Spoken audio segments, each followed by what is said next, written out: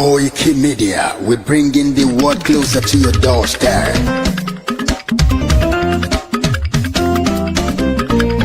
Koiki Media,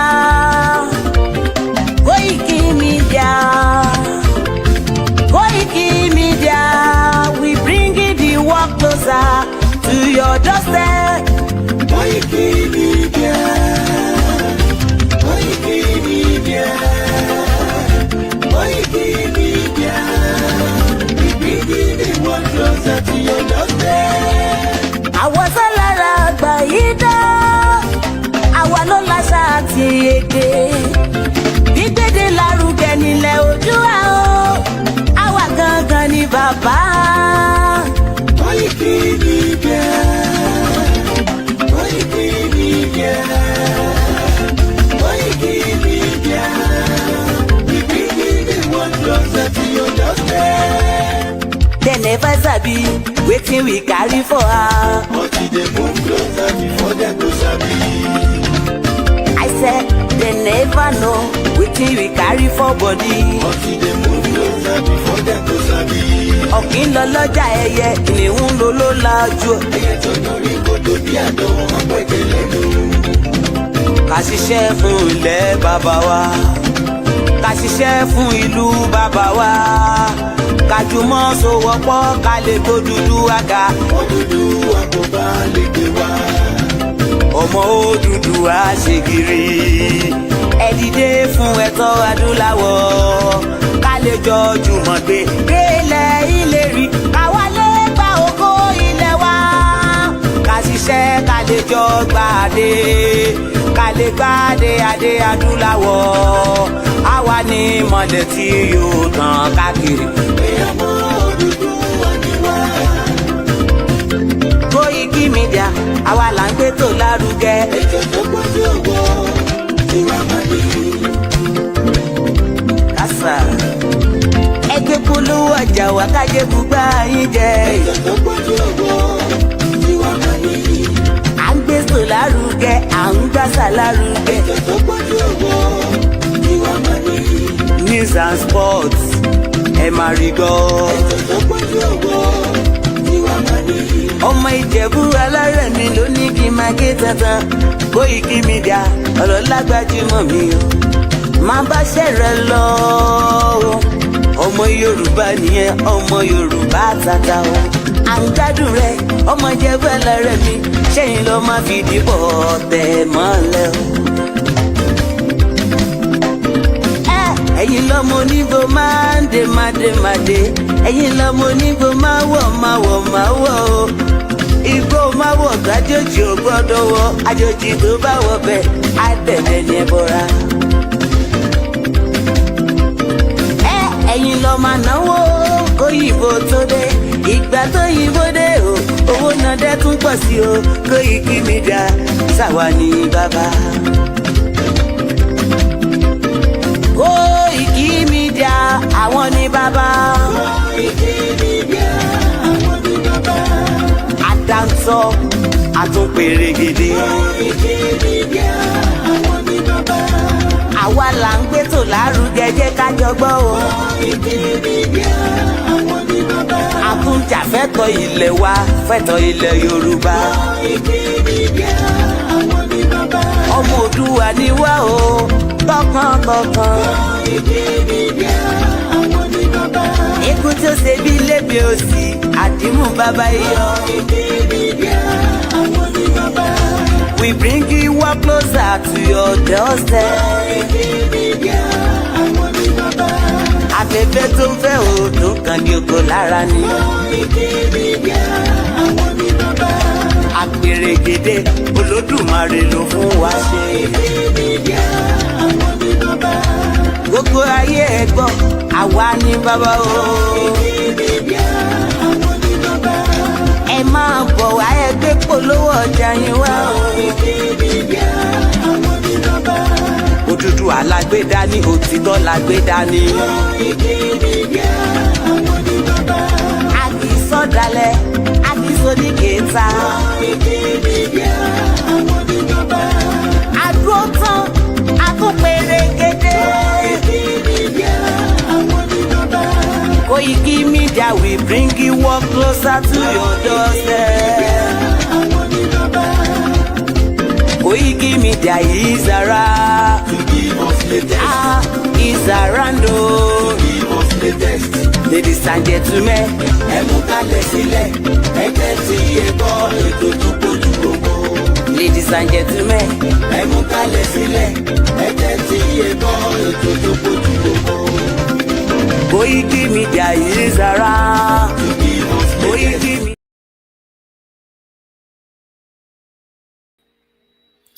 Wow, it's good to be back after so many weeks of hard work in the continent that is the best. And it's just beautiful from my window, back in London, back to my base, back to the headquarters of the Koiki Media platform. Moki gbogbo ẹ̀yin ọmọ Yorùbá, àwọn ọmọ Oòduà, àwa ọmọ ìran ọmọ aládé, àwa tí Ọlọ́run dá ní dáadáa kó tó di pé Britain ó wá yí ọwọ́ aago sẹ́yìn. Mo kí ẹ̀yin tèmi lórí TikTok, ẹ bá wa pín ètò yẹn. Mo kí gbogbo èèyàn pátápátá. Mo kí ẹ̀gbọ́n mi the real norm. Mo kí bàbá Kítóyè, mo kí gbogbo Yorùbá àtẹni tó náà fẹ́ tọkàntọkàn àtẹni tó ní kò lè ṣeé ṣe ó máa pẹ́, gbogbo yín náà là ń kí o. Ẹ bá gbọ́ wọlé share button so that kí a lè láǹfààní àwọn èèyàn tó máa darapọ̀ láti wá gbọ́ wa. Àtútù dé bí a ṣe ń dé, iṣẹ́ yẹn ò tí ì tán. Ṣẹ́rí wọ́n ti gbé jáde. The winning team 2027, Abubakar president, Peter Obi vice, El-Rufai former governor. Kí ni ẹ máa jẹ? Àwọn criminals. Ẹ bá pa àwọn èrò wọlé, ẹ lọ sọ fún wọn pé ọkọ̀ ìyá wọn ti dé. Ẹni tó máa la gbogbo ọmọ Yorùbá lójú, torí pé tó o bá tẹ̀ dé UK rí, at least after 5 years lórí ìkànnì Koiki Media, wà á ti mọ bí UK ṣe rí. Mo kí ẹ̀yin èèyàn wa, a ṣẹ̀fẹ̀ máa wọnú ètò díẹ̀díẹ̀ ni. Ṣé dáadáa mo dé bá yín, ẹ̀yin tí tèmi ní UK, ẹ̀yin ẹ̀gbọ́n mi, ẹ̀yin ìyá mi tí ẹ dúró tì mí, ẹ̀yin tí ẹ jẹ́ kójú tì mí nígbà tí mo wà nílé, ẹ̀yin tí ẹ ń fi àdúrà ràn wá lọ́wọ́ pé bó ṣe lọ náà ló ṣe máa padà, torí ẹlòmíì bó ṣe wùn lọ́kàn ni pé bí ṣe lọ yẹn. Mo kí ẹ Gani Olóyèdé pé kọ́ mú mi sọ́hùn. Ìjà tiyín náà lákúkú ń jà, ìjà tèmi náà mò ń jà. Mo kí bàbá mi Mo JP Olúdáre, ìgbà tí mo fẹ́ travel mo pè wọ́n, wọ́n fowó ránṣẹ́ sí mi. Ẹ ṣé gan ni mo mọ̀ lóore. Mo kí gbogbo àwọn staff mi, mo wọ́pọ̀ àdúró tì. They were working throughout tí mo fi wà nílé. I make them to work all the way round through because iṣẹ́ ta gbé dání bàbá Kítóyè ni a máa ṣiṣẹ́ tìdí wa máa fi gbóná. So gbogbo yín náà la máa dúpẹ́ lọ́wọ́ ẹ̀. Ṣé farabalẹ̀ kẹ́ jókòó? Èmi náà ìjókòó mo wà, mo ṣe mu coffee tán ni. Mo dẹ̀ ti lọ ra chicken pie ni mo ti miss kíní yẹn. Ẹ mọ̀ pé àwọn kankan wà tí wọ́n bá ti wà ní outside wà máa miss ẹ̀. So mo ti lọ sí Greg's láàárọ̀ ẹ̀. Mo ti lọ ṣe shopping ní àwọn kan tí mo miss. Mo bá wọn polówó tó rọ̀ fún mi lówó. Mo ti lọ ra chicken bake. Ó cost mi ní £2.10. Tó bá yẹ pé wọn náà bá tẹ̀lé ní èlò ní £2 láàárọ̀ yìí, ẹ sáré bá mi calculate ẹ̀. Bàbá mi Ajíbọ́lá mo kí yín. Ìyàwó Táíwò Kíkẹ́ Fásọmí ẹ káàárọ̀. Mr. Deshina, ẹni tó tẹ̀ kọ́kọ́ comment lẹ́ka kí lórí Facebook. Mr. Ajíbọ́lá, mo ti gbé machine mi jáde Alienware. Tí bá máa travel ó dà pé máa gbé laptop ìdání. The other laptop yẹn ó mess me up gan. Grandma Awoniyi, àwọn ìyá dáadáa, àwọn ìyàwó Koiki ni máa kí gbogbo ẹ̀yin ìyá wa, wọ́n náà wọ́n jealous mọ́. ẹ ṣé gan ni Gani Olóyèdè ní Koiki Media, you are just a gift to our generation. Ọlọ́run ní ká dúpẹ́ lọ́wọ́ ẹ̀, bẹ́ẹ̀ mi ò bá ṣe lómi máa ṣe. Mo ṣe ń mọ TikTok yẹn after many years àti darapọ̀ mọ́ TikTok. Sí lórí MixLR àti sanwó ẹ̀ ni, kò sí nǹkan kan tó jù bẹ́ẹ̀ lọ. Owó ló fi ń ṣe media need owó constantly. Mo kí gbogbo ẹ̀yin grandma, gbogbo yín náà ni máa kí. Màá kọ́kọ́ dúpẹ́ lọ́wọ́ gbogbo ẹ̀yin tí ẹ fi àdúrà ràn mí lọ́wọ́ pé bó ṣe lọ yẹn náà ló ṣe máa padà lágbára Ọlọ́run. Àìtí gba Yorùbá country o, máa yẹ kẹ́ni kankan gbé ní múgùn o. Mo rí pé brother mi Wálé Àlí, Ọlọ́run bá ń dúró tì í, òtítọ́ ló máa padà lékè. He kept mentioning my name. I watch his program. And tẹ́ bá mọ̀ ẹ kí wọn pé àgbà country o, èmi lọ́lé o. In tí mo ṣe nílé kò ń ṣọ̀rọ̀ ọjọ́ mẹ́ta o, kò ń ṣọ̀sẹ̀ mẹ́ta o. Gbogbo fídíò bí tí mo lọ kọ́ ni máa fi wọ̀nyí for security reason. Kò sí nǹkan kan tó ń pè ní IDP òmìnira 2022 àti gba country. Gbogbo ẹ̀yin tẹ́ bá wà ní London l'Amẹ́ríkà tó bá ń sọ gbogbo yẹn fún yín, kò sí nǹkan kan tó jọ bẹ́ẹ̀ o. Mo dé police station, mo dé many places. So ẹ farabalẹ̀. Program tẹ́ fi miss lélẹ́yìí torí mo wá fún yín ní ààbọ̀. Níbo la dé, níbo la ń lọ. Koiki gbogbo ẹ ṣe wá rí wọ̀ṣìwọ̀ṣì báyìí, irọ́ ni.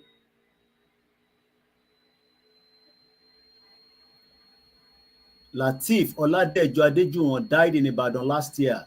Ta ló jẹ́ bẹ́ẹ̀? Ṣẹ́ni tí mo mọ̀ ni wọ́n ní Lateef Ọládẹ̀jọ. Mo mọ ẹni tó ń jẹ́ bẹ́ẹ̀, bí orúkọ mi mo dẹ̀ fi wá mọ̀, Ọlọ́run fọ́run kẹ́ wọn. Lójúmọ́ làwọn èèyàn kú jàre. Arákùnrin kan nísìn, ó ní owó, ọmọ 28 years old. A máa play anthem wa nísìn, ó ṣẹ̀ṣẹ̀ ìyàwó ni. 28 years old. Liverpool footballer, Ọlọ́run ló mọ ẹni tó ń gbà lọ́sọ̀ọ̀sẹ̀. Nígbà tí mo wá ń ka story yẹn láàárọ̀ ẹ̀, journalist máa ń ka paper so that wàá mọ tó ń lọ lágbàáyé. America independent, ẹ̀yin Americana, a máa sọ̀rọ̀ nípa ẹ̀. Bàbá Akíntóyè ní right láti declare Yorùbá nation, but a gbọ́dọ̀ prepare fún declaration. So tá a bá ti declare, tó bá gbéjà wá máa bá wọn jà. Èbí òun ṣe a máa jà ní. Ẹ máa rí ọkàn fún yín. America gbára wọn lọ́wọ́ Britain. Gbogbo ẹ̀ náà la máa sọ. O ní data, o gbọ́dọ̀ lọ wá data. First program mi leléyìí tí mo ṣe lánàá yẹn mo kàn fi fún yín ní pé mo ti dé kó lè mọ̀ pé inú kitchen mi mo ti ń broadcast because èèyàn lè deceive anybody. Mo lè sọ fún yín pé mo ṣe wà l'Africa kí n dẹ̀ ti wà ní Europe. I can do it. Tí ìbá fẹ́ kó mọ̀ pé mo ti dé, o lè mọ̀ pé mo ti dé. But mo fẹ́ kẹ́ mọ̀ pé mo ti wọnú ilé, mo ti wá bá wọn àwọn ìyá Ṣàlí. King Charles, God bless the king. Clement, ó ní Koiki Media, kúṣẹ́ takuntakun. Mo ká àwọn Biafra, Koiki má darapọ̀ mọ́ Biafra o. Àwọn Igbo fẹ́ràn wa, àwa náà a fẹ́ràn Igbo ni. A fẹ́ràn ara wa. Ìgbòho ṣà, wọ́n fi pa ní July 2021 àti Koiki Media. Wọ́n rí wa pa, àmọ́ wọ́n pa Àdògán, wọ́n pa Alhaji Fatai. Mo kí Saheed Ire, Ọlọ́run ló lè sun ẹlẹ́san rẹ̀. Báwa ọba tẹ̀ rántí mọ́, even though pé a rántí, kò sẹ́ni tó forget ẹnìkankan. Tàbá ti ní government, gbogbo àwọn tó pa àtàwọn tó ti kú tipẹ́tipẹ́, gbogbo wọn la máa ṣèrántí ẹ̀. Ẹ̀yin tèmi lórí TikTok, a máa gbé yín wọlé díẹ̀díẹ̀, gbẹ́jẹ́ kí n ṣe presentation. Ẹ ká pe anthem wa wọlé ẹ̀tẹ̀ ní Koiki, ilé tó ń sọ ikọ̀, kọ́kọ́ pe anthem wọlé, ká mọ̀ kó ti wọnú ilé. So you don't know Lateef Ọládẹ̀jọ, Google it please. Okay, I Google it. Lateef Ọládẹ̀jọ. Wọ́n ní ká Google it. Lateef Ọládẹ̀jọ. Talẹ́ni náà. Lateef Ọládẹ̀jọ máa pọ̀ lórí Google. Talẹ́ni náà lẹ máa ṣàlàyé fèmí. Ẹ kàn ní kí n Google it. Google tóbi gan. Victory for Igboho bẹ́ẹ̀ ni. Koiki, welcome to TikTok. Àwọn èèyàn tí ń kí mi lórí TikTok o. Èmi àti Pella máa sáré nísìn, máa lé Pella léré.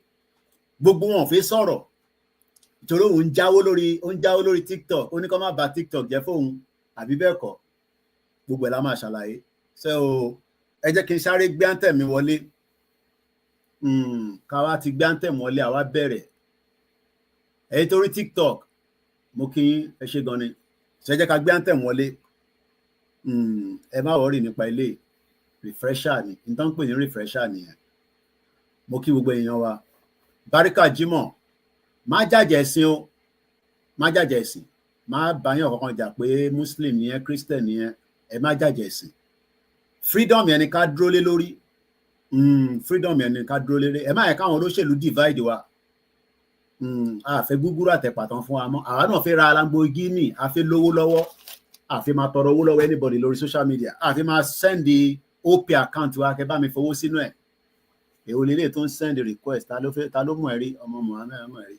All right, so let's put our anthem in after 16 minutes. Ó ti ń pẹ́ díẹ̀díẹ̀.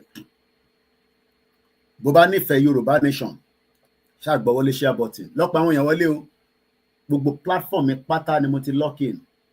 Gbogbo ẹ̀ pátápátá yàtọ̀ sí mixella, a dẹ̀ sanwó ni, tá bá sanwó a activate ẹ̀ padà. Owó ló fi ń ṣe media, mo ti ń sọ ní gbogbo ìgbà. Kò sọ́fẹ̀ẹ́ nílùú òyìnbó, kò sọ́fẹ̀ẹ́ ní Europe. So bo anthem yẹn wà, ká gbé anthem wọlé náà. Tá bá ti wá gbé anthem wọlé, ẹ ráyè pé wọlé. Ibi tá kọ́kọ́ máa sọ̀rọ̀ lọ ni pé níbo la dé, kí ló dé, Koiki Show sá kúrò Nàìjíríà ni. Ìwọ náà láti àtọlọ́run àti Elédùmarè, èmi kọ́. Iṣẹ́ ń tẹ̀síwájú, àìtí délẹ̀ lérí but à ń tẹ̀síwájú lójoojúmọ́. A rẹ̀ ti deceive àti defeat olóṣèlú after 5 years. Gbogbo rọ́tọ́ lè pa fún yín fún campaign àti gbàdànù. Bá ń gbọ́wọ́ ní.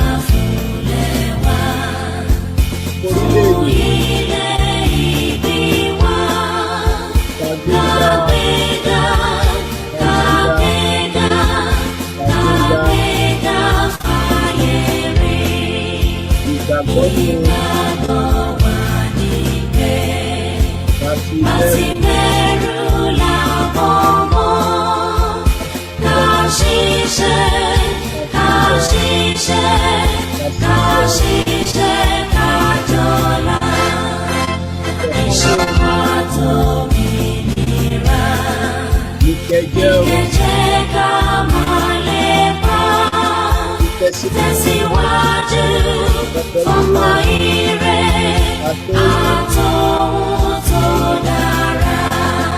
Ọmọ Oòduà dìde, ó sì ipò ẹ̀tọ́ rẹ̀.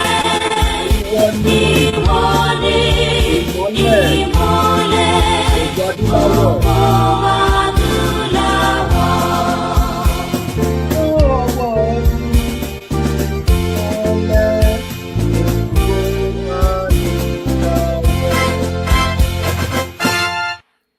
Mo ti miss laptop mi yìí pa. Mo ti miss ẹ̀ jù. It's good to be back. Àlàáfíà ni mo bá gbogbo àwọn tí mo bá nílé tí mo fi sílẹ̀ lọ. It hasn't been easy, but I'm not here to come and talk about myself. Iṣẹ́ tí ó wà níwájú wa ni a fi sọ̀rọ̀ lé lórí. So mo fẹ́ make sure pé we are connected to all the platforms. So ẹ fún mi ní few minutes ká fi sáré adjust everything. Mo fẹ́ make sure pé all the platforms are locked in. Wá tá bá ń ṣe yẹn, ká appreciate àwọn tí wọ́n ń fún wa láwọn àjàsà. Ó yẹ kí n start Koiki Media náà lórí bíbá yìí. Ká wá fi lé. Mo ti gbé speaker mi sí Africa. Owó la need because every luggage tó bá gbé tó bá travel tó bá ń travel tó bá dé airport tí luggage ẹ bá kọjá 1 kg wá sọ fún ẹ pé yọ̀dánù ni o. Ọ̀rọ̀ máa wò pé èwo ni máa yọ ń bẹ̀ o. Ṣé biscuit mo fẹ́ lọ fẹ́yàn ni? Kò sí eye nǹkan tá a fẹ́ gbá fún yín nílé tó dàbí freedom. Ó gbọ́ mi dáadáa. Mo kọ́kọ́ kí àwọn ìyàwó mi torí ọkọ tó bá gbèrú iṣẹ́ báyìí dání tó bá ní sùúrù, tí sùúrù ò bá pọ̀, ilé yẹn máa túká. Ẹ ṣé gbogbo ẹ̀yin tẹ́ ń fún mi ní gift. Ó ti tójọ́ mẹ́ta, ẹ jẹ́ kó máa accumulate ká tètè rí gift tó pọ̀ lórí TikTok. Bẹ́ẹ̀mi náà lè rówó bíi pẹ́là. Jimmy Koya, mo kí yín, mo kí gbogbo ẹ̀yin bàbá, ẹ̀yin ìyá. Mo ní kò séye nǹkan tí a fẹ́ mú wá fún yín bíi bisikíìtì. Wo eléyìí airport ni mo ti rà. Láti ọjọ́ tí mo ti gbé dé, àwọn ará ilé mi ò tẹ̀ tí ì jà. Airport ni mo ti rà. Golden Istanbul breakfast tea. mo fẹ́ kó dà bẹ́ẹ̀ lọ́jọ́ iwájú tí kò ní pẹ́. Yorùbá Kingdom breakfast tea, káwa náà máa produce nǹkan kí gbogbo àgbáyé máa rà á kó embrace ẹ̀. Ó dáa téèyàn bá ń bọ̀ nílé, ẹ bá mi ra go ball, ẹ bá mi ra pátá ball, ẹ bá mi ra brazier ball, gbogbo yẹn náà ló dáa. But in tó dáa jù tó lè sọ fẹ́ni tó wà lábroad lẹ́ni ó ní pé ṣé wọ́n lè fún ẹ ní freedom. Mo ní èmi ni máa yọ ẹ̀mí Nàìjíríà kúrò lára yín. Sórí Nàìjíríà yẹn máa yọ ẹ̀mí ẹ̀, máa yọ díẹ̀ títí tẹ́mi tiẹ̀ náà máa wá rò pé tó máa pé ní 4 years ago ṣe ló ń bú mi torí Tinubu. Ó nífẹ̀ẹ́ Tinubu tó àwa gan la nífẹ̀ẹ́ Tinubu. Ṣé Tinubu nífẹ̀ẹ́ rẹ̀? Gbogbo ẹ̀ náà la máa sọ láàárọ̀ ẹ̀. So mo fẹ́ check àwọn platforms mi kankan to make sure that nobody is missing. Yàtọ̀ sí Mixlr, tábàdẹ́ni tó bá fún mi ní $30 nísinsìnyí, màá activate Mixlr yẹn.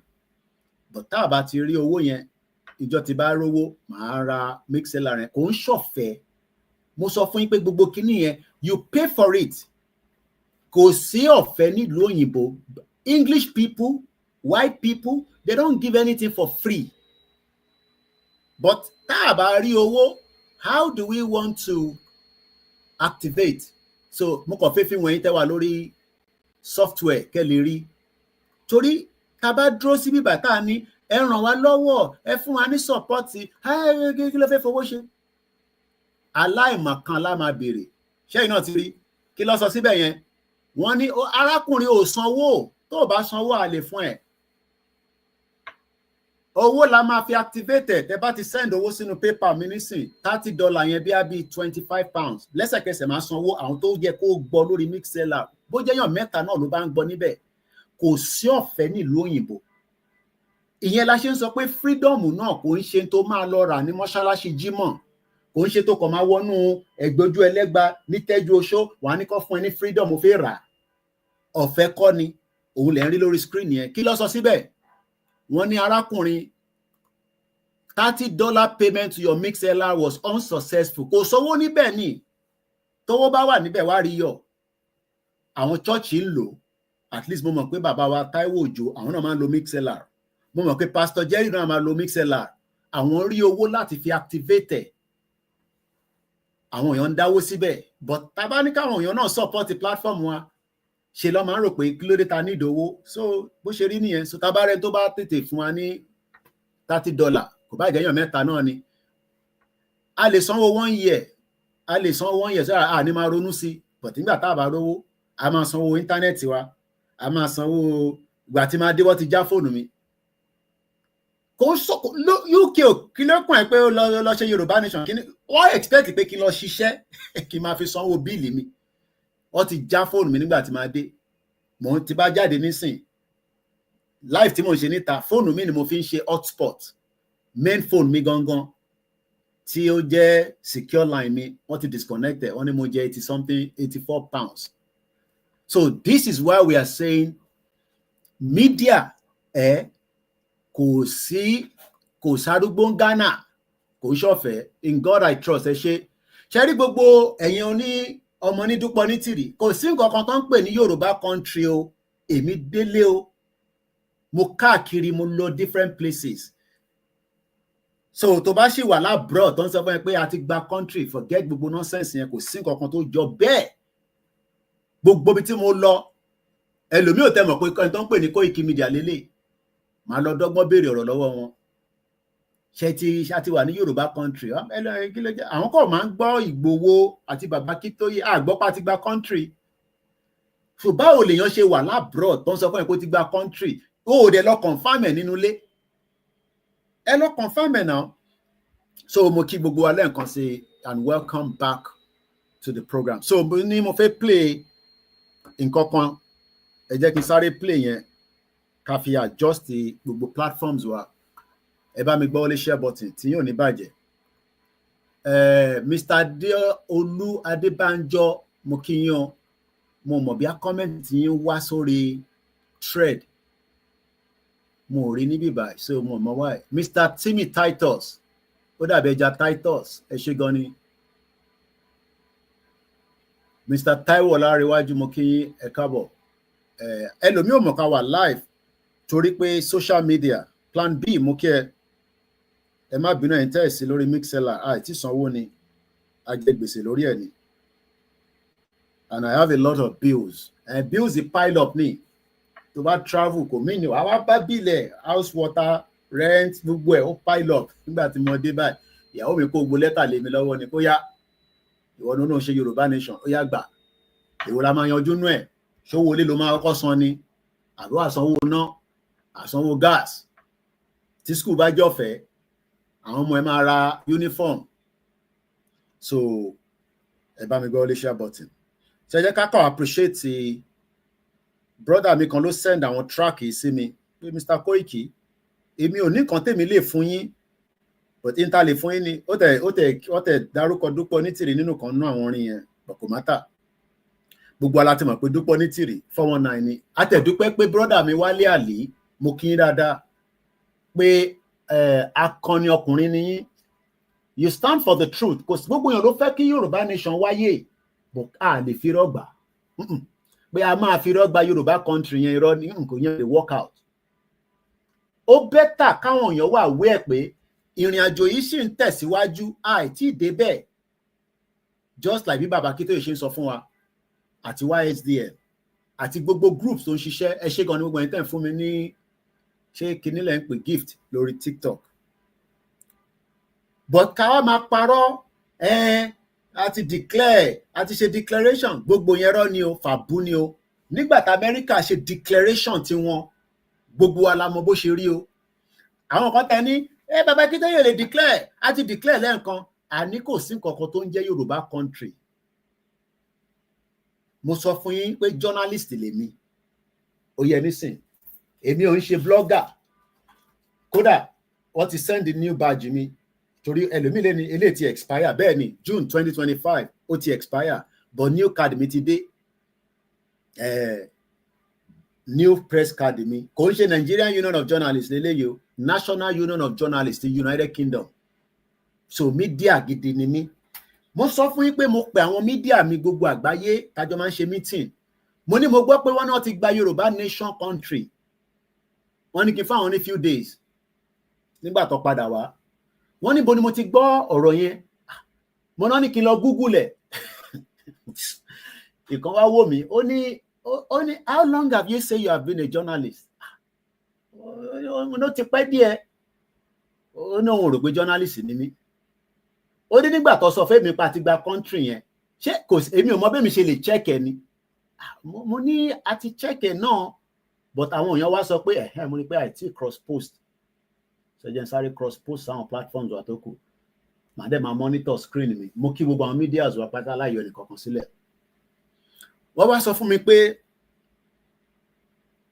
àwọn check àwọn lo gbogbo areas ẹ̀ káwọn fi check there is nothing like a Yoruba country today lẹ́nì ó lè wá dí ọ̀la kí bàbá Akíntóyè kí bàbá sọ pé Yoruba nation is declared then àti ń wọnú country lọ nìyẹn but as I speak to you today there is no place that says we are a country yet so tó bá wà ní abroad tó mú ẹ pé kí Yorùbá dá dúró lóòótọ́ just like àwọn Wálé Àlè mò ń wo Ìjìnlẹ̀ lánàá number one they are just kind of wasting your time waste time àwa but àbọ̀tẹ́mi mú padà bọ̀ láti Africa tí mo lọ and I went to many other African countries I don't have to be telling you ibi tí mo rìn sí ìyẹn ṣe problem tèmi àbí kò ṣe problem tèmi nìyẹn but so far even within the African context kò sí anywhere quote me ó lè jẹ́ ambulance àbí fire àbí ọlọ́pàá ló ń lọ yẹn kò sẹ́niwẹ̀ tó sọ pé there is a country called Yoruba nation or whatever they are calling it so èyí tẹ́ máa ń sọ pé ẹ ṣe gan-an èyí tẹ́ ń kí mi bàbá mi Mujib Ibrahim Koiki lọ check ẹ lórí Google I'm not going on Google to check anything because I am not stupid. So mo kí ẹ̀yin èèyàn wa. So ìyẹn fáwọn tí wọ́n wà l'Amẹ́ríkà, tẹ́ wà ní Canada, ẹ̀yin kan wà ní UK, ẹ̀yin ò lọ sí Nàìjíríà láti lọ confirm pé ṣe ti gba country, but ẹ̀ ń wá against Bàbá Akíntóyè tó ní à ń wà in the process pé ká gba Yorùbá nation jáde lọ́wọ́ Nàìjíríà peacefully, even though I do not agree that it will be peacefully, but just for argument's sake. Ká dúró lórí yẹn. So like aṣọ tí mo wọ̀, I stand with Igboho ni for life, Igboho Òòṣà, Irúnmọlẹ̀. Buhari wà ní London, ibi tó máa kú sí lóde yìí, but à ń bọ̀ lórí ẹ̀. Program yìí máa lọ díẹ̀, so I'm not in a rush, so mo ń take care. Ibi tí spirit mi bá dẹ̀ lọ, màá sọ̀rọ̀ lọ, màá tún padà. Mo lè má monitor comment because comment ẹ máa wá ní fast, but a máa gbìyànjú láti máa pin ẹ̀ fáwọn tó ń wà lórí software. Mo kẹ́yìn tẹ́ wà lórí TikTok gan, má bínú kó pẹ́ ká tó join TikTok. Ẹ jẹ́ ká kọ́kọ́ address àwọn tó náà wọ́n ti gba country, àwọn èèmọ̀ kọ́kọ́ fi jẹ́ ká address. Ṣé ká record tí mò ń ṣe yìí so that kí audio náà lè jáde, ẹ jẹ́ ká record ẹ̀. A máa need the phone mẹ́ta. Mo fẹ́ rà ní UK ni, mo fẹ́ lọ rà ní Africa, so I need the support tó pọ̀, but a máa raise owó fún platform wa, but ẹ jẹ́ ká fi ọ̀rọ̀ a fẹ́ raise owó yẹn towards the end, but ẹ má sá lọ tó bá ti di pé ẹ máa raise owó 1,000 bẹ́ẹ̀ yẹn. Deceive 123 ṣé dáadáa ni mo dé, àlàáfíà ni mo dé o. Mo ní ẹ jẹ́ kí n kọ́kọ́ bá yín address, ẹ jẹ́ Koiki Media bringing the world closer to your doorstep. Èyí ní ọjọ́ kẹrin nínú oṣù keje 2025, 4th July 2025. Ó tún bọ́ sí ọjọ́ tí Amẹ́ríkà tí wọ́n declare independent wọn látara United Kingdom.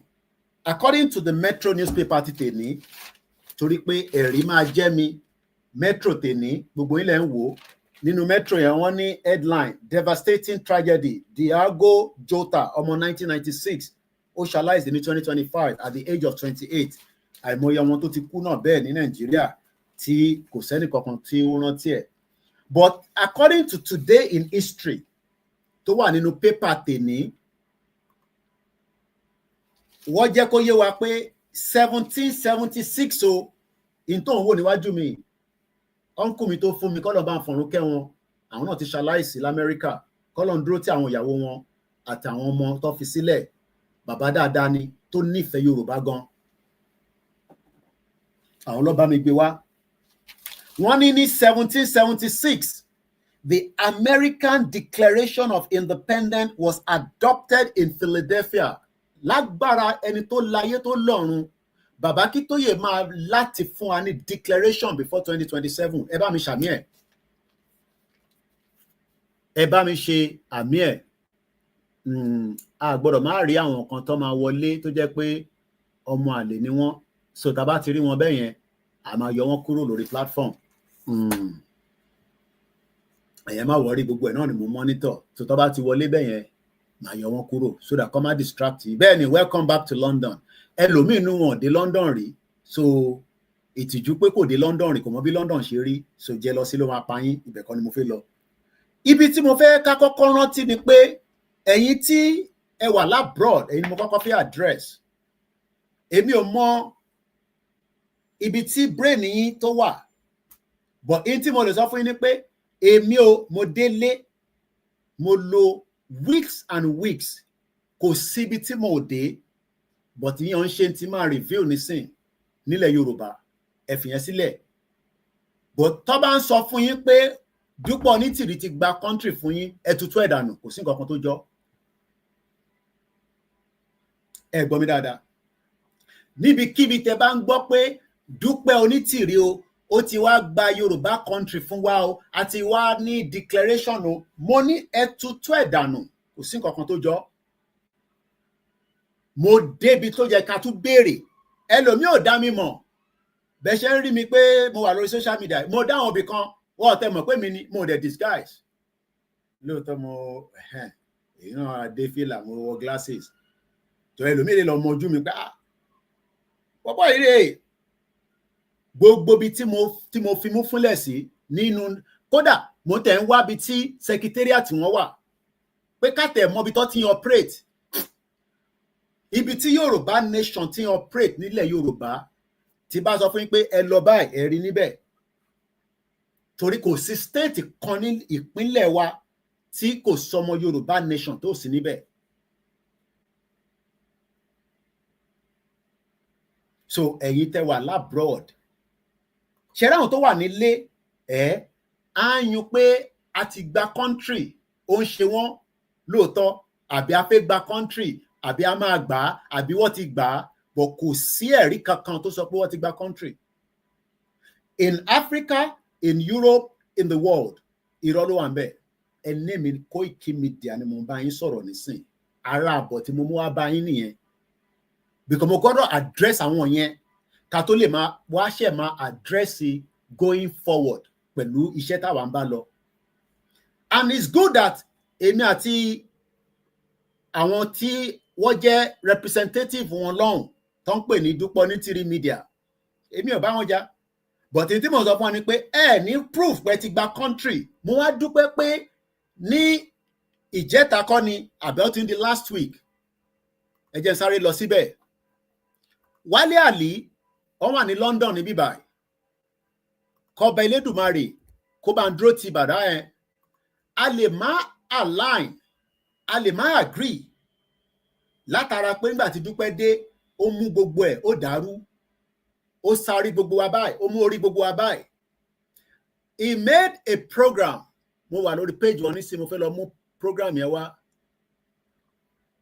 tí ẹni tó bá lọ gbọ́ program yẹn ẹ mọ̀ pé arákùnrin yìí ó ti wá rí pé ọmọ àwọn Koiki lè má tí gba Yorùbá nation tán náà àwọn gbà lóòótọ́ àmọ́ àwọn gan tí gba Yorùbá nation irọ́ ló wà ń bẹ̀. Mo tún wá ń sọ fún brother mi Wálé Àlí èmi Ọláyọmí Koiki mo dé ilé mo confirm ẹ̀ kò síbì kankan tó ń pè ní Yorùbá nation abẹ́ YIP àbí gbogbo nonsense yẹn ẹ̀ tutù ẹ̀ dànù. Kódà àwọn èèyàn mọ̀ yín nílé program wọn ló wà ní bíbáyìí tó wà níwájú mi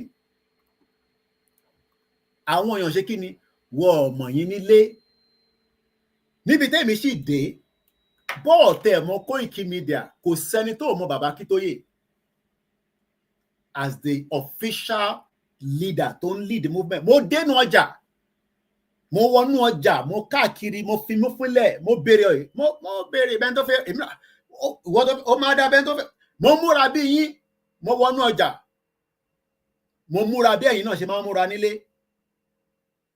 mo nú ẹran mo wá ń béèrè ìjẹ́ tẹ̀ in tó ń ṣàwọn èèyàn nílé ni pé wọ́n mọ̀ nípa Yorùbá nation lábẹ́ bàbá Akíntóyè but ẹ̀rù ń bà wọ́n máa sọ̀rọ̀ débẹ̀ tẹ́ bá ti gbẹ́nu lé Yorùbá nation nílé báyìí àyà wọn máa ṣe gì pé àtọlọ́pàá lélẹ̀ tó bá wá rí pé bó ṣe ń bá wọn sọ̀rọ̀ pé àwọn náà wọ́n sọ wọn pé àwa náà ń ṣe Yorùbá nation ló bọ̀wọ̀ gbọ́dọ̀ mọ̀ nínú ọjà yìí mo ní dárúkọ àwọn ọjà yẹn for security reason àwọn èèyàn wa títí dé Oǹdó Èkìtì títí dé gbogbo ilẹ̀ Yorùbá gbogbo wọn pátá ló ń dúró de pé kí bàbá Akíntóyè ṣe final announcement ká máa lọlé wọ́n ń dúró de olóyè ọmọ Adéyẹmọ Ìgbòho Òòṣà pé kó fáwọn ní ohun tó kù kí gbogbo ẹ ṣe kí ni kó align.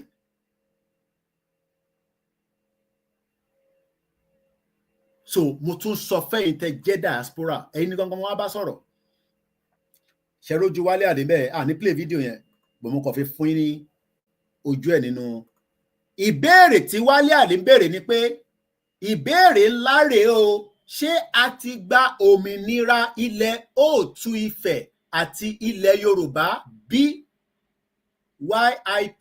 This was dated on the 30th of June 2025, just about 5 days ago.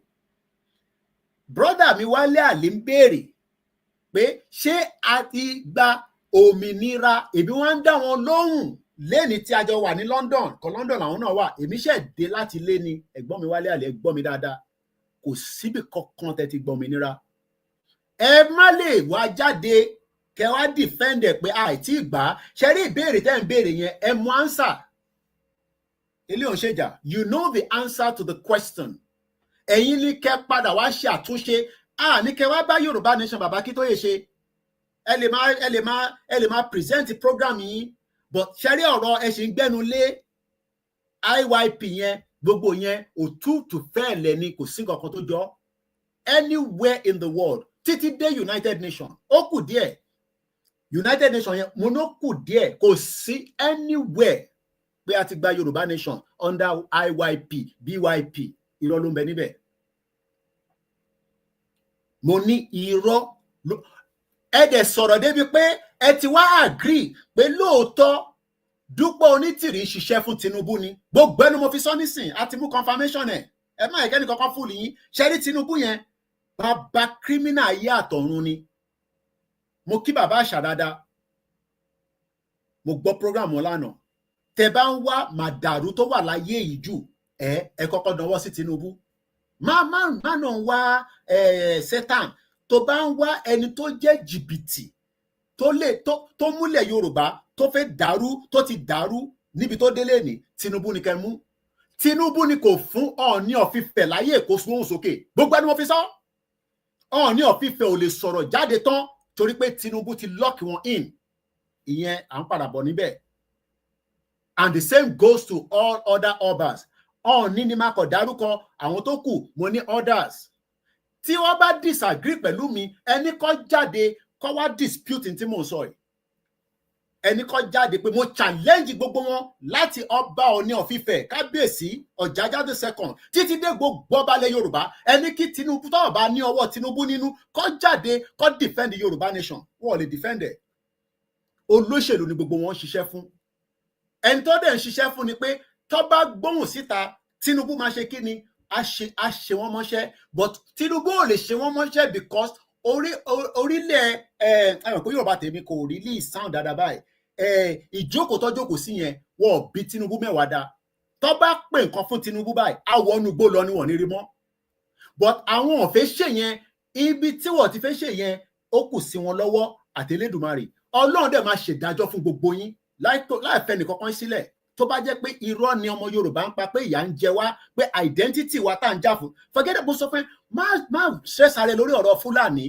identity wa la fẹ́ gbà orí plane tí mo wà nínú plane yẹn many different countries ló ń bẹ nínú ẹ̀ pẹ̀lú èdè oríṣiríṣi so brother mi Wálé Àlì èmi fẹ́ dá yín lóhùn padà pé ìbéèrè ńlá tẹ̀ ń béèrè yẹn pé ṣé a ti gba òmìnira ilẹ̀ tí gba nothing tí wà close to it dẹ̀ ti fún wa ní answer ẹni Dúpẹ́ Onítìrí Tinubu ló ń ṣiṣẹ́ fún the question now is where do you stand níbo lẹ́yìn fẹ́ dúró sí nísìn okay ẹni bàbá Akíntóyè ti gbowó ẹ fún wa ní evidence ibi tí bàbá Akíntóyè ti gbowó ẹni Ìgbòho ti gbowó ẹni kò ṣe Yorùbá Nation mọ́ àbí bẹ́ẹ̀ kọ́ ṣé ẹni tí kò ṣe Yorùbá Nation mọ́ ṣé mọ̀ pé Ìgbòho ò tí ì láǹfààní àti lè lọ́lé bẹ́ẹ̀ mi ṣe tún lọ́lé torí I am not wanted orúkọ tèmi ò sí lórí wanted list orúkọ Ìgbòho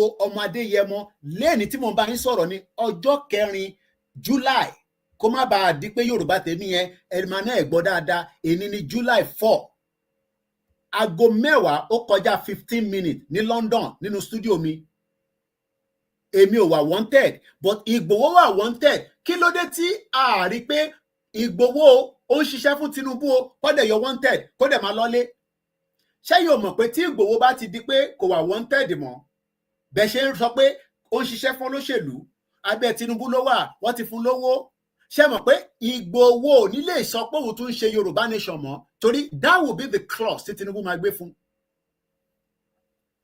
so mo tún sọ lẹ́ẹ̀kan sí ìbéèrè tẹ́ ń béèrè yẹn ẹ̀yin náà ní kẹ́ padà wá bá wa dáhùn ẹ̀ pé Tinubu tó ń ṣiṣẹ́ àti Dúpẹ́ Onítìrí àwọn ni wọ́n wá mú ìrìn àjò yìí lọ fà sẹ́yìn bọ̀ kò wá sí bó ṣe lè fà sẹ́yìn tó Ọlọ́run ní tóun bá dé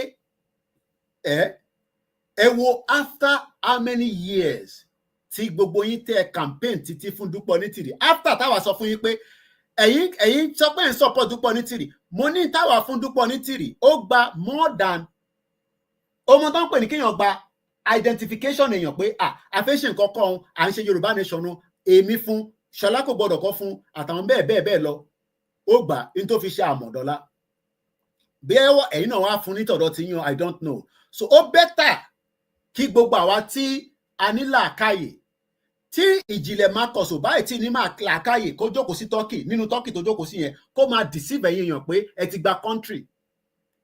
All I am saying is as of today there is nothing called a Yoruba country. Mo kí ẹ brother mi ẹ má kí n dárúkọ because mo ti ń record nísìn mo dẹ̀ fẹ́ kórúkọ máa pọ̀ nínú audio yìí bọ̀ gbogbo ẹ̀yin tí ẹ ti wọlé bọ̀ mo kí brother mi ọmọ Ìjẹ̀bú Alárẹ̀ mo kí ẹ dáadáa. So mo tún rọ̀ yín mo bẹ̀ yín forget about the fact that you might not be happy pé àìtí gba country tiwa is understandable but má jẹ́ kẹ́nì kankan convince ẹ pé a ti wà nínú country tiwa ẹ máa jó ẹ máa yọ̀ mo kí ẹ gbogbo ẹ̀yin tẹ́ ń wọlé lọ́tún lósì. So ìyẹn mo kọ́kọ́ fẹ́ fi àdírẹ́sì àbọ̀ tí mo mú bọ̀ because bí èèyàn bá lọ bì kan èèyàn ṣàgbọ́dọ̀ mú àwọn feedback kankan wá especially fẹ́yìn tí ẹ láǹfààní àti lọ́lé tí wọ́n sọ fún yín ní orí social media pé a ti gba country mo tún sọ fún yín kò sí nǹkan kan tó jọ o kò sí nǹkan kan tó jọ and I'll leave it like that. Kódà mo wọnú secretariat yín kò síbi tí mo rìn sí ní trip tí mo lọ yìí gbàdúpẹ́ fọlọ́run padà dé. Now let's come back to Koiki.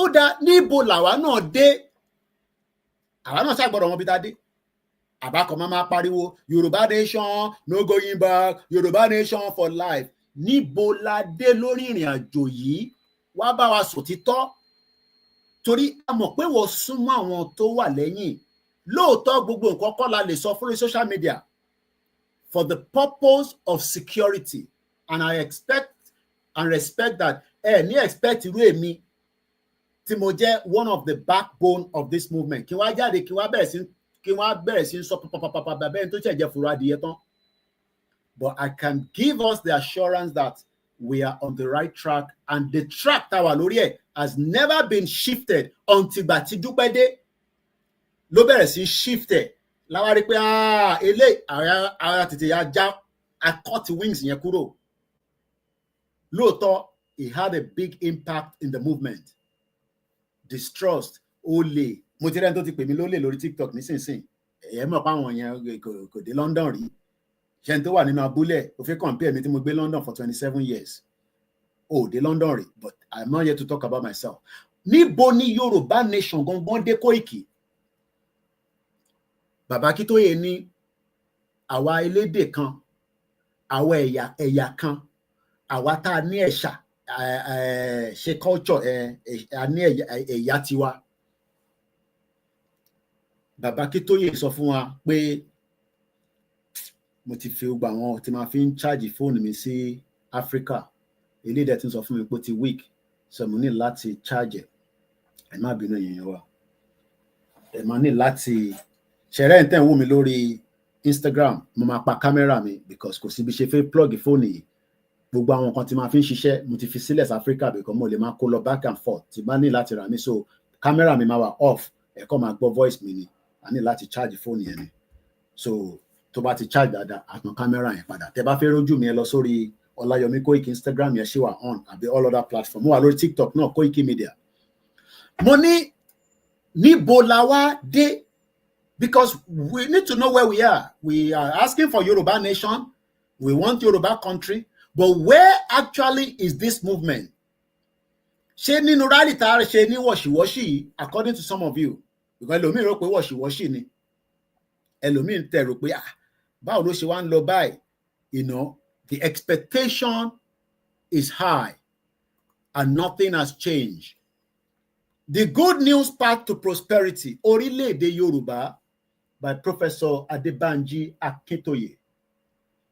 We have not moved away from the mission. What is the mission?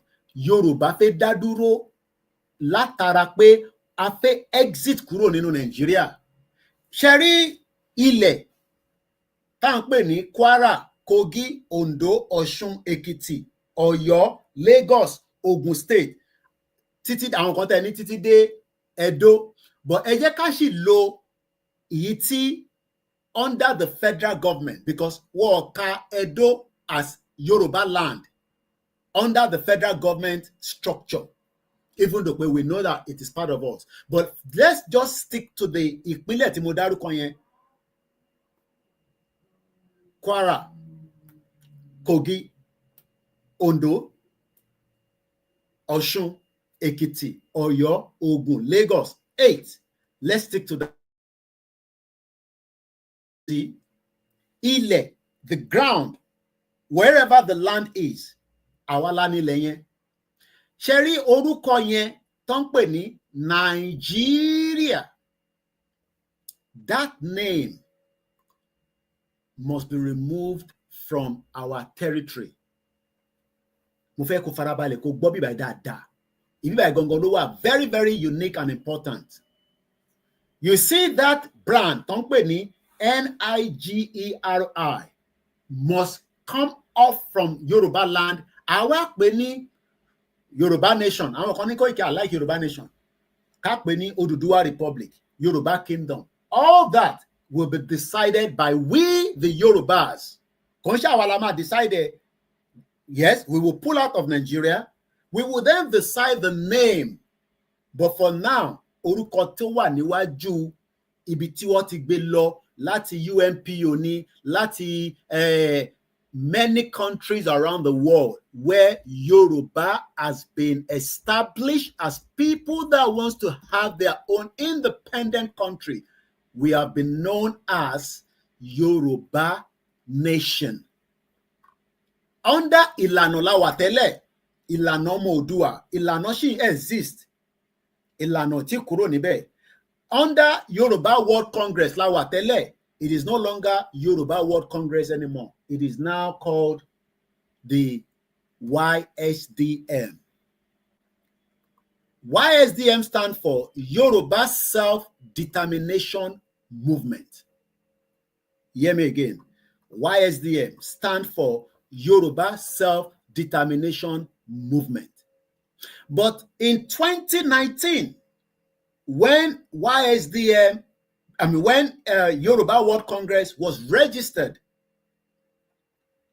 incorporated into the UNPO, the first message came out then. And what was the message? The message of hope, future, opportunity, Yoruba government, Yoruba people, Yoruba sovereign state, ó jáde in 2019 under the leadership of Professor Adebanji Akintoye and some of those that were working with him as at the time. There were many of them. And when that came out, it brought a different dimension to what is known as the current state of à ń ṣe òṣèlú nínú Nàìjíríà lénìí in 2019. Let me give you the evidence of how that came about then. Let's listen to this presentation as at the time. Nigeria has been accepted as the 45th member of the Yoruba-speaking tribe of Nigeria has been accepted as the 45th member of the unrepresented nations. Has been accepted. Wọ́n gbà wọ́n wọlé. Àwọn wo ló gbà wọ́n wọlé? Wọ́n pè wọ́n ní UNPO. UNPO. Kí ló dá dúró lé lórí? Kí ni wọ́n pè ní UNPO? Kò ń ṣe United Nations o. UNPO stand for unrepresented. Àwọn tí wọ́n wà represented bí Yorùbá, bí àwọn ẹ̀yà tó kù ní gbogbo àgbáyé, Ògbóni. Nations.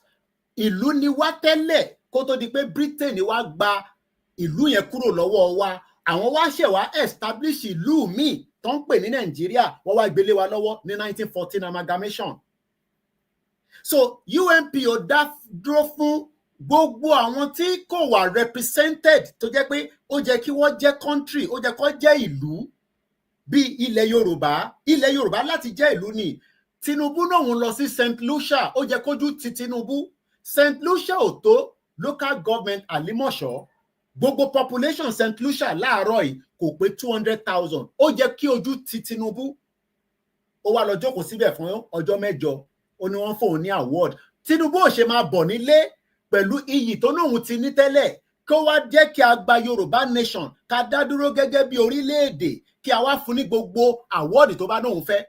Kódà tó bá nóhun fẹ́ any award gẹ́gẹ́ bí pé ó gba country yẹn fún wa látara position tó ní nísìn tí Elédùmarè gbére lọ́wọ́ tí kò bá lò àwọn tó nílẹ̀ máa ṣe mọ́ṣẹ́.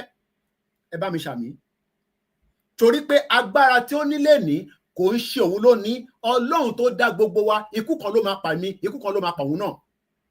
Ẹ̀jẹ̀ tó ń ràn lára tiẹ̀ náà ló ń ràn lára tèmi. Ìgbà tí ẹ̀jẹ̀ yẹn máa stop Ọlọ́run nìkan ló mọ̀. But ilé tèmi ń fi ẹ̀jẹ̀ ara mi ṣe pé kílẹ̀ Yorùbá dúró tí Tinubu náà bá ṣe bẹ́ẹ̀ ẹ̀jẹ̀ máa gbẹni láṣẹ Èdùmàrè.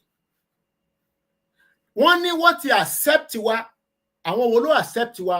Wọ́n accept wa pé àwa ìran ọmọ aládé, àwa ọmọ Odùduwà, àwa ọmọ kóòtù òjíire, àwa ọmọ whatever name you want to call yourself. Àdé ń ṣe àwọn olórí burúkú tó ń pè wá ní Yáríbá, àwọn ọmọ àlè Ìgbò.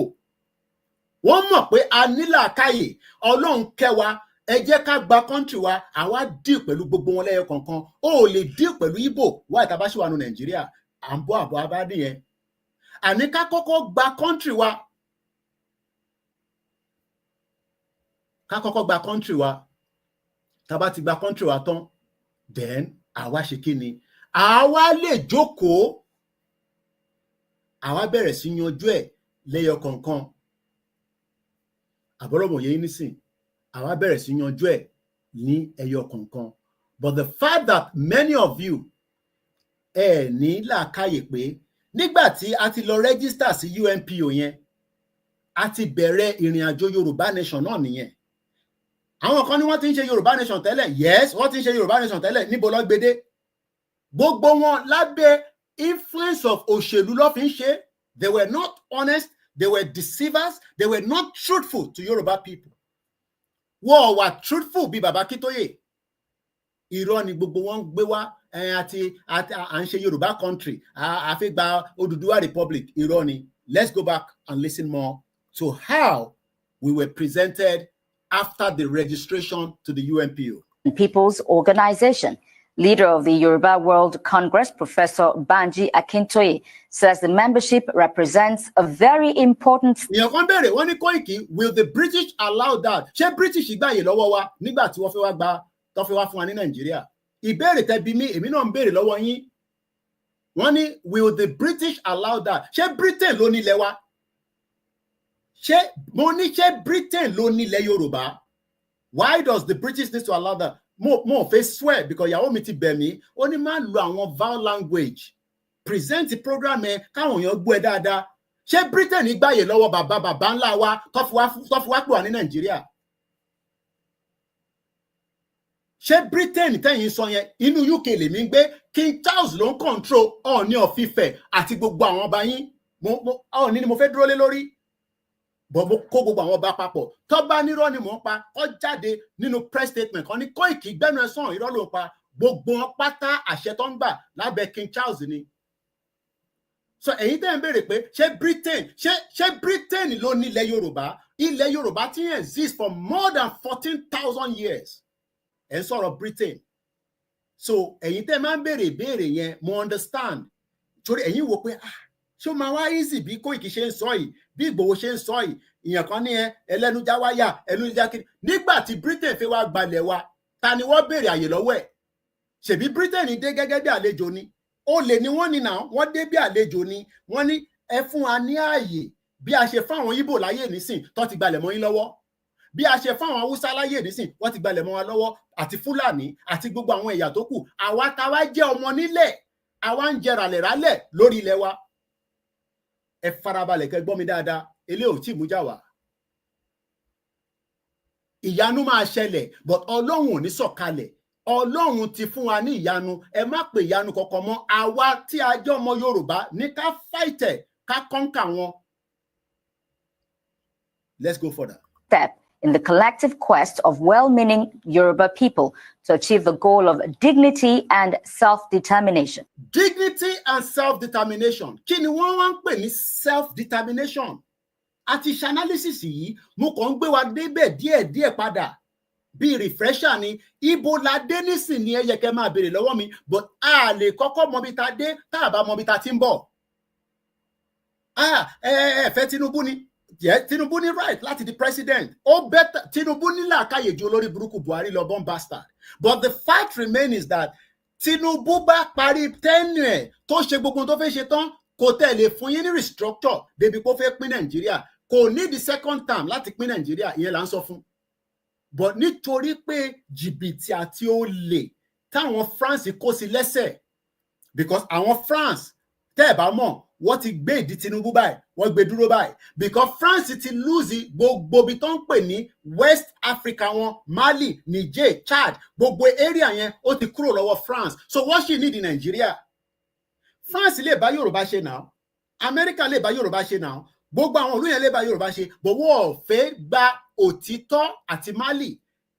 So the fact that tá bá ń pe Tinubu nítorí pé Ọlọ́run fi sí position tó wà nísìnyí láti lè tètè gbà wá lẹ́rí, but àwọn ò gbọ́dọ̀ dúró de because Tinubu ní another agenda. I have lived in the UK for 27 good years. Wò mí dáadáa.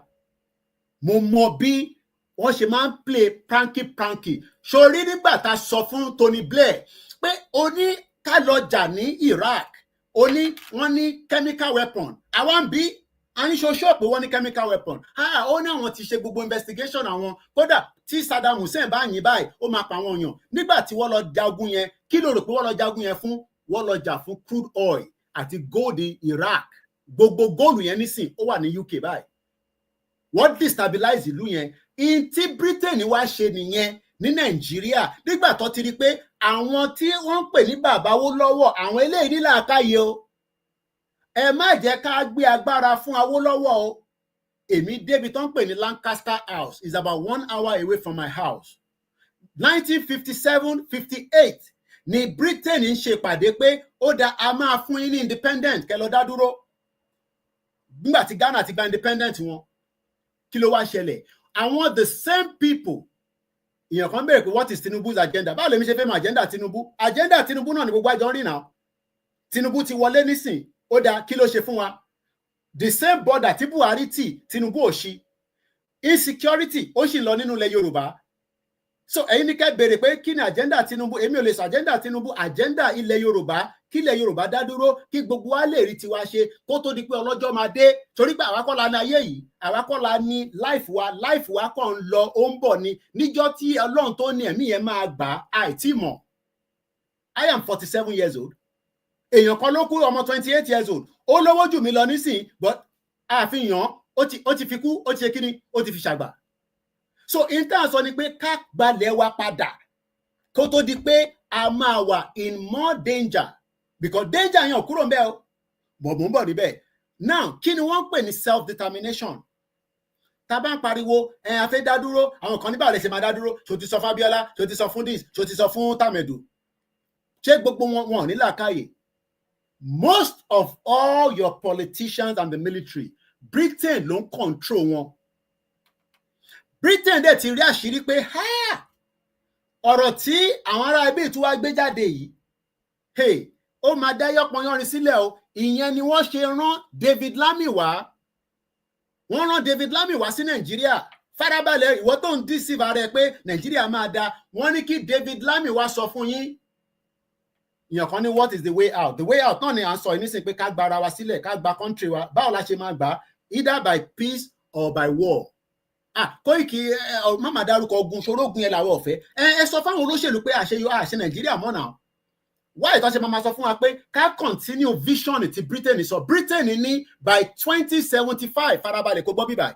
Wọ́n ní by 2075, Nigeria will be the 5th largest economy. Kí ni kàn wá pẹ̀lú Nigeria? Ṣé identity wa ní Nigeria ni? Nigeria is not a country, and we have proven that by many people, Atemio, Atelomio, and many of the people that have spoken with one voice. There is nothing called Nigeria. Nigeria is a created country. We are not one. We can never be one. Nigeria. There is no language called Nigeria. There are no people. There are no people called Nigeria. Lóòótọ́ lè máa sọ pé I was born in Nigeria. Yes. Nítorí pé Britain ló change dimension yẹn ní 1914 amalgamation. That is about 110 years ago. Farabalẹ̀ kó gbọ́n tí brother mi sọ. Mo kí èèyàn wa ẹ bá ń gbọ́ lè ṣe bọ́ọ̀tì kò ní bàjẹ́ fún ẹ. There is no language called Nigeria. There are no people called Nigerians. We are only deceiving ourselves. We are not Nigerians. Journalists yẹn wá ń béèrè pé we are not Nigerians. Ìyẹn wá ń béèrè pé ó dá níbo ni Nigeria gangan? Ìwọ tó ní I am in Nigeria. Yes, I was born in Nigeria. It's because that is what we were told according to my birth certificate. But ilẹ̀ tó bí mi sí yẹn ṣé Nigeria ló ní? Ilẹ̀ yẹn ṣó ti ń exist before ilẹ̀ Yorùbá ni? Ilẹ̀ yẹn ti ń exist before Nigeria. The whole Nigerian project is 110 years. So why are we going to kill ourselves? Can I go and create a country? As I live here now, Tiba know that our Yoruba communities are Biba yo. I feel declare ilẹ̀ ni Biba. What do you think the white people will do? I want Igbo. I cannot pick a lot of the comments. I just want to focus, but I'm picking one or two comments that is coming through. And this man says, and I quote, "Our true strength lies in our ability to determine our destiny. As we intend to free ourselves from the born to rule mentality, let us embrace Yoruba self-determination to unlock our full potential." Moreyan tó ń ṣe bí drone ní Kogi State. Irú ẹni yẹn nísìn ó jẹ́ kí a replicate sí gbogbo school pátápátá orílẹ̀ Yorùbá o. Kẹ́ni yẹn máa lọ máa kọ́ wọn ní research, can create a research center. You cannot do all these when we are still under a fake union, pretending that we love the Igbos even though the Igbo doesn't love us.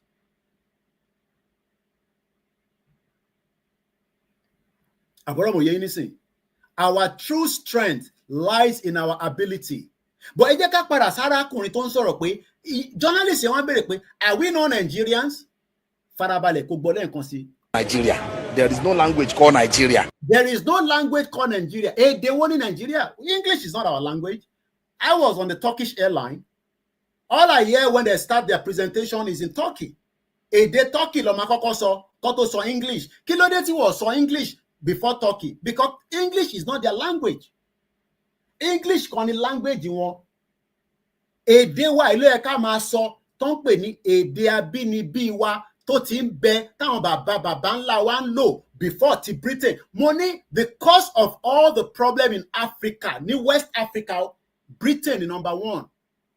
Àwọn ló dá gbogbo yánpọnyánrin ìjà tó ń lọ káàkiri gbogbo àgbáyé nísìn ọwọ́ Britain wà níbẹ̀ because Britain run a 200 years empire and we need to stop it. Ẹ má worry tẹ́ ẹ bá kọ́ nǹkan dáadáa kò ń ṣe compulsory. I hope I am communicating. Bí àṣà sister mi mo wo program wọn lánàá kọ́lọ́n bá Fọ̀rúnkẹ́ Mohbad Ọlọ́run jẹ́ ká rí justice fún. Mo ní where is the land? Mo kí ẹ èèyàn mi must be. Where is the land? So má wá síbí báyìí kó wá fi sentiment comment. No, ọ̀rọ̀ sentiment kan ló wà nílẹ̀ ìmọ̀ nísìn. Ọ̀rọ̀ how do we strengthen the lies in our ability? We have been told lies. I didn't know. I work with the Nigerian community for more than 10 years. Wọ́n fún mi ní award ní UK mi báyìí. But I am more. But the fact that Atiware into ti enlighten wa tó ń pè ní Bàbá Kítóyè. Bàbá yẹn wá fún wa ní enlightenment pé there is nothing called Nigeria.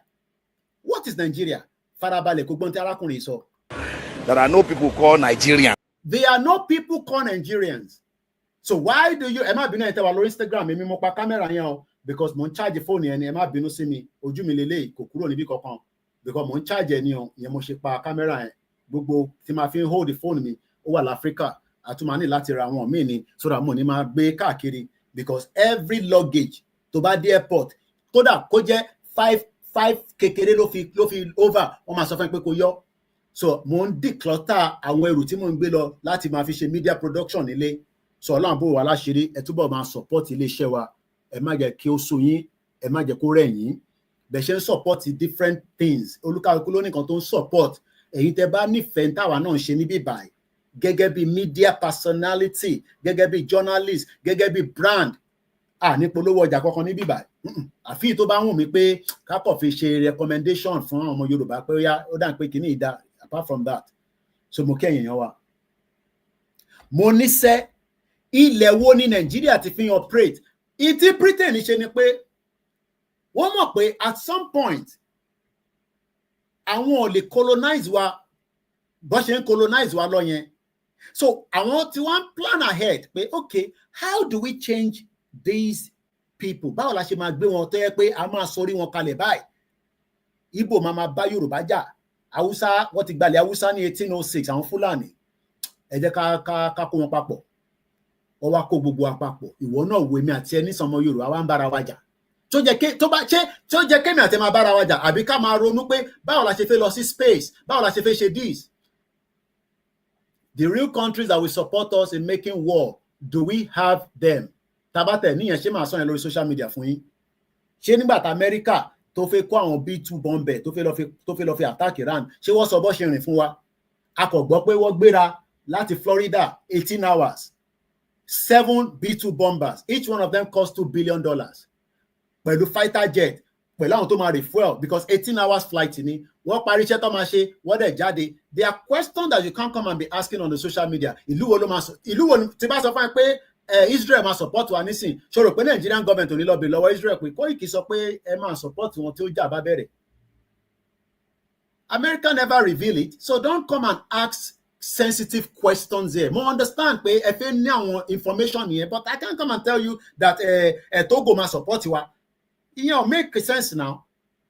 Tábà ti sọ yẹn, ṣé wọ́n mọ̀ pé Nàìjíríà máa lọ bá Togo jà ni pé kí ló mí kò fẹ́ support wọn. We can't come here and be telling you that. Ìwọ àti èmi àti ẹ ní ká kọ́kọ́ bẹ̀rẹ̀ pé àwọn olóṣèlú o ẹ jẹ́ ká bi wọ́n pé kí ni wọ́n ń pè ní Nàìjíríà tẹ́ni ká keep together. Kí láǹfààní Nàìjíríà?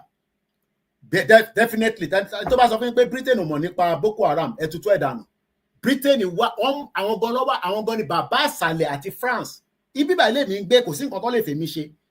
Wọ́n dẹ̀ mọ̀ pé òtítọ́ ni journalist tó bá ń sọ òtítọ́ kò tẹ̀ ní lówó lọ́wọ́ torí pé brand ẹ̀ wọ́n máa attack ẹ̀ just like the social media they are attacking us. Àti wà lórí TikTok rí about 2 years ago lọ́gbọ̀n mi dànù wọ́n ní tí mò ń sọ àwọn láìkẹ̀ whereas gbogbo ilẹ̀ máa rí àwọn Fúlàní owó tó bá gbà lọ́wọ́ àwọn tó ti fẹ́ pa wá tún display.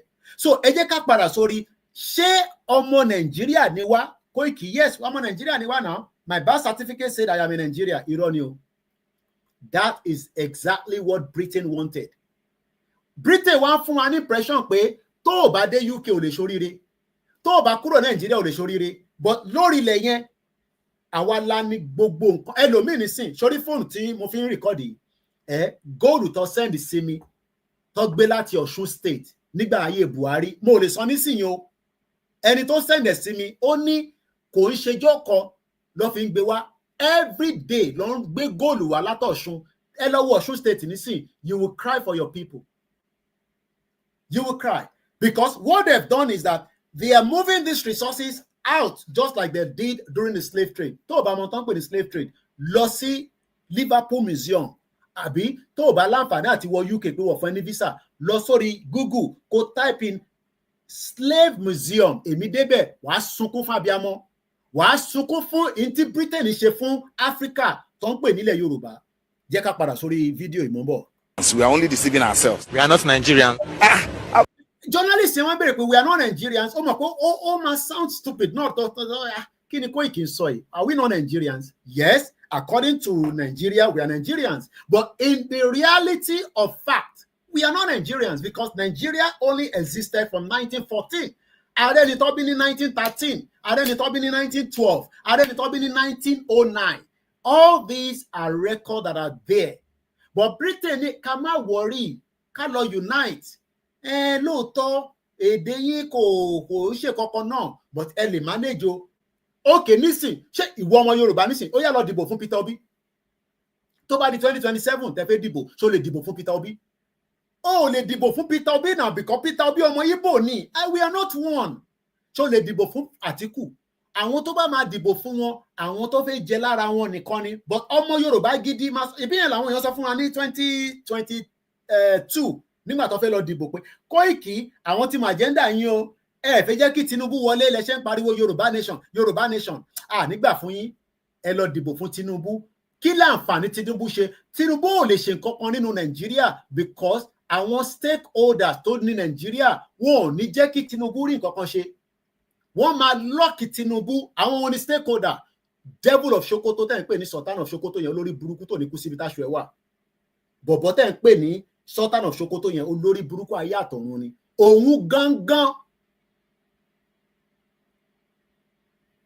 òun gangan ni brain behind Britain agenda o lè máa agree but ọmọ tó ń pè ní Usman Dan Fodio bàbá Usman Dan Fodio àwọn ọmọ tó bí òun ni Sultan of Sokoto àwọn ló wà behind bó ṣe gbalẹ̀ Haúsá ní 1806 ṣòro páwọn tó gbalẹ̀ Haúsá ní 1806 níjọ́ náà lọ́hùn ilé ayé ti wá lajú nísìnyí Màláfíà sọ fún wa pé gbogbo nǹkan ló ní bọ̀mọ́bọ̀ jàgbọ́lẹ̀ tán kò yẹ nísìn a lè má ra àwọn ọmọ lórí burúkú tó máa wọlé ẹ mọ̀ pé àwọn ọmọ ọ̀ràn kíran wà nù wọn ẹ má wọrí a máa já wọn sí blocking ni èmi ò ní táìmù èmi ò fúnyàn ní space rárá tó bá ti sọ kábàkàbà mọ gbẹ́ sẹ́gbẹ́ ni o lè rí wò mọ́ nìyẹn torí kò ń ṣe platform ilé ẹ̀kọ́ wà wá lọ bá àwọn Fúlàní ẹgbẹ́ àwọn ọmọ Yorùbá ni mò ń bá sọ̀rọ̀ o lè má like bí ṣe ń sọ̀rọ̀ èmi ò ń ṣe àwọn mídíà yín tó wà Nàìjíríà tó ń pọ́n yín lé no I say it as it is torí pé a gbọ́dọ̀ sòtítọ́ òtítọ́ dẹ̀ ló máa lékè ẹ lè disagree pẹ̀lú wa lénìí tó bá di ọ̀la tílẹ̀ Yorùbá bá dúró ẹ máa sọ pé so lóòótọ́ tẹ làwọn aráàbí ń jà bọ̀ lọ́kàn yín ẹlòmíì rò pé nǹkan tá a máa jẹ nínú ẹ̀ là ń wá èmi ti kúrò Nàìjíríà ní 1998 mọ̀mísí mi ti kúrò Nàìjíríà ní 1990 nígbà tí wọ́n ń ṣẹ́ dọ́là sí ó fẹ́ lọ pé 35 naira ni mọ̀mísí mi ti ya dànù mọ̀mísí mi jápa ni má jẹ́ kẹ́ni kankan sọ fún ẹ pé èèyàn wá ń kàwé ní abroad irọ́ ni ò jápa gidi 1990 ni mọ̀mísí mi ti jápa kúrò Nàìjíríà 1990 èmi kúrò Nàìjíríà ní 1998 tí bẹ̀rẹ̀ election tèmi fi kúrò Nàìjíríà so tí bá wá ń sọ fún ẹ lẹ́ni pé ká dá dúró ṣé in tí mo fẹ́ jẹ yẹn ni mò ń sọ̀rọ̀ nípẹ̀ àbí ìkọ̀kọ̀kọ́ ni mo ti ń jẹ láti ọmọ náà pé 98 27 years ni mo ti fi gbé ní UK so mo ò ní kankan tí mò ń jẹ so ìgbà tá bẹ̀rẹ̀ Yorùbá nation la ṣe bẹ̀rẹ̀ sí ń jẹ nǹkan àbí mò ń bọ̀ wá bẹ́ẹ̀ ó kù díẹ̀ farabalẹ̀. Okay, where is Nigeria? Where is Nigeria? What defend Nigeria? But Britain àtàwọn àgbáyé ń sọ fún yín pé ká defend Nigeria. But tó bá fẹ́ wá defend Nigeria, tó bá fẹ́ travel nísìn, wá sọ fún yín pé kí ló fẹ́ lọ ṣe l'Amẹ́ríkà. Mo fẹ́ lọ rí grandma, a fẹ́ lọ ṣe ìyàwó. Everybody knows that there is nothing called Nigeria. Tá bá dá dúró gẹ́gẹ́ bí orílẹ̀-èdè, gẹ́gẹ́ bí country. But àwọn tó máa ń send request tàbá ti bánu wọn ní ráyè send ẹ̀ mọ́. Tàbá ti dá dúró yes mo fẹ́ káwọn Ìgbò bá wa gbé but báwo ló ṣe máa bá wa gbé a gbọ́dọ̀ mọ Ìgbò tó fi bá wa gbé a máa fún wọn ní visa a máa fún wọn ní resident permit a máa monitor wọn just like the British. I was not born in UK lóòótọ́ younger sister mi tó bí tẹ̀lé mi the last born mom sí mi UK lọ bí sí nígbà tó dẹ̀ bí sí UK ìbá pé UK ò tí bẹ̀rẹ̀ sí sọ pé ọ̀rọ̀ ìwé tó lé nísìn níjọ́ náà lọ́n tó bá bíyàn sí bíbẹ̀ automatic ni ẹ as a British citizen ṣó mọ̀ pé èmi náà yẹ kémi náà jàǹfààní British citizen tó bá yẹ kó bí mi síbẹ̀ ní 1978 but the fact that pé wọ́n bí mi síbẹ̀ ní 1978 wọ́n bí mi sí Nàìjíríà ìjọ ṣe ń pè mí ní Nigerian citizen o ṣó mọ̀ pé tó bá yẹ kó bí mi sí bíbẹ̀ ní 1978 I will not be a Nigerian citizen but I will have parents that are Nigerians. The fact then is ṣé bí nǹkan ṣe ń lọ nísìn ilẹ̀ wo gangan ní Nàìjíríà ní wá bá mi defend ilẹ̀ náà ṣé Kwara State ilẹ̀ Nàìjíríà ní ìyàn kan ní mine is 45 years into UK and leisure it battles in 28 nations 460 cities ẹ ṣe gan ni ṣé ìpínlẹ̀ Kogi ilẹ̀ Nàìjíríà ní ìpínlẹ̀ Èkìtì ṣé ilẹ̀ Nàìjíríà ní ìpínlẹ̀ Ondo State ṣé o mọ̀ pé Ondo State ni wọ́n ti rí ìwo eléru ibì kan wà tó ń pè ní ìwé elérú tó ti rí score yẹn nísìn wọ́n ní how many years a máa débẹ̀ but farabalẹ̀ kó gbọ́n tí brother ìsọ tán. Where is the land called Nigeria?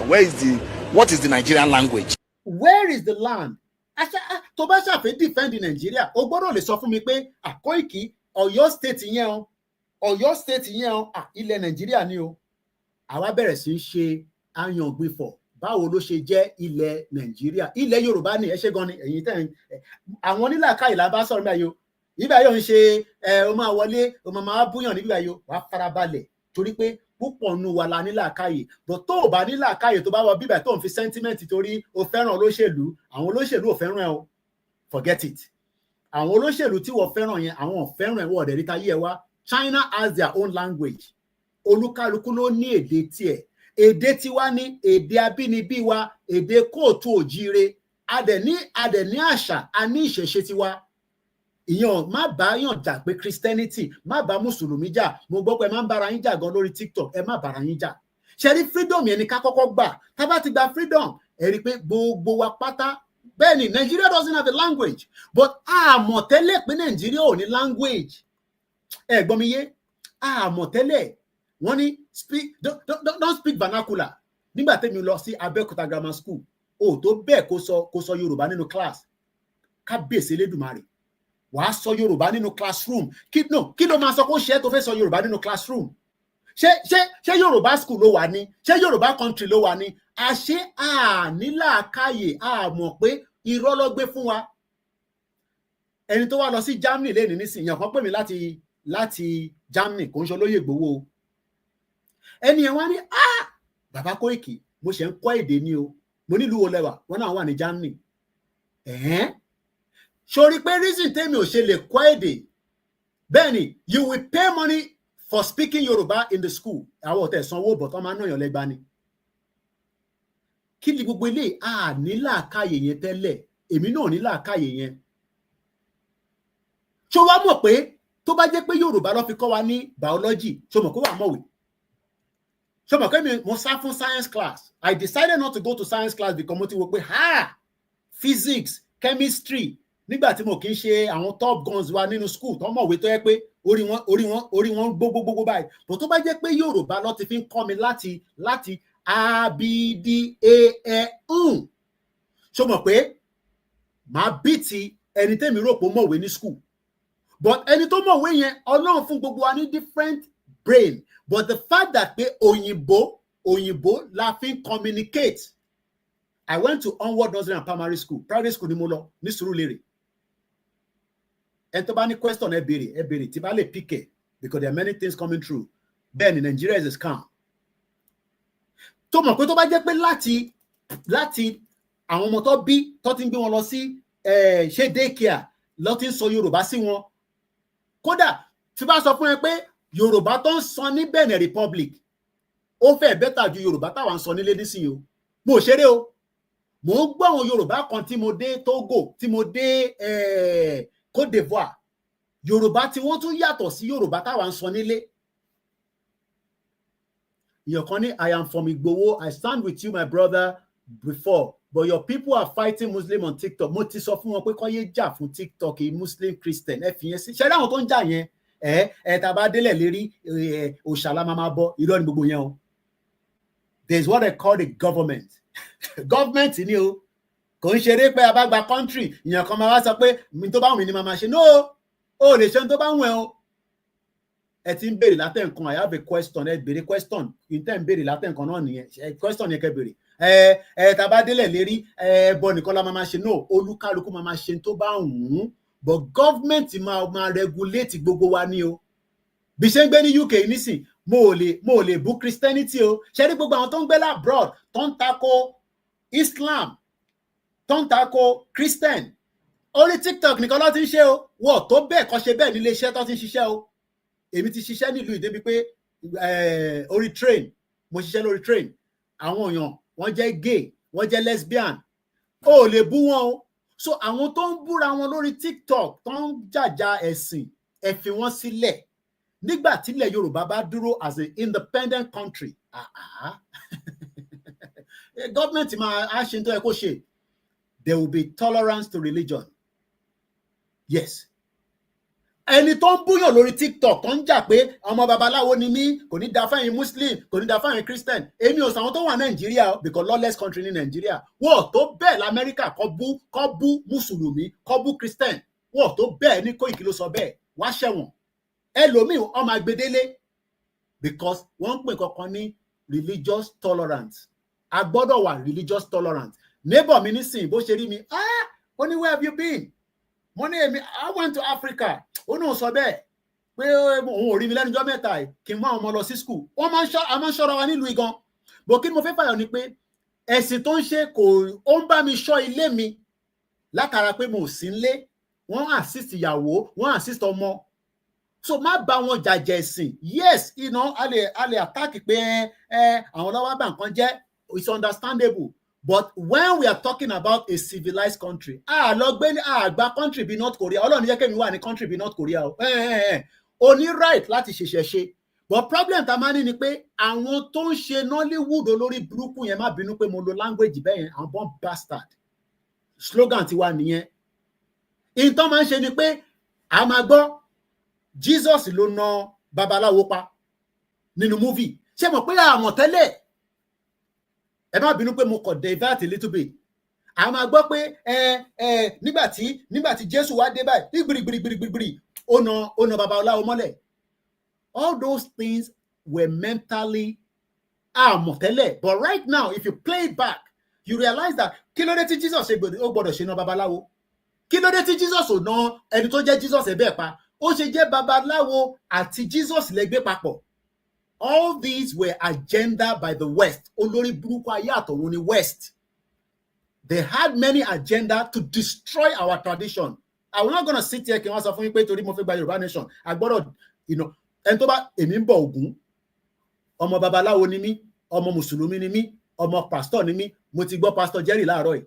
Gbogbo tó ń sọ mo sọ pé amen. Mo ní problem pẹ̀lú ẹ̀. Tó bá dalẹ́ nísìn máa gbọ́ Pastor Òjó, máa bá wọn ṣe night vigil. But ọmọ babaláwo confirm ni mí. Mo ń bọ Ògún, mo ń bọ Fá, mo ń bọ Odùduwà, mo ń bọ gbogbo ẹ̀. So gbogbo ìyẹn kọ́ là ń sọ nísìn. Àní ká gba freedom lọ́wọ́ àwọn tó gba freedom lọ́wọ́ yín, òun là ń sọ̀rọ̀ nísìn. Ibo ló ti gba freedom lọ́wọ́ ẹ? Wọ́n gba freedom látara pé wọ́n ń pè bìkan ní Nàìjíríà. Kò sí nǹkan kan tó ń jẹ́ Nàìjíríà yẹn lèmi wá bẹ́ẹ̀ sọ.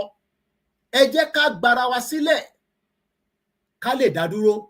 Ìyẹn kan comment, mo rí comment yẹn but ó dà pé àwọn kan response. Ẹ jẹ́ kí n play video yìí kí n lè scroll back láti bẹ́ẹ̀ni ẹlẹ́bọ ni mí. Mo kábàpíà ìmọ̀ sọ fún babaláwo mi kí ló dé? Mo ń dífá. Bẹ́ẹ̀ni ìyẹn ọba ẹ̀sìn mi jẹ́ pé mo jẹ́ Muslim. I was born as a Muslim and I still believe I'm still a Muslim. Muslim ni mí. O lè yọ mí kúrò pé torí àwọn àgbà Yorùbá nation kó wá ní Muslim eléyìí o tó tún ṣe ẹlẹ́bọ. No, ẹlẹ́bọ confirm ni mí. Gbogbo yẹn la mọ̀ tẹ́lẹ̀. Nígbà tó fẹ́ sin queen wọ́n mú ẹran dání. Wọ́n ṣó wa níbi tó pa ẹran yẹn sí ni. Wọ́n fi ẹran yẹn wọ́n ta ẹ̀jẹ̀ sórí Ògún ni. So má jẹ́ kẹ́ni kọ́kọ́ confuse ẹ̀. Ìta ń jà fún òun ni freedom wa. Freedom yẹn ni ká dúró lé lórí. Ká má deviate, ká má sá síbí, ká má sá sọ̀hún. Ẹ ṣé gan ni alàgbà wa sọ pé Koiki, Nigeria is a drama, scammer, thief, robbery, killing. Bẹ́ẹ̀ ni ẹ parọ́. Ẹ má bínú lẹ́ẹ̀kan sí pé èmi ni mo pa kámẹ́rà yẹn. Mo ń charge fóònù yẹn ni. Tí bá ti ra àwọn device tó kù tó máa hold the phone yẹn, à lè máa ṣe all together. So ẹ ṣé gan ni. So ẹ má jàjẹ̀ sí ẹ̀yin tẹ́ wà lórí TikTok. Yes, ẹ promote culture wa. Ẹ jẹ́ káwọn èèyàn mọ̀ pé a máa bọ Ògún ni sẹ́. A lè jẹ́ kọ́ ọmọ Ìgbò lọ máa bọ Ògún fún wa ní Ọ̀ṣun festival. Èyí tí Adeleke fẹ́ ṣe. All this is reason why ta gbọ́dọ̀ gba country wa so that a lè protect, preserve. Wọ́n pè kíní kan ní preservation. A gbọ́dọ̀ preserve culture wa. Ẹ̀sìn tó ń ṣe kò gbọ́dọ̀ ta sí culture wa rárá. Tradition tiwa nìyẹn. Tó bá dé India, bó ṣe ń ṣe ní India ó láwọn festival kan tí mo fẹ́ lọ tọ́lọ̀ bá fún mi láyè. Ó láwọn festival kan tó máa ń ṣe ní India tó yẹ pé ìkọ́ntẹ̀ wọ́n dà pé wọ́n ní every 10 years ló máa ń ṣe. Ọdún mẹ́wàá ni. So gbogbo ẹ̀yin tí ẹ̀ ń jà ẹ̀ ń bára yín jà Mùsùlùmí, ó lè lé Mùsùlùmí kúrò nílẹ̀ Yorùbá o. But a fẹ́ Mùsùlùmí tó máa jẹ́ terrorist. A fẹ́ Christianity tó máa jẹ́ terrorist. A dẹ̀ fẹ́ aláwo tó máa ṣe jàǹbá fún ọmọ Yorùbá.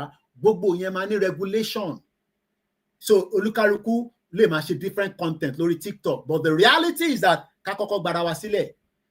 Ká kọ́kọ́ gbara wa sílẹ̀ lórí kíni, lórí pé a kì í ṣe Nàìjíríà. So ẹ jẹ́ ká padà sórí language. Arákùnrin béèrè pé language wo ni Nàìjíríà? Okay, where is Nigeria where is the land called Nigeria? What is the Nigerian language? We are nations that had been forced together to live in one pathetic country. Now, o lè máa sọ pé Koiki, look, ẹnu ẹdùn. Yes, communicator ni mí. Mo dẹ̀ mọ star mi. O lè lẹ́yìn pé ká sọ̀rọ̀ mo mọ pa yín dáadáa. Mo dẹ̀ máa bẹ́ ṣe analysis débi pé màá gbé débẹ̀. Now, ṣé ìtarákùnrin sọ ṣé lóòótọ́ ni àbò ń parọ́?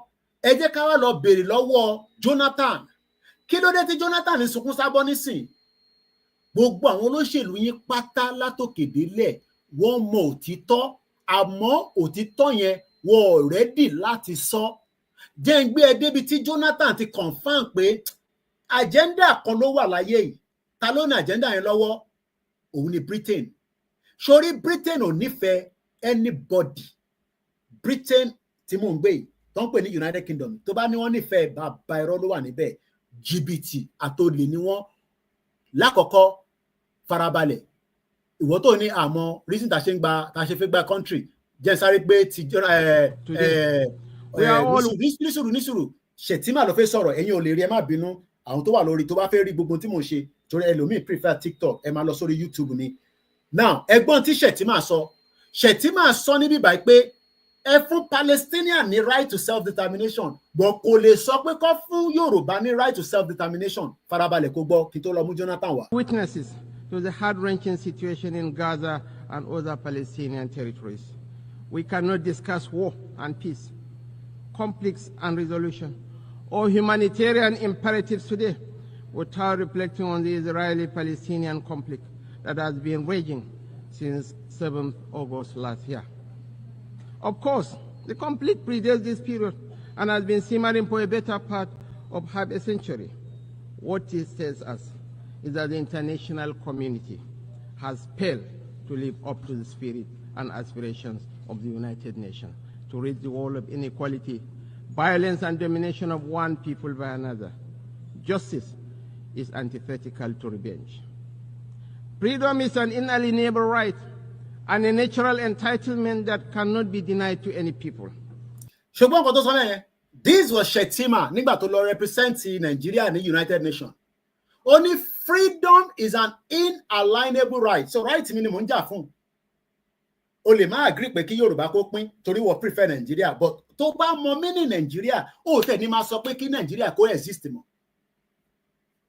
Tó bá mọ mí ní Nigeria, ó ní máa sọ pé kí Nigeria kó ṣe kí ni kó exist láíláí. Ìwọ kọ́ ló máa sọ pé kí Nigeria kó exist. Wàá sọ fún pé ilẹ̀ Yorùbá ni kó exist.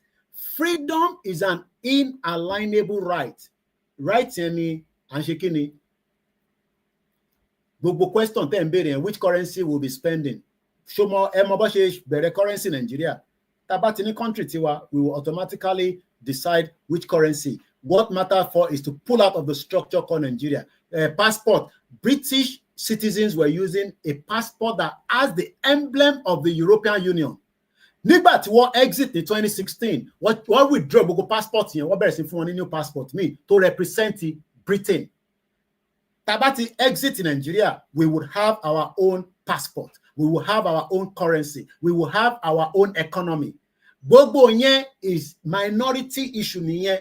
The majority issue is for us to first get the freedom out of Nigeria. Òun ni Shettima sọ fún wọn ní United Nations floor pé freedom is an inalienable right. Kí ló wá dé tí wọ́n fẹ́ accept right yẹn fún àwa náà? Kí ni meaning Nigeria? Kí ni wọ́n ń pè Nigeria? Ǹjẹ́ wọ́n lè define Nigeria? Tó bá sọ fún ẹ pé kó wá define Nigeria lénìí, kí ló máa sọ? Wà ní Nigeria, we got independent in 19... Oh, lè máa sọ pé we have independent in 1960. Wàá kọ́kọ́ padà sí níbo ni Nigeria ti bẹ̀rẹ̀?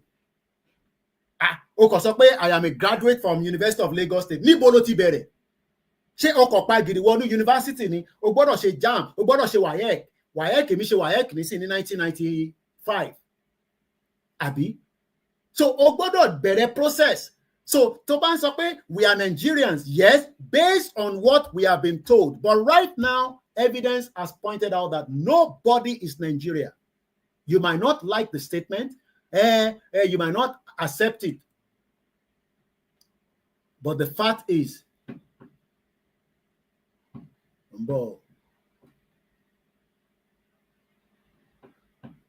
you might not accept it, but the fact remains is that nobody is Nigeria. Only Matelonu be ilẹ̀ Yorùbá tí exist kó tó di pé Britain. Ṣé o mọ̀ tán pè ní Britain? Nínú Britain, wọ́n ní England. Ọmọ àlè ilé ní Nigeria is coming to stay, no division now. Orí bàbá ò pé ọmọ àlè born bastard. Fúlàní ló bí yẹ. Ìwọ gbọ́dọ̀ jọmọ Yorùbá kó máa sọ pé Nigeria la máa dúró sí ọmọ àlè. Àlè má rí tí kù mbẹ. Right, and a natural entitlement that cannot be denied to any people. The Palestinian people deserve their independence. The Palestinian people deserve their independence. Mélòó ni Palestinians sí ilẹ̀ Yorùbá? The same Shettima lọ sọ yẹn ní United Nations. But nígbà táwa ń béèrè fún independent nísìn, wọ́n ní no. Mo ti gbàdànù, ẹ má worry, èmi kan àwọn tó bá ti àtìrí àwọn comment fún èmi àgbà, èmi ò ní time fún wọn níbi báyìí, a máa block wọn ni, èmi máa block wọn ni, kò sí space kankan fún yàn kan tó yẹ pé Fúlàní ni ìtọ́ ẹ̀. Because ẹni tí Fúlàní àbí Igbo àbí Hausa bá jẹ́ ìtọ́ ẹ̀ ló máa sọ pé ká keep Nàìjíríà. Ọmọ ògidì Yorùbá tó jẹ́ confam ọmọ èdè Yorùbá gangan tó bí sílẹ̀ Oòduà kò gbọ́dọ̀ máa sọ pé ká keep Nàìjíríà kọ́. Nigeria ni pump bastard kò ní dá fáwọn tó bí ẹ. Gbóhùn sókè Shettima. They deserve. Mo bọ̀, mo ní láti gbé kọ́ọ̀tù yìí ó ń bọ̀ yìí.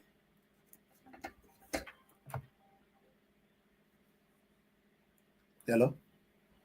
Yeah. To have a home of their own and territories already recognized by this very assembly and by international law, which is being routinely ignored. Nigeria continues to urge efforts to bring back on track the two-state solution that offers the prospect for a new beginning for the region. Nigeria reaffirms nation's peacekeeping operations. Okay. We recognize the need for Africa to build strong and professional armies to meet the multiple challenges we face. Consequently, we reiterate the call for international support to operationalize the African standby post. When Britain came to take us out of our land, Atenitofe, what pull one out. So when the right time is applied, Yoruba nation, Yoruba Republic, you will wake up in a Yoruba land one day. Now, let's quickly go back here and continue from there again. This is your favorite Koiki Media, bringing the world closer to your doorsteps. A lot of people call on social media. One, nila kaye kankan. Tẹ́ bá rí wọn tán comment jagbajagba. Ẹlòmíì ò mọ̀ kankan. Bó ṣe fẹ́ rí owó bí pella lórí TikTok, láyé ẹ̀ ń wá, bó ṣe fẹ́ jalè, bó ṣe fẹ́ ṣe yahoo, bó ṣe fẹ́ ṣe fraud. So tẹ́ bá rí wọn tán bá kàn wọlé báyìí pé kí ló ń sọ ńbẹ̀ yẹn. Yorùbá nation owó ni mo wá láyé mi jàre ọmọ àlè. Irú àwọn yẹn kọ́ là ń sọ.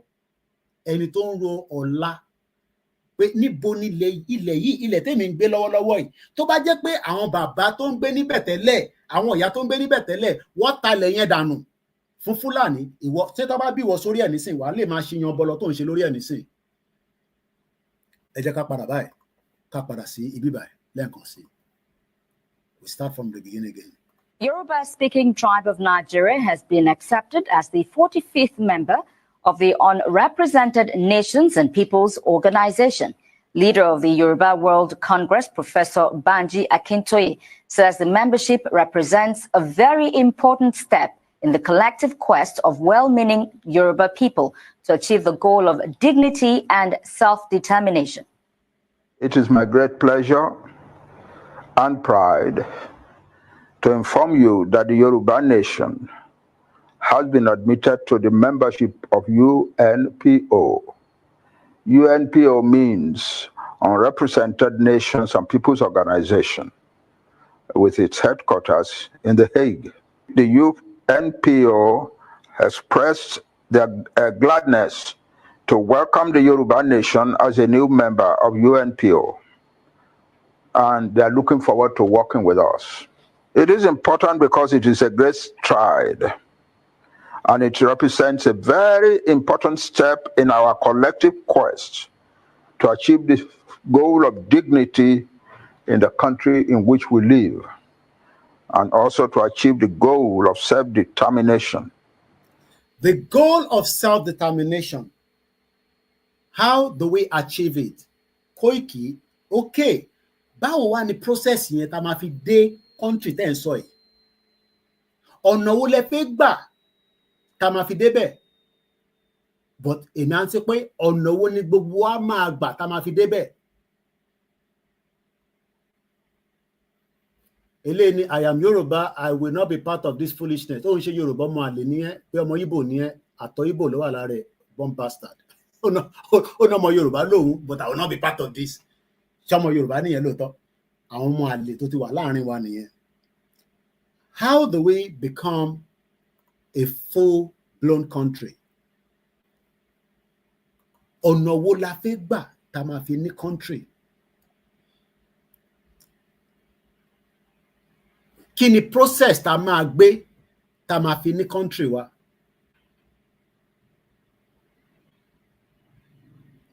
How do we become this country tá à ń sọ yìí?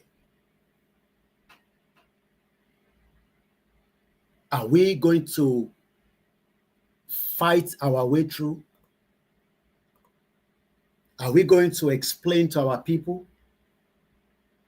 Are we going to define it in a way that the least person will understand it? Yes, that's all we have done in the last 5 years. Making analysis, explaining the details of why. Wọ́n ní kí ọtí yàn bá dẹ̀ mọ̀ wá béèrè. Ṣé agenda wà pé wọ́n fẹ́ gbalẹ̀ Yorùbá? Tá agenda yẹn bá wá wà, kí ni ìdí tó ṣe fẹ́ gbà? Ṣòro pé àwọn tó ní agenda yẹn ṣòro pé wọ́n bẹ́ẹ̀ ń ṣeré ni. Koiki Media bringing the work closer to your doorstep. Carry this first audio yìí àtún ṣe mí. Àwọn tó fẹ́ gbalẹ̀ yìí, do you think that they are joking? Ṣé lẹ́mìí tiẹ̀ nísìn tá à ń sọ pé wọ́n máa gbalẹ̀ yìí, wọ́n fẹ́ gbalẹ̀ yìí, ṣé ó ti ṣẹlẹ̀ bẹ́ẹ̀ rí? Báwo ni wọ́n ṣe gbalẹ̀ àwọn kan tó ń pè ní Haúsá? Báwo ni ó ṣe di pé Usman Dan Fodio ó gbalẹ̀ yẹn?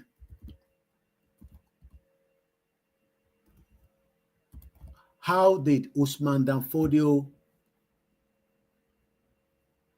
fought jihad and took the Hausa land from them? Ṣé agenda pé wọ́n fẹ́ gbalẹ̀ Yorùbá, ṣé ó real àbí à ń make it up ni láti fi sọ pé a fẹ́ ṣe Nàìjíríà mọ́ torí inú Nàìjíríà ń bí wa? Mo kí ẹ Ọlánìpẹ̀kun Wealthy Plenty, mo kí Adékúnlé Ramon, Abraham Black, mo kẹ́yìn tí ẹ wà lórí Instagram. Is there an agenda? Can we ever be one? Kí ló dé tó jẹ́ pé àwọn tó ní làákàyè 1999 constitution yẹn Tinubu máa fi fix in Nigeria? Really? Are you sure? Can you defend that? I like Igbo, but Igbo wọ́n disturb wa lẹ́kọ̀ọ́, wọ́n ṣe kinní kan, wọ́n ṣe that. Kì í ṣe one. It's exactly 17 minutes past 11 a.m. Live broadcast lẹ́ ń gbọ́ yìí lórí ìkànnì wa Koiki Media. Mo kí ọmọdé, mo kí àgbàlagbà. Kí ni agenda Fúlàní? Àwọn wo gan ló ń pè ní Fúlàní? Ta ni Fúlàní ṣiṣẹ́ fún?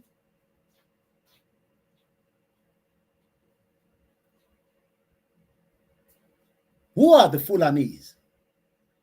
Kí ni aims and objectives wọn for the future tá wà nínú ẹ̀ nísìn àtijọ́ tá bá ní símọ́? Torí you're gonna die one day, whether we like gbogbo eléyìí tá ń ṣe níbí báyìí. after 100 years púpọ̀ nù wa máa ti àti lọ bí tágbà ń rè àti lọ bí tágbà ń rè. Who is still deceiving you that the future of Nigeria is bright? Ta ló fún ẹ ní òfegè yẹn?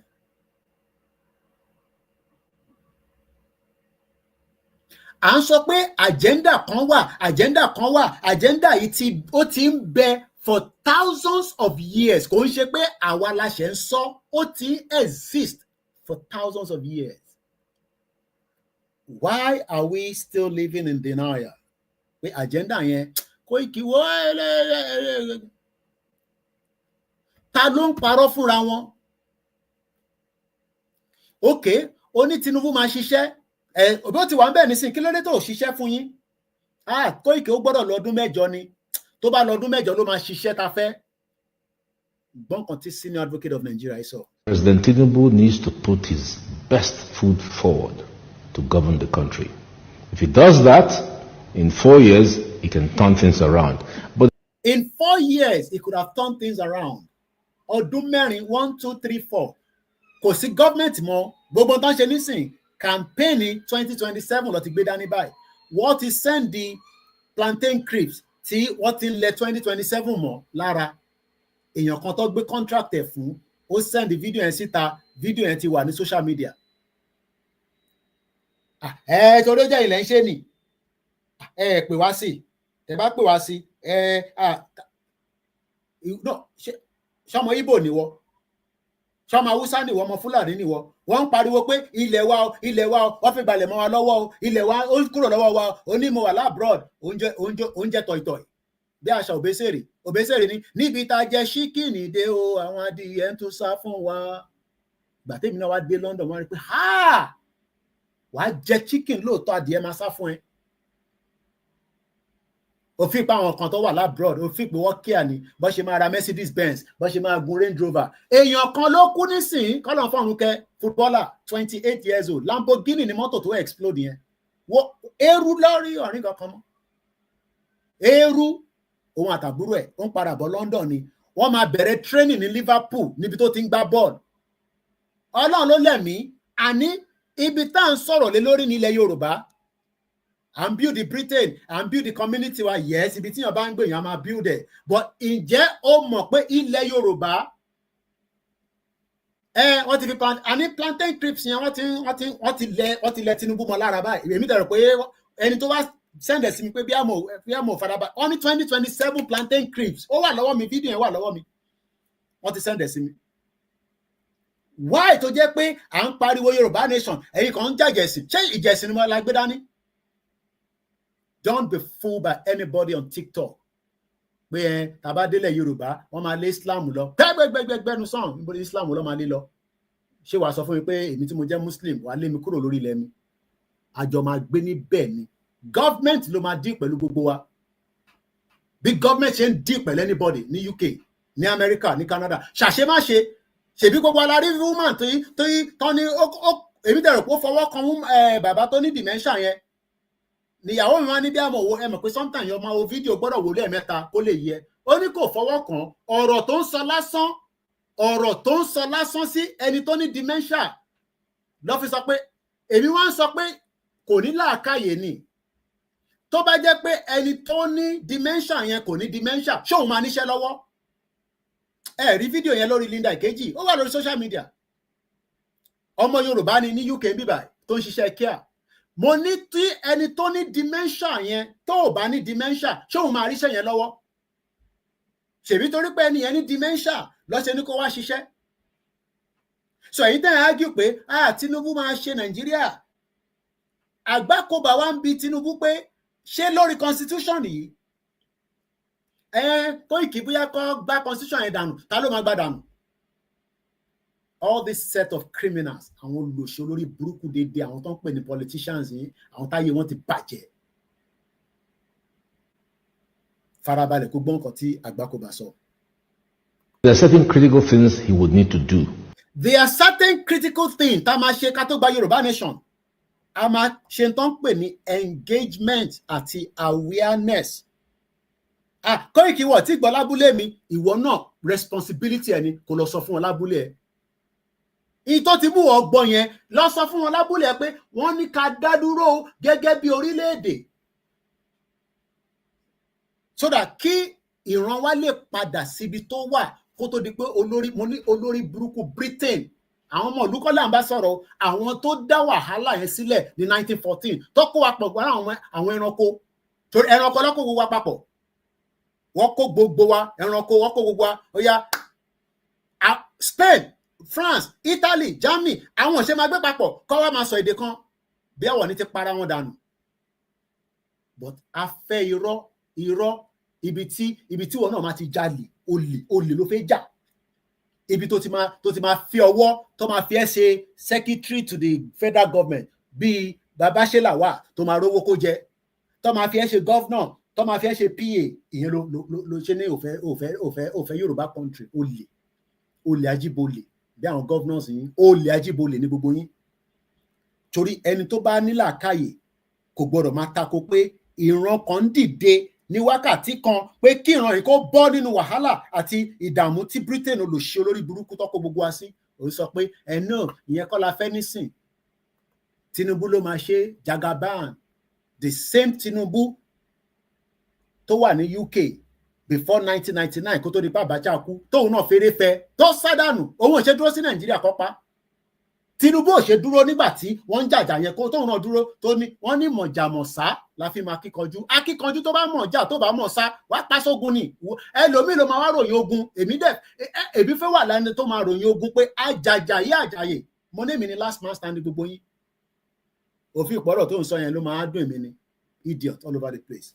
Ìwọ tá ọmọ fámílì ẹ ní Nàìjíríà, àtẹ̀já àwọn tó ọmọ fámílì yín, púpọ̀ nínú ọmọ fámílì yín, a ní kí gbogbo wa lè dìde kí a lè rí ògo wa lò. O ò lè rí ògo kankan lò, bó wù ẹ́ kó gbàdúrà láti ọ̀la títí dọ̀túnla, o ò lè rógo lò. Báwo ló ṣe fẹ́ rógo lò?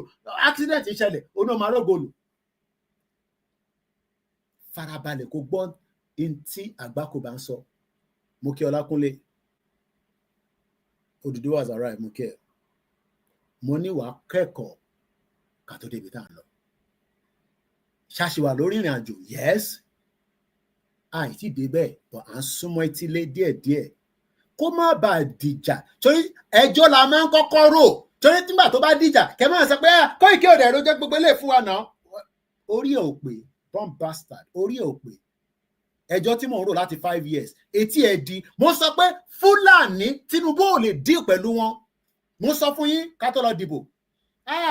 Bẹ́ẹ̀ ni ìyá mi àwọn oníyì, criminals ni gbogbo wọn. Ẹlòmíì nísìn bó ṣe máa fi jẹ chairman, honorable olè, honorable tó wà accountable fẹ́ni kankan nínú community láti 25 years tẹ́lẹ̀ ń ṣe òfò àtàdánù.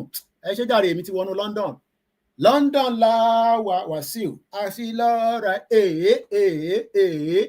mo wọlé bí ọba ìlú tí mo ti ń gbé fún 27 years wàsá ló pé ní 27 years tí mo bímọ táwọn ọmọ mi ní British passport. Kò sí Britain, kò sí tó kàn wọ́n pẹ̀lú tèmi sọ, ìwọ ló máa enlighten àwọn èèyàn tó máa fi dìde. Britain náà dẹ̀ máa sọ fún yín pé everything is gonna be fine, everything is gonna be all right. Bí àṣà Bob Marley, don't give up, everything is gonna be all right. David Lammy ní Nàìjíríà máa dá ní 50 years from now. I will be 97 years old. Ṣé orí ẹ pé? Ṣé orí David Lammy pé? Ṣé ọmọ tó ń sọ? Ṣé David Lammy mọ tó ń sọ? Gọ́ọ̀mẹ̀ntì tiẹ̀ ká dìbò fún gan nísìn, kábàkàbà ló ń ṣe nísìn. Wọ́n ní gbogbo àwọn tó wọlé ó wà ní pépà tèmi. Àwọn ò ṣe ṣí bọ́dà tiwọn. Britain ò ṣe ṣí bọ́dà tiẹ̀ kí gbogbo èèyàn máa wọlé. Pépà tèmi sọ fún mi pé no reliable data on visa overstayers and workers. Irú àwọn tèmi náà ni. Torí èmi náà gbà tí mo dé visa mo fi wọlé, mo dẹ̀ sọ pé mo lọ mọ́. Àwọn ò ṣe ṣí bọ́dà kí terrorist máa wọlé kó máa pààyàn, kó máa dúnbù àwọn èèyàn. Àwọn wọ́n mọ̀ mú tọmọ tiwọn, wọ́n mọ̀ tọ́jú ọmọ ọlọ́mọ sọ pé no, kọ́kọ́ máa fàyà kọ́ fàyà sọ̀hún. Hypocrisy ló máa pa Britain àti America àti gbogbo àwọn olùsí. Àwọn yẹn ni wọ́n wá ń defend. Èmi ń gbé láàrin wọn, mo ń sọ fún ẹ pé orí ẹ jẹ́ kó rí ẹ pé jẹ́ ká gbalẹ̀ Yorùbá. Mo kí ọkọ ya Fọláyan, àwọn olè politicians, àwọn jẹgúrújẹrá. Mo ti send the audio yẹn sínú group yín Yorùbá ní mí. Ẹ bá ń pín jáde. Mo tútù dé bẹ́ẹ̀ ni tó dé. Ẹni tó bá ní mo ní dé, ìwọ ni mo ní bá. Mo ní kò sí kankan tó tí Nàìjíríà lè ṣe tó máa fi work mọ́. Farabalẹ̀ kó gbọ́n tí Àgbákò bá sọ. Koiki Media bringing the world closer to your doorsteps. The first thing is to say, what's the constitution? Ǹjẹ́ a lè ṣe anything lórí constitution Àgbákò àtàdánwò tẹ́ gbé dání? Tí Tinubu bá débẹ̀, Jagaban ọmọlódù ọdẹ, ṣé lómi tẹ́ rò pé bí a ti Tinubu bá débẹ̀, ọ̀gẹ̀dẹ̀ máa di 5 naira. Ṣé lómi tẹ́ rò pé bí a ti Tinubu bá débẹ̀, wọ́n ti gbàgbé pé president ọ̀tọ̀ làwọn termite tó wà lábẹ́. Tinubu tó lè control military pé kọ́ lọ ṣe nǹkan kọ́ dá lóhùn. Òun kọ́ ló wà in charge àti sọ fún yín, but nítorí pé travel rí, mọ bí nǹkan ṣe ń rí. Ṣé Tinubu ló ń control Nàìjíríà? Mò ń béèrè lọ́wọ́ ìwọ tó ń gbọ́ mi láàárọ̀ yìí nísìn. Ìwọ tó ń gbọ́ mi, àbẹ́yìn tẹ́ ń gbọ́ mi. Ẹ̀yin ọmọ Yorùbá òdodo.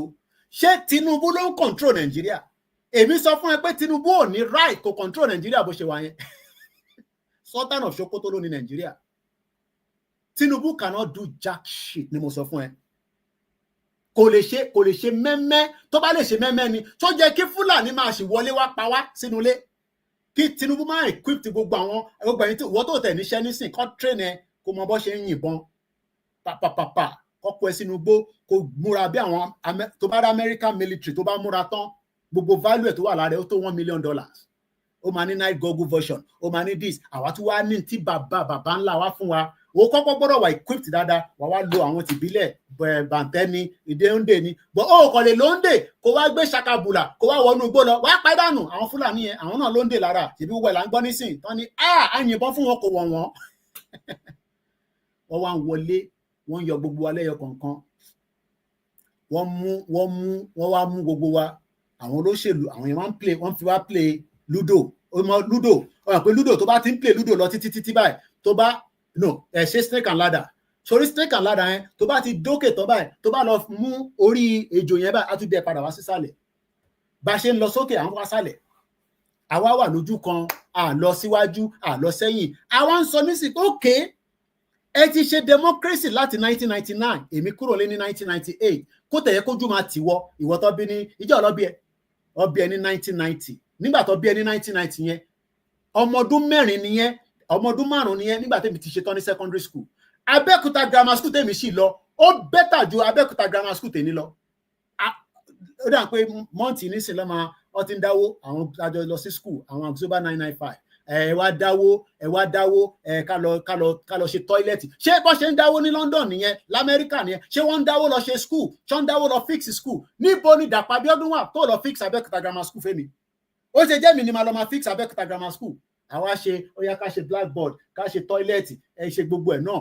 Gbogbo project ẹ bá ṣe ní school kankan, ẹ lọ review project yẹn kò lè work because kò sí structure tó máa make it work. Kò sí structure.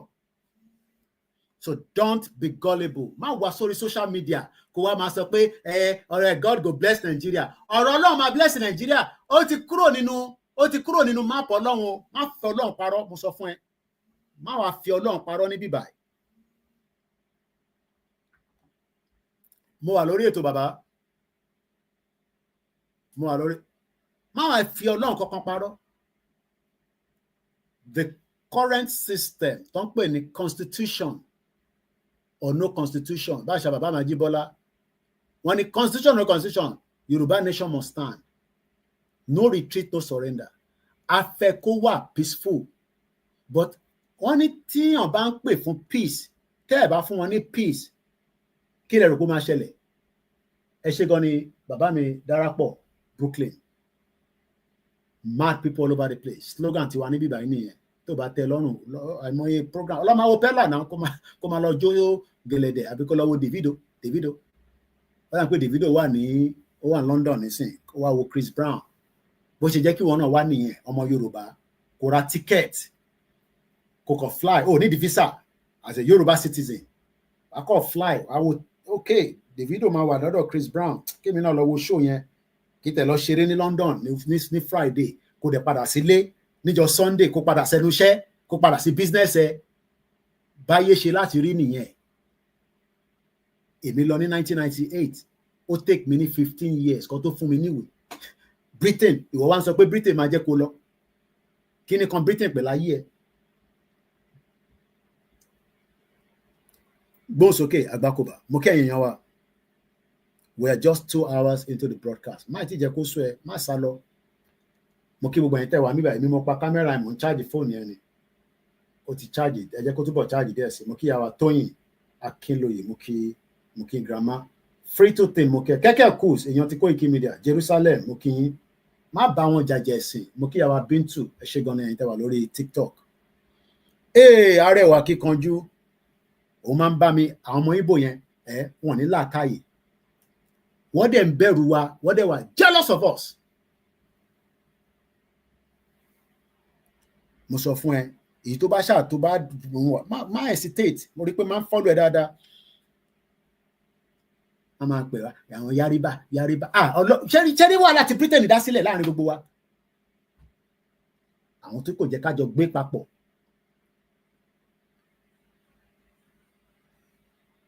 Àwọn tí kò jẹ́ ká jọ gbé papọ̀. Ẹ̀yàn pé mo mọ TikTok ó ṣáà ń send request àwọn fẹ́ bá mi ṣe co-host ta ló bẹ̀yìn iṣẹ́ fẹ́ bá mi ṣe co-host mo ti turn it off má yọ mí lẹ́nu. Ẹ má wá gbàgbé ẹ bá wa donate sí platform wa owó la fi ń ṣe media èmi ò ń ṣe vblog. Mo ní ìrìn àjò tá a wà nínú èyí bẹ́ẹ̀ fún wa ní Yorùbá nation ẹ̀ ń fẹ́ dá wàhálà sílẹ̀ Yorùbá nìyẹn ọrùn gbogbo ilẹ̀ la máa dá sí àtọ́bá àtìjòyè àtolóṣèlú wọ́n máa kó gbogbo wa dé ibi tá ti máa lọ rojọ́ gbogbo wa pátá wọ́n máa kó wa dé ibi tá ti máa lọ rojọ́ nígbà tí wàhálà yẹn bá dé.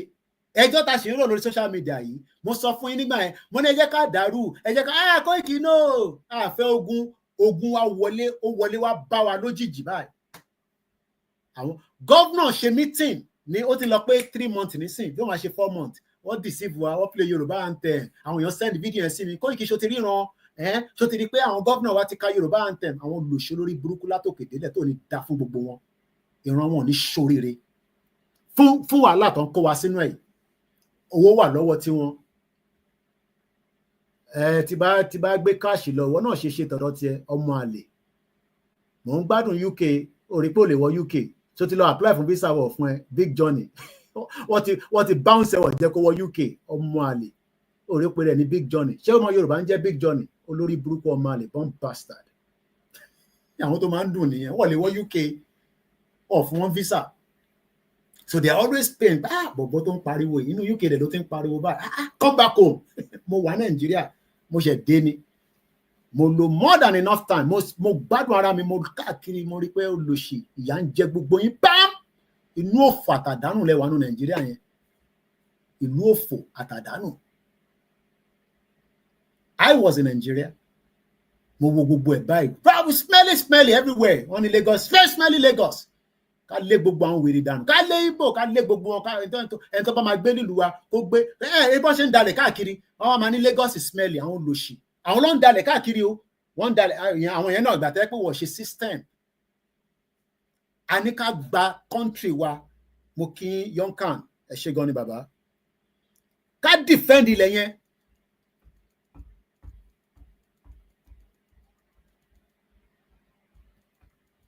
Kí ni kàn mí pẹ́ láwọn tó arrest ní Ọ̀yọ́ ṣé àwa la rán wọn lọ àbò etí yín di ṣé àwa ni Dúpọ̀ ní tìrì torí òun sọ nísìnyí ó ní you are still on this your people have done nothing those who are arrested in Ọ̀yọ́ orí ẹ̀ ò pé bomb bastard ṣé mi ni mo arrest wọn lọ́yọ̀ ṣé mi mo rán wọn lọ jáde Dúpọ̀ ní tìrì tó rán wọn lọ ẹ̀ ṣe lọ bá Dúpọ̀ ní tìrì àti ìjìnlẹ̀ orí ẹ̀ ò pé ìwọ tó ń sọ̀rọ̀ yẹn orí ẹ̀ ò pé èmi ò sí fún òṣì àtàdánù ní bíbáyò tó bá sọ jágbajàgba máa block ẹ̀ dànù ni àwọn lọ arrest nígbà tá a sọ fún ọ pé kó fi Dúpọ̀ Onítìrì sílẹ̀ olórí burúkú ni àmọ́ bí Tinubu náà ó ti ń ti kírìbọ̀ sí lára olòṣì òun á sọ jágbajàgba àwọn pípọ̀ tó arrest ó ń gbọ́ kó tó arrest wọn ṣé mi mo kó wọn lọ síbẹ̀ nígbà tá a ní kó dúró tì wá ta ni wọ́n lè arrest tí Ìgbòho máa tó ní sọ fún bàbá wọn pé bẹ́ẹ̀ mi kan bá sọ fún ọlọ́pàá pàbẹ́ ń ṣeré ó máa wọn tó ń arrest táwọn gbà lójoojúmọ́ èmi ò sí Nàìjíríà tó bá arrest àwọn èèyàn wọn ń pè mí táwọn gbà wọn sílẹ̀ idiot. À ń sọ fún yín pé constitution Nàìjíríà yìí àgbákò ni kò lè work òun ni àgbákòbá náà tó wá sọ fún mi pé Kóìkì bá mi ṣàlàyé fáwọn gullible Nigerians ọdún tó ń deceive yín nísìn kàmpéènì ó yá ọdẹfìlà mo rí El-Rufai àti Peter Obi wọ́n dira wọn mú bí ọkọ àti ìyàwó àwọn olè criminal politicians ọpẹrẹ àwọn ní ADC ìwọ náà ti fẹ́ lọ jẹ ń bẹ tẹ́ ẹ bá ti fẹ́ peace eléyìí ni you people are divided and you want Yorùbá nation how come it will work lọ bí dá díẹ̀ ìgbà tó bá máa work wà á mọ̀ ó máa work nígbà tó fẹ́ gba country independent Nàìjíríà kò ń ṣe gbogbo yẹn ló agree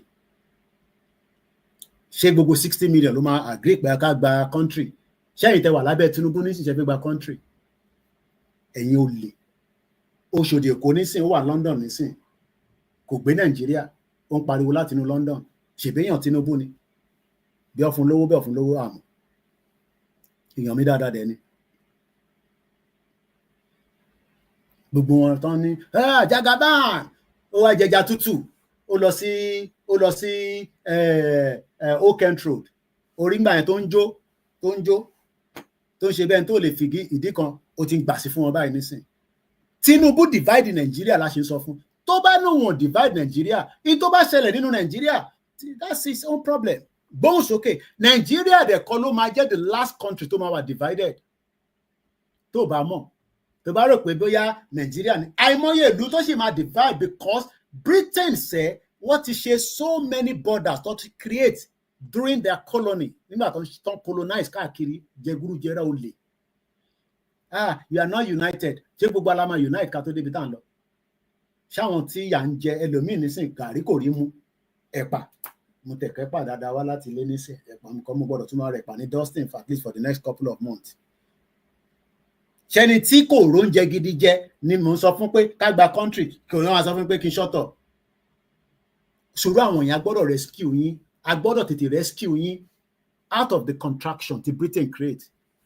olùpọ̀tọ̀ ni kíyàn jókòó sórí TikTok ṣé TikTok wọ́n sọ ṣé o mọ̀ tí TikTok mí ni àwọn tó ní TikTok ní China wọ́n fi ń pọwọ́ wọlé ni àwọn tó ní TikTok ṣò farabalẹ̀ kó gbọ́ ọlọ́pọlọ là ń bá sọ̀rọ̀ bíbà ẹni tó lọ́pọlọ Dúpọ̀ Onítìrì mo ti ṣe tó bá jẹ́ pé o fẹ́ gbọ́ yẹn lọ gbọ́ the first 1 hour èmi dé Nàìjíríà kò sí nǹkan tó ń jẹ́ Yorùbá nation government but Yorùbá nation abẹ́ Baba Akintoye is still working ẹ má gbàgbé support the brand.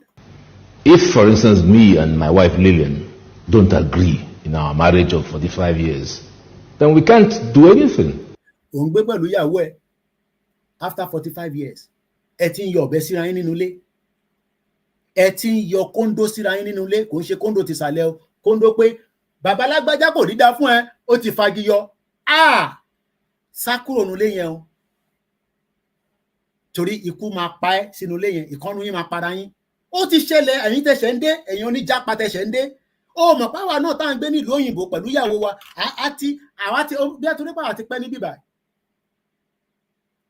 òfin máa disrespect obìnrin tó ti gbáṣẹ́ lọ nísìn látàárọ̀ àtúwádé wàá bá sùn lórí bed wàá tún ní kó dáná fún ẹ orí ẹ ò pé kò jẹ́ kí wọ́n ti dáná kíyàwó ẹ tó dé kó lè bá ní strength láti ṣiṣẹ́ lórí bed orí ẹ ò pé bomb bastard ọmọ àlè ó fẹ́ disrespect ìyàwó ẹ ìjà gbogbo àwọn tó ṣe ń dé láti Nàìjíríà nísìn kọ́pù kan ẹ jẹ́ máa play video ìlọ máa fún yín ní story yẹn nísìn wọ́n para wọn ní London ní o bí alásà London wọ́n para wọn ní o ọdún àpọ̀kọ ló pàyàwó because à ń sọ fún yín pé tí pressure bá wà tó ń bọ́bù lọ bẹ́ẹ̀ ìwọ ṣe ń sọ fún mi nísìn pé kí n shut up orí ọ̀ pé ó lè tó tútù dé ṣé ó lè ok mo ti dé kí ìyẹn olóńgbò kí ló tún fẹ́ sọ bọ́ sórí Nàìjíríà tẹ́jọ́ wa yẹn sórí Ìgbò agenda Ìgbò kò kúrò Ìgbò tó ń wò yẹn èmi fẹ́ kó gba Biafra o mo fẹ́ kí Biafra gba country kó olúkàlùkù máa lọ káwá mọ ẹni tó fẹ́ wọlé sórí agenda Ìgbò lórí ilẹ̀ Yorùbá ájú ti Fúlàní lọ ètè mi ti gbẹ London làwà àti tètè fi nǹkan pa ni so that a lè máa dán yánmyán London boy o rò pé easy kéèyàn gbé ní ìlú kan fún 27 years mo ní wọ́n tó bẹ́ẹ̀ mo tún challenge gbogbo wọn ẹ lọ mú rẹ́kọ̀dì olè mi jáde ní UK tó bẹ́ẹ̀ olè ni wọ́n fẹ́ máa jánu Nàìjíríà a máa end Nàìjíríà ìyẹn tún kọ́ olè ajíbolè òun náà fẹ́ dàbí Ṣèyí Tinubu kó máa gun Lexus ọmọ àlè ó fẹ́ gun Lexus tó lówó lọ́wọ́. Ọ̀gá Koiki kan náà ẹbí mi question ìbéèrè máa ń wà níbí báyìí bọ̀ ẹ mọ̀ pé TikTok yẹn mo ṣe bẹ̀rẹ̀ ni so tá a bá gbé yín wọlé nísìn ó lè wà ráódì mo dẹ̀ tí mò ń pa yẹn lọ títí ó ti tọ́dún méjì kan nísìn mo bínú kúrò lórí TikTok àgbà tó olóyè wà lórí TikTok olóyè gbọ́dọ̀ wà lórí TikTok ẹni tó máa kọ́kọ́ follow mi lórí TikTok Ìgbòho Òòṣà ni ó ní lọ sí TikTok kó máa tẹ̀lé mi kí n tẹ̀lé ẹ èmi dẹ̀ ṣe lágbẹ́nu sọ ẹ̀ borí bá ń ta ẹ kó lọ já sínú London Bridge bomb bastard mo kí èèyàn wa mo ní ẹ bá ní ìbéèrè ẹbí mi ní ìbéèrè what is the way forward since you have been doing the talking lẹ fi sọ ẹ má wọrí mo accept ẹ bẹ́ẹ̀ taking lẹ sọ wọn mo ṣe ń bẹ àwọn olóṣèlú yẹn ẹ mọ̀ pé bá gbégbó náà máa tún bẹ̀ wọ́n bọ̀ wọn ò ní gbọ́ wọn ò dẹ̀ ní gbà àwa ni káwa náà má wàá gbà Koiki tá a bá wá gbà ṣá ní ìbọn tá a máa fi jà ní ìbọn wà nílé gbogbo ilẹ̀ mọ̀ pé ibi tí ìbọn wà ní Nàìjíríà má máa sọ fún mi pé kò mọ ibi tí ìbọn wà ìbọn sí lọ́wọ́ ọlọ́pàá ni ìbọn sí lọ́wọ́ sójà ni Fúlàní tó ń wọnú military barracks tó ń gbà bọ́n jáde ṣé ibi kankan ló ti ń gbà bọ́n yẹn jáde má jẹ́ kẹ́ni kankan fúlẹ̀ owó wà nínú Nàìjíríà tá a bá máa jàjà yẹn torí gbogbo a ṣe ń wọ́wọ́ àwọn akíní kan yẹn àìtí rẹ́dì ni torí tá a bá rẹ́dì gbogbo ta fẹ́ lò pátá ó ń bẹ nínú ilẹ̀ Yorùbá àìtí rẹ́dì ni gbogbo wa sì wá nǹkan ta fẹ́ fi ṣe tọ̀ìtọ̀ì ẹlòmíì nísìn bó ṣe fẹ́ ra Mercedes báyìí ó fẹ́ ra Mercedes níbi títí òṣìṣẹ́ ibi títí gan ti ń ṣiṣẹ́ àfi yọ kọ́nà fọ́ọ̀nù kẹ òun lélẹ̀ òun àti ìyàwó ẹ̀ dègálò ṣàwọ́ ṣàmọ́ pa football èmi ò mọ́ pa football dáadáa ó ti lọ sọ pé ó ti lọ Lamborghini ni mo sọ fún ìyàwó mi pọ́nlọ́ ọmọ speed tó ń sá ó ń padà bọ̀ London ni ṣé ọmọ kan ló ní lung cancer no ó ní lung operation lọ ṣe ní kó má wọ plane ìyẹn ló ṣe lọ drive Lamborghini ló ń gbé bọ̀ wọ́n máa bẹ̀rẹ̀ training níjọ́ Monday ọmọ 28 years old but ó ti ṣiṣẹ́ lẹ̀ fún ìyàwó ẹ̀ àtọmọ mẹ́ta tó bí owó tó bá manage dáadáa owó wo ni wọ́n ní nísìn ó fẹ́ ra mọ́tò nínú ìlú tí kò ṣiṣẹ́ ó wá ń béèrè pé kí ni way forward ni pé kí gbogbo akájọ dìde ká sọ fáwọn olóṣèlú pé a máa wojú yín tán délẹ̀ ẹni máa kú ló máa kú ẹni máa yè ló máa yè 30,000 children have been killed by Israel ìjà yẹn sì ń lọ èèyàn kan ní regional first Mr. Bamidele ọ̀dà ẹjẹ́ sáré gbé fídíò ìwọlé máa ń like challenge question àwọn tó dẹ̀ wà lórí TikTok wọ́n máa ń béèrè àwọn question tó máa jẹ́ kíyàn lọ sáré tó mú brain wọn jáde regional ẹ̀ ń béèrè ẹ sáré gbọ́ fídíò yìí náà ó yá ẹ bá mi gbé wọlé. It's to Yoruba development. It's the impediment to Oodua development. Without Nigeria, we won't be where we are. 1962, we were far ahead of South Korea and North Korea. We were far ahead of China even. We had television before France. We had radio before South Africa. Now look at where we are today. I think it's a shame that even any Yoruba man can be talking about restructuring at this. Video time tí mò ń play 2017 George Akinola ló ti sọ ní Adamasingba. Èyí tẹ́ ń béèrè regional government mo bí bàbá Adébánjọ kọ́lọ̀ fọ́ọ̀nù kẹ́ bàbá yẹn èèyàn mélòó ni wọ́n ti rí 2021 tí mo wálé mo bí bàbá Adébánjọ mo ní kí ló dé tí ẹ fẹ́ support Yorùbá nation dádì kí ló dé adọ̀bálẹ̀ yìí máa ti gbowó abẹ̀ wọ́n restructure yẹn làwa máa dúró lé lórí ẹ̀yin tẹ́ ń ṣe yẹn wọ́n òkè ẹ máa báṣẹ́ lọ but orí restructure yẹn ni bàbá yẹn kú sí ṣọmọ reason tó ń ṣe rí restructure torí àwọn jàgùdà Tinubu gbogbo àwọn set wọn they are not interested in restructure of Nigeria àbí they are not because Tinubu ti wà níbẹ̀ nísìn 2 years tó bá máa restructure Nigeria ẹ ti rí àpẹẹrẹ látara iṣẹ́ tó ń ṣe Tinubu doesn't have any reason to come and restructure Nigeria and anybody tó bá jọmọ Yorùbá ní 2025 ó sì ń sọ̀rọ̀ pé kó lọ ṣe regional government ta ló máa fún ní regional government ṣé Tinubu tí ó jẹ́ the last president because Tinubu will be the last president ogun máa ṣẹlẹ̀ Nàìjíríà kò ń ṣe Yorùbá nation ló máa dá ogun lẹ̀ ogun gidi ń bọ̀ nínú Nàìjíríà.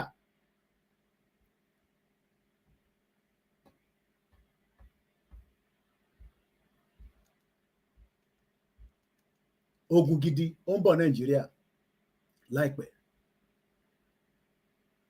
ogun gidi ó ń bọ̀ ní kí ni mo sọ ní Nàìjíríà ó ń sún kẹ̀rẹ̀ ó ń sún bọ̀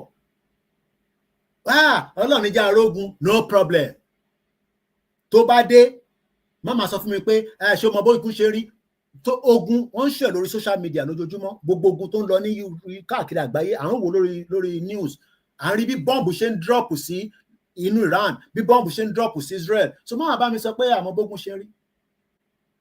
Tẹ́ ẹ̀ bá fẹ́ ogun, ẹ jẹ́ ká yanjú ọ̀rọ̀ yìí ní tùbítùbí, ní tọmọlúàbí. Mo kí ìyá tó bí mi lọ́mọ, ẹ káàbọ̀ mà, Akọ́lá Jímọ̀ Olóyin, mo kí gbogbo ẹ̀yin Christian.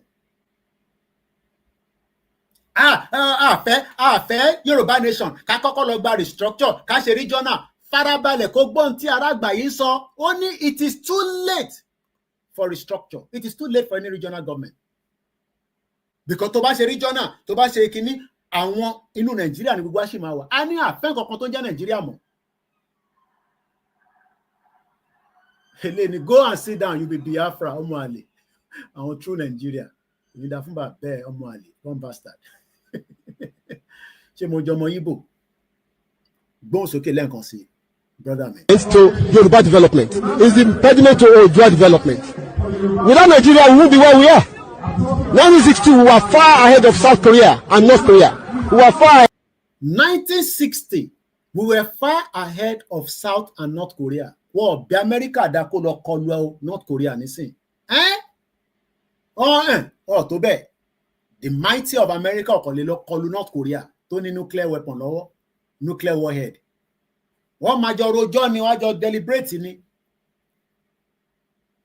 Mo kí Azeez Bádéṣeré, èèyàn ti Koiki Media. Mo kí bàbá wa Kim Afọlárin. Tẹ́ bá ti bá audio mi pàdé, ẹ bá mi pín. A sí lórí Mixlr torí àìtí sanwó ẹ̀. Bàbá rẹ̀ tó máa support ká sanwó 1 year, fine. Mo kí gbogbo ibi tó ti máa pe útúbà lẹ́nìí. Aago 12 ni. Saudi Arabia kan ti open up. Wọ́n náà fẹ́ kí tourist máa wọlé lọ́tún lósì. Tokyo 778, mo kí yín. Saudi Arabia tẹ̀tí ń lọ gan, àwọn náà ti open up. Ilẹ̀ Yorùbá rí bó ṣe rí yẹn. Inú wọn wá ń dùn pé ká ṣì wà nù Nàìjíríà. Ẹlòmíì ọmọ mi ní Nàìjíríà. Ó kàn sọ pé ká wà nù Nàìjíríà, ṣé gan ẹ̀yin tẹ̀ fún wa ní gift. If you know the meaning of Nigeria, you run away from it. Ẹgbẹ́ òṣèké lẹ́ẹ̀kan sí. Ahead of China even. We had television before France. We had radio before South Africa. Now look at where we are today. I think it's a shame that even any Yoruba man can be talking about restructuring at this point. It's a shame that any Eshegoni King MC, mo rí pé ẹ̀kan jù wọlé ni. Eshegoni, we appreciate all the gift. Àti wà lórí TikTok, ẹ máa wọ́n dáa pé Koiki mo ló ti ń gbowó mẹ́ẹ̀, ẹ̀wọ̀n kó jẹ bọ́lá rẹ̀, àwọn láìkó owó gan. You might not want it, but you will have no choice. There is no other way out anymore. Koiki ṣe jẹ́ kí Tinubu ṣe second term náà káwá owó ṣe máa ṣe. Ó lè wà too late. Ẹ ṣe gan ni thank you Ryan. It might be too late. Ẹ má ẹ̀ka gamble ẹ̀ mọ́. Tinubu has enjoyed as a president. Orúkọ ẹ̀ ti wà nínú ìtàn pé Abiola ò jẹ́ o, Awólọ́wọ̀ gan wọn ò jẹ́ kó rí ṣe délẹ̀ o. Tinubu has become the president. What more does he want? What more does he want? Ìwọ rò pé èwo lè lè tẹ́tú sí wáyé. Ẹnu kíní TikTok yóò yé mi púpọ̀. Ó sẹ́ni kíní kan bí Shell Energy. Ẹ fún mi lẹ́nàjì ni ẹ ṣe gan ni. We appreciate every one of you. I will open the phone line and I'll open the TikTok. She must send a request ni màá máa gbà yín wọlé ni. All these I don't know. But I'm sure pé guest. Okay, tẹ́ bá send a request màá gbé yín wọlé. But mo bẹ̀ yín má wá síbí báyìí. Sórí lè ní Koiki ó máa ṣe sùúrù fáwa ni o. A lè disagree pẹ̀lú ẹ. But má wá síbí báyìí. Kò wá sọ kábàkàbà. Platform tèmi yàtọ̀. I've seen a lot of you. Platform eléyìí. Kò sí bó ṣe fẹ́ defend Nàìjíríà lọ́dọ̀ tiwa níbí báyìí ká fẹ́ gbọ́. Ó lè ní ká fún Tinubu láyè. Màmá sọ fún ẹ pé a ti fún láyè tó. Tinubu ọdún 4 ẹ ti pé. Kò ní ọdún 8. Divide Nigeria. Máa bọ̀ ń lé. Gbogbo wealth ẹ àgbà lọ́wọ́ ẹ. Máa gbádùn ẹ̀ wá ti ṣe yìí. bó o lè di bàbá àsàlẹ̀ mọ́ because a máa ní constitution tó máa ṣiṣẹ́ ìyẹn làwa ń sọ so tẹ bá ti wọlé ẹ dárúkọ yín má bẹ̀rù dárúkọ ẹ sọbi tó ti ń pè wá tó ti ń bá wa sọ̀rọ̀ torí àwa náà tá à ń gbójú síta ó lè máa sọ pé ọmọ Yorùbá ni ẹ kó wá máa hide mo mọ̀ pé rúùn báyìí mo délé lóòótọ́ ẹ̀yin yan wa ẹ̀jẹ̀ ń yọ ilé kúrò àwọn èèyàn wá ń bẹ̀rù àwọn olóṣèlú ti kó wọn láyà jẹ gidi eléyìí ni who is this dádì ẹni mi ó ní who is this ẹ tó ń béèrè pé who is this òun ò gbé picture síbẹ̀ kò forúkọ gidi síbẹ̀ ó ní who is this dádì ẹni mi so ẹ jẹ́ ká gbé àwọn èèyàn wọlé àwọn èèyàn ti send a request pé Koiki wo ẹjọ́ ẹ ti pọ̀ jù gbé wa wọlé ká tẹ bá ti wá wọlé ẹ ti mọ bó ṣe máa ń lọ ẹ mute ká jẹ́ kéèyàn kan sọ̀rọ̀ tán kó tó sọ̀rọ̀ kan so that ká má máa ẹ tó bá dẹ̀ fi pè wọlé náà àṣì phone line ó yá ẹ̀yin tẹ́ ti wọlé ẹ bá wa bọ́ẹ̀ máìkì yín síta ṣe smart done ẹ bá wa release máìkì yín kẹ́ bá wa sọ̀rọ̀. ẹ káàbọ̀ sá.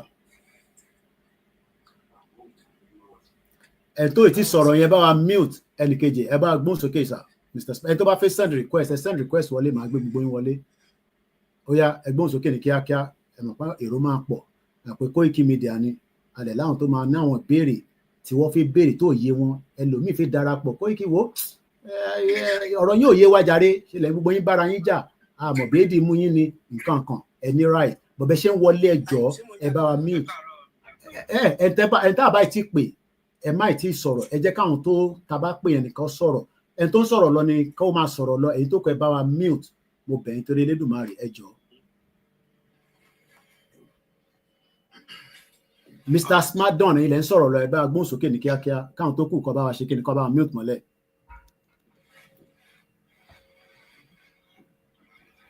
Mr. Smart Don àbí Smart Don ṣe ti lọ ní àbí nẹ́tíwọ́ọ̀kì ti gbé wọn lọ ó dà ẹ jẹ́ ká lọ sí the next person Mr. Inola I hope I'm right with the name ẹ má bínú tí mo bá pronounce dáadáa ẹ bá gbóhùn sókè sá. mo kí yín báwo ni Nàìjíríà lénìí ẹ má parọ́ fún wa o.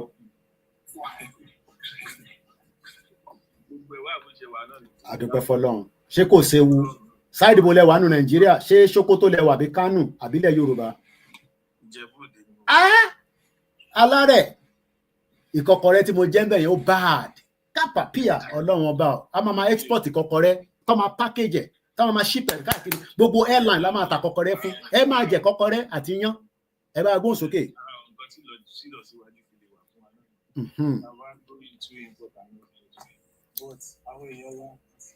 gẹ́gẹ́ bẹ́ẹ̀ ṣe sọ tẹ́lẹ̀ olú àwọn ẹ̀rù jẹ́ kẹ́nìbọ̀dì kankan. kí ló ń fa ẹ̀rù ká kọ́kọ́ béèrè láti bẹ̀ yẹn kí ló ń ẹ bá dẹ̀ ti sọ̀rọ̀ tán ẹ exit tó dà ká lè gbá àwọn míì wọlé ẹ ṣe gan ni èṣù fẹ́mi ọmọ babaláwo lèmi náà ṣe gan ni kí ló ń fa ẹ̀rù. ẹ tí kò bá ti ní nǹkan tó lè fẹ̀yìntì ẹ̀rù á bà. ok. tí kò bá ti sí pé òkè o bí a mo ní ẹbí kan tó lè ràn mí lọ́wọ́ tó lè tì mí lẹ́yìn o àbí mo ní pàdé kan mo lọ́rẹ̀ẹ́ kan àbáwọn pẹ́rẹ́ǹtì mi wọ́n lè dá dúró tí kò bá ti sí gbogbo aṣọ ọmọkùnrin wá báyìí torí pé ìwọ náà mọ̀ fúnra rẹ̀ pé tí nǹkan kan bá ṣẹlẹ̀ sí ẹ̀ nǹkan kan bí nǹkan bí ti ṣẹlẹ̀ sí bí ẹ̀ ń general. ok. aṣọ ọmọkùnrin so nǹkan tẹ́ bí bọ́dì tẹ́rù fi torí àmọ́ ń pé wọ́n sọ pé olóyìnbó máa sọ̀rọ̀ kan sọ pé a man tó bá wà responsible ló máa understand the consequence of every action tó bá make. ok. àfọmọkùnrin tó bá go ahead lókè and brave tó bá bọ́ síta tí nǹkan kan bá ṣẹlẹ̀ sí ẹ̀ ìwọ náà mọ̀ pé ẹbí ẹ̀ kò ní òògùn so ọkùnrin máa rò pé tí bá lè ṣe báyìí ẹbí mi ló wà àti kò ń ṣe not just me kò kí ṣe mi àwọn nǹkan tó dẹ̀ ń fà tẹ́rù fi ń ba ọ̀pọ̀lọpọ̀ ní wa ní tí bá bọ́ síta ní sí tí nǹkan kan bá ṣe ní kò ṣe mi nìkan ṣe o. ok bọ́ síta in what way ṣé lórí ìrìn àjò Yorùbá nation àbí. lórí ìrìn àjò Yorùbá nation. ok ok ok ok so it's like pé ẹ̀ ń ríra yín pé ẹ̀yin nìkan ni individual even tẹ bá tẹ pé mẹ́ta kò dàbí pé kérò yẹn kó ya kò nígbà táwọn èèyàn jáde tó ń sọ pé àwọn fẹ́ ọmọ olólú fún polytechnic tó bá yẹ pé irú èrò yẹn ló ń jáde definitely kò ní sí ẹ̀rù àbí. but ó kálukú ní ẹ̀rù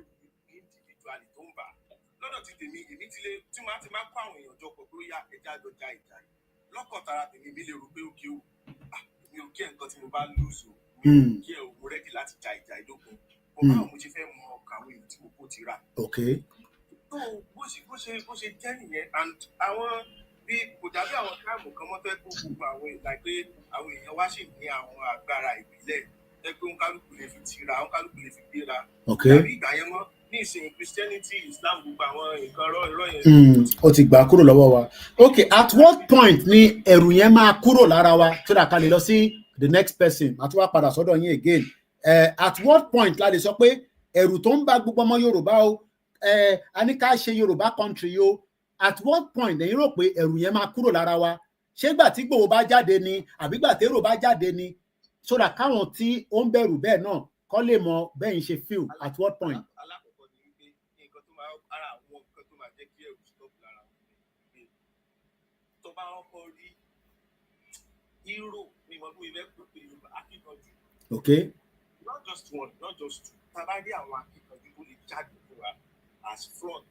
Okay. Àwọn ẹ̀yìn sì ní ta àwọn akíkanjú yẹn gbọ́dọ̀ ní nǹkan táwọn fẹ̀yìntì gẹ́gẹ́ báwọn ò ṣe ní àwọn gbọ́dọ̀ ní torí ẹ̀ lórí nǹkan tó lè jẹ́ ká gbàgbọ́ nínú wọn ní lókè ẹni yìí ní nǹkan tó wọ́n lè ní fẹ̀yìntì so therefore àwa náà lè fara ti ìwé náà.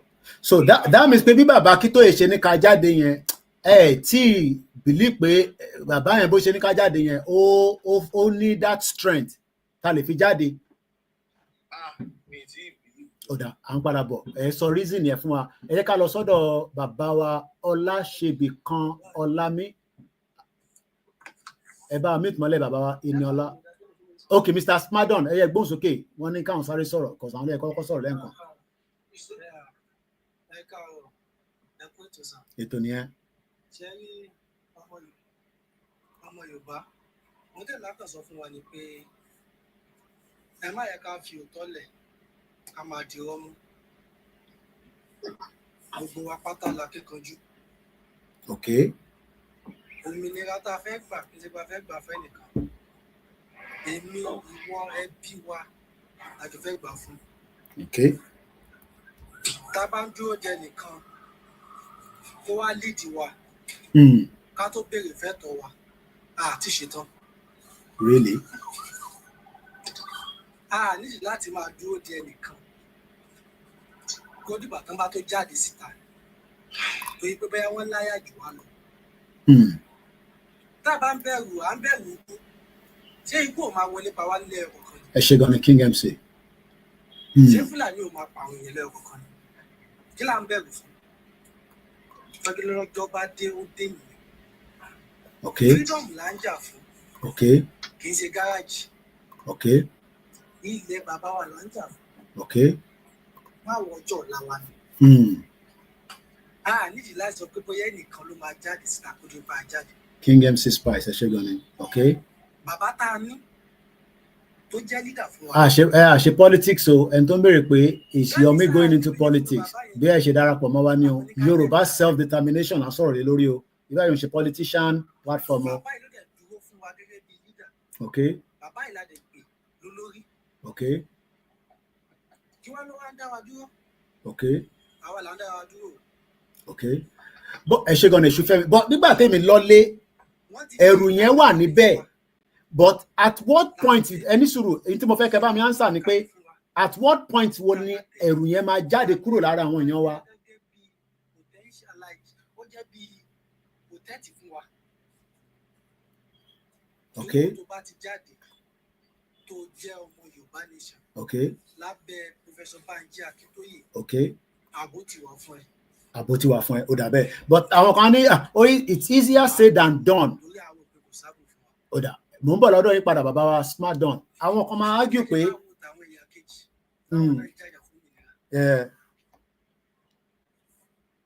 Ṣé tó máa ní bàbá bí bàbá Akintoye ṣé òpin náà ní káwé sì máa wà lọ́dọ̀ federal government dé ni. Ok. Mo rí pé wọ́n gbọ́n tí mò ń sọ yẹ ó dà pé network wọn ni I think it's his network. Ok.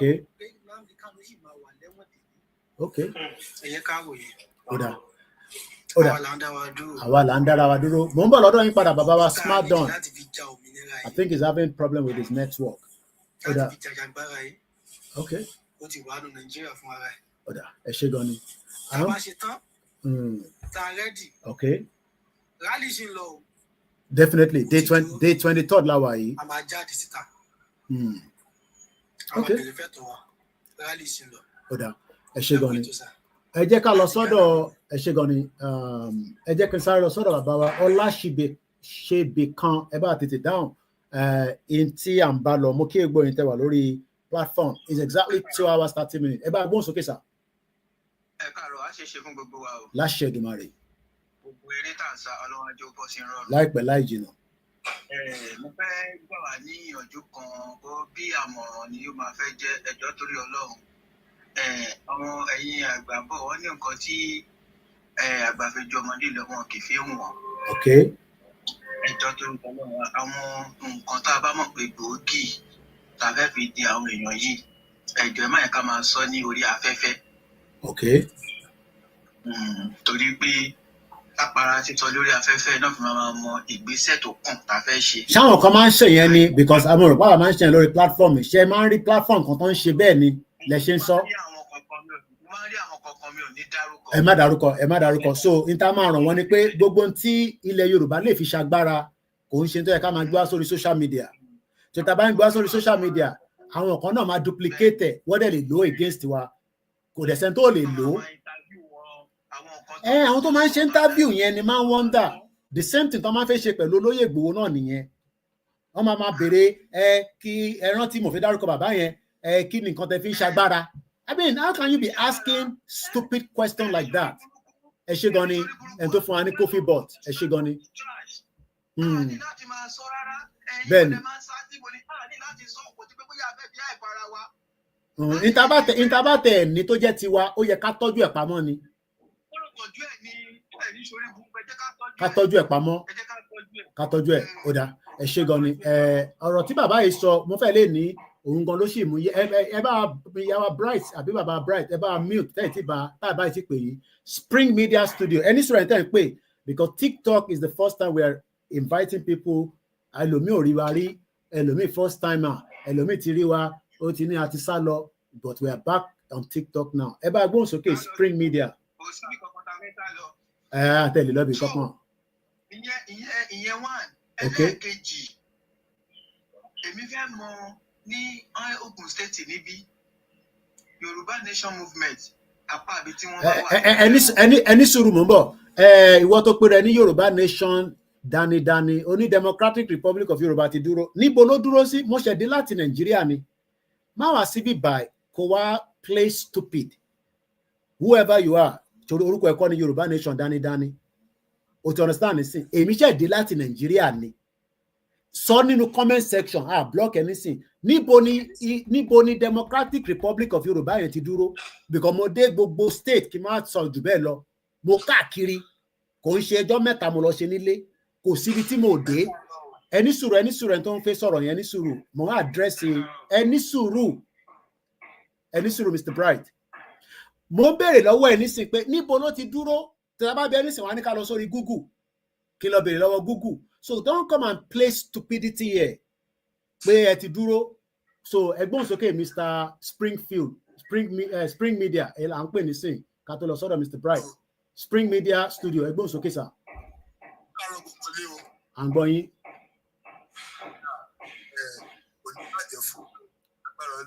inú mi ti láì mo ti ń fọkàn sí pé irú ètò báyìí lágbára náà pé mi náà dá sí. ẹ ti wà lórí ẹ̀ náà nìyẹn. mo ráyè wọlé lé. ẹni tó ẹ̀ńtẹ́ ìbá nǹkan tó ń sọ wà lára èèyàn kan wọ́n ń lu ṣọ́dọ̀ yín lọ́ ti ń lu bí a carpenter work ń lọ lẹ́yìn ṣọ́dọ̀ yín kí lè kọ́ mọ̀. ọ̀dọ̀ mi kọ́ o. ok ẹni tó bá sọ̀rọ̀ ẹ bá wa mute Mr. Bright ẹ bá wa mute lọ́dọ̀ àpẹẹrẹ àtọ̀dọ̀ yín ni ẹ jẹ́ ká respect about clinical mute ó yẹ gbóhùn sókè Spring Media mò ń gbọ́ yín.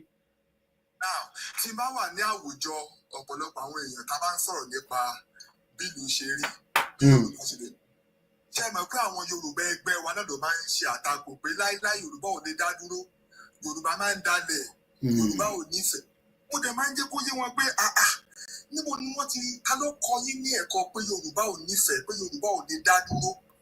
Ẹ bá lọ sí inú history gbogbo nǹkan tó jẹ́ achievement country yìí ilẹ̀ Yorùbá ló wà. Yorùbá ló ní ilẹ̀ Yorùbá lè ti máa rí Haúsá àti Ìgbò àti àwọn ẹ̀yà míì tí wọ́n ń ṣe business káàdẹ̀ kí n bá wọn jà. Ọmọ Yorùbá ò lè sọ pé òun fẹ́ lọ ṣe business ní ìlú mi sí kó wá gbà kó lọ. Ìlú pé mo gbọ́ ọmọ Yorùbá kankan tó prosper ní bóyá Anambra, Onitsha àbí àwọn ilẹ̀ yìí àwọn náà máa ń wá sọ́dọ̀ wọn láti wá ṣiṣẹ́. Mentality pé Yorùbá ò lè dá dúró yẹn mo fẹ́ ká lọ́kọ́ yọ kúrò. Ẹ jẹ́ kí n bí ní kankan sà torí fún àǹfààní àwọn tó ń gbọ́ wa káàkiri gbogbo àgbáyé mo kí comrade Ọmọṣẹ́bí. Àwọn tó máa ní Yorùbá ò lè dá dúró yẹn ǹjẹ́ wọ́n mọ̀ pé Yorùbá ti dá dúró rí kó tó di pé amalgamation wá. Ọ̀pọ̀lọpọ̀ wọn ò mọ̀. Ṣé rí wọ́n ní òun ló wrong ká bá lè gbìyànjú àti nǹkan tó ti ṣẹlẹ̀ far back ó máa change mentality wọn. Mi ìmẹ́ tó sọ fún wọn pé Yorùbá máa ń dalẹ̀. Mi ìmẹ́ tó sọ fún wọn. Ṣé ní gbogbo yẹn ara iṣẹ́ tí Britain ṣe nìyẹn èyí táwọn kan máa ń sọ náà pé Babangida ní tó bá ń jà ń bẹ́ yẹn gbogbo yẹn fàbú ni o kò sí evidence based. Ẹ mọ̀ pé nǹkan kan máa ń ṣẹlẹ̀ tí ẹ bá rí Ìbàdàn ẹ má bínú Ọládèjì Alọ́dìran lórúkọ mi Ìbàdàn ni mo ti ń bá ẹ ṣé gan ni sà. Ṣé rí tábà kò sí ìlú tẹ lọ bẹ́ẹ̀ tí ń rí àwọn Haúsá tí wọ́n ń gun ọ̀kadà nílẹ̀ Yorùbá yìí. Tẹ bá wá rí bóyá Haúsá kan bá ní accident àbí Yorùbá kan fẹ́ bá ẹ máa rí tí àwọn Haúsá ẹgbẹ́ ẹ̀ wọ́n lè tó bíi 20 wọ́n máa lọ gbèjà ẹ̀. Ìdá ó jẹ̀bi o ìdá òun ló jàre o they don't want to know. Masha make sure pé fight for him and they conquer the Yorùbá man tó bá ń bẹ́ẹ̀ ní ẹ̀ that is their culture. Wọ́n máa ń jẹ́ kó ń ṣe culture wọn nìyẹn. Kò sí torí pé ọ̀pọ̀lọpọ̀ àwọn Yorùbá tí wọ́n ń witness kìíní yẹn many of them have not traveled before. For instance mo travel mo wá rí Yorùbá ẹgbẹ́ mi ní bóyá ní Holland. Èmi àti àmọ́ra rí. For the fact that I'm for Yorùbá I believe he is my family at that moment. Wọ́n bá ṣe nǹkan tí ò dáa tí bá lè nǹkan tó fẹ́ bàjá èmi náà make sure pé mo fight for him. Because as my fellow Yorùbás. Torí ìyẹn ló ṣe sọ pé one people one language one culture ẹ̀yà kan èdè kan ẹ̀ṣà kan àbẹ́ ẹ̀yà kan. Àwọn tá a jọ kan náà ewu our four family. Àjọ náà ni. Àti ká dádúró lọ́nà fún wa best weather. Àwọn aládé best plan láti gbé nǹkan. Àwọn aláwa mọ́ àwọn aláwa mọ́ akọ̀wé. Gbogbo kan mẹ́wàá tó fẹ́ wà ní wọ́n fi ilẹ̀ Yorùbá wà. Yorùbá ló ń fi in fact many people don't know they used to think that way Hausa nìkan ló ń dáko and they already chased we back on this path. Sherry, you see part of the agenda yẹn òun ni narrative tí à ń create ní in the last 5 years. Argument àwọn tó máa ń ní Yorùbá ò lè dá dúró ìdí tó ṣe ń sọ bẹ́ẹ̀ òun ni pé Britain fẹ́ jẹ́ kó believe pé à ń ṣe èèyàn à dẹ̀ lè dá dúró o dẹ̀ lè ṣoríire until tó bá travel out of the country tó bá dẹ̀ wà nínú ilé o gbọ́dọ̀ rely on the existing protocol tí Britain create tó ń pè ní the 1914 fraudulent amalgamation. Now mo gbọ́.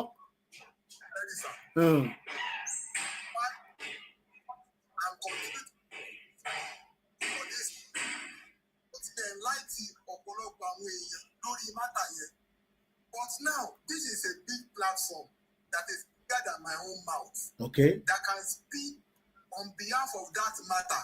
That is to make sure orientation. Sure, yeah. I change the narrative, yeah. About this topic, Timon Sorole Lori, only change. Can't let me pay. I wanted the best tribe. Shall people then would and go. People they don't have a language. They want to talk with language. I want they are are so divided. Okay. But people don't use because Igbo Oma Imo State Oderale Anambra. Okay. Oma Anambra Ebonyi Oderale New Koderi. Okay. Oma Ijebu. Brother mi eti saw as much kick off torí mo fẹ́ jẹ́ káwọn tó kù náà ráyè sọ̀rọ̀ torí mo fẹ́ gba calls náà but mo fẹ́ respect ẹni tẹ́ wà lórí TikTok. Benny, don't talk about Igbo. Let's focus on ourselves. Sherry Britain, any suru sir. Sherry ti Britain create. If many of you Yoruba understand the Britain create, what creates a trade sáàrin ara wa number one. Kàmáìtẹ̀ tí wàá sọ among Igbos, Hausa àtàwọn ẹ̀yà tó kù.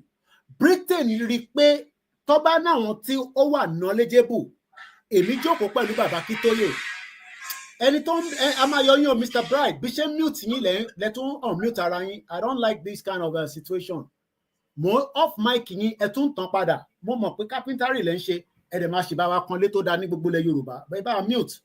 Okay? Ṣé rí problem tí Britain create yìí?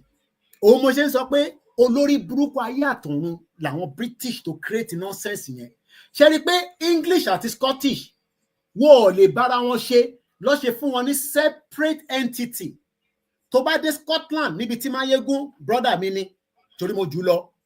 Scotland tó ń gbé yẹn wọ́n ní parliament tí wọ́n tó ti operate. Kódà bó ṣe operate school wọn ó yàtọ̀ sí England táwọn ọmọ mi ti school. Even though pé ọmọ Máyégún wà ní Scotland. Scotland ní flag tí wọ́n tó ń pè ní àsíá. Tó bá fẹ́ lọ gbá bọ́ọ̀lù nísìn Scotland máa lọ, Wales máa lọ, England máa lọ.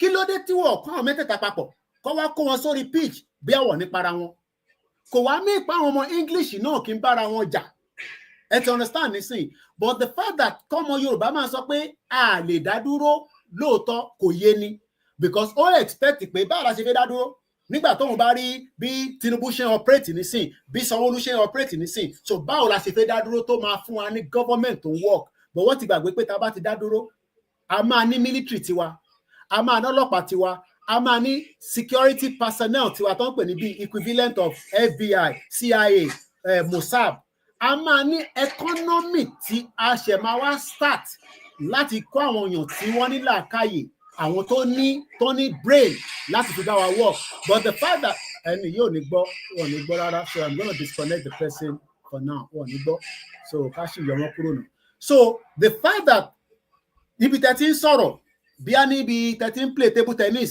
níbi tẹ́ ti ń play ayò tẹ́ ti ń wo football ọmọ àfàwọn kò ìkíyàn sílẹ̀ jàre Yorùbá nation wo a lè dá dúró náà ìwọ náà wo bílẹ̀ wọ́n compare Nàìjíríà tí Britain create purposely pé kó má ṣiṣẹ́ now wọ́n ṣojú ìjọba nísìn ààrẹ tó lọ láti Èkìtì tó lọ síbẹ̀ tó bá ń ṣe ọdún eégún ní the other side àmàrẹ́ tó lọ tó bá ń kírun ní ẹgbẹ́ àwọn Christian a máa rí mùsùlùmí tó máa defend ohun tó jọmọ Yorùbá we have lived in harmony for thousands of years until àwọn olórí burúkú white people yìí dé àwọn ní jẹgúrú jẹrá tó wá da gbogbo ẹ̀rú tàfi wá ń sọ lẹ́nu nísìn pé a lè dá dúró kí ló dé tá lè dá dúró ó yá ẹ jẹ́ fún yín ní information kan nísìn kí ni information yẹn Tinubu lọ sí ìlú kan tó ń pè ní St. Lucia gbogbo population St. Lucia yẹn láàárọ̀ yìí ìlú tí Tinubu lọ tó wà tí Báyọ̀ Ọ̀nànúgà tí yẹn sọ fún wa pé lójú wíńdò òun àwọn gbádùn àwọn tó wà lórí YouTube àti Facebook wọ́n rí báyìí nísìn gbogbo population ìlú yẹn kò pé 200,000 gbogbo population ìlú tí Tinubu wà nísìn is 179,285 ṣé wọ́n lè dá dúró àbọ̀ lè dá dúró tó bá lè dá dúró ni Tinubu ò ní lọ síbẹ̀ náà kó máa fún ní the honourable highest award now kí ni GDP ìlú tá à ń sọ yìí tá bá lọ wo GDP wọn kò tó Lagos State GDP $2.4 billion wọ́n máa manage ayé ara wọn wọ́n máa operate as a country so ọmọ Yorùbá tó bá ń sọ bẹ́ẹ̀ àní ní kò ní làákàyè ó ń wo the current system of what Britain create pé eléyìí tí Britain create yìí lẹ́tí wọ́n sọ pé fẹ́ lọ dá dúró ẹ̀ lè dá dúró torí ẹnu wọ òkò gbogbo pẹ́nu wọ òkò yẹn nonsense and jagbajantis ni so ẹ jẹ́ kí n lọ sọ́dọ̀ bàbá wa hello ó yẹ ẹ fẹ́ sọ àwọn kan sí ẹ̀gbọ́n sókè. Advice ṣẹ́rí mo fẹ́ káwọn àwọn youth wa gbókùnlé àwọn celebrity tó ń gbé bí tó ń rèsì Nigerian flag lọ sí gbogbo world ọmọ Yorùbá ló pọ̀ jù. There's no doubt about it, definitely. In Nigeria and in the world at large. Ó lè fẹ́ jẹ́ kó yé wọn Yorùbá àti ìjà ẹ̀sìn tẹ́lẹ̀tẹ́lẹ̀.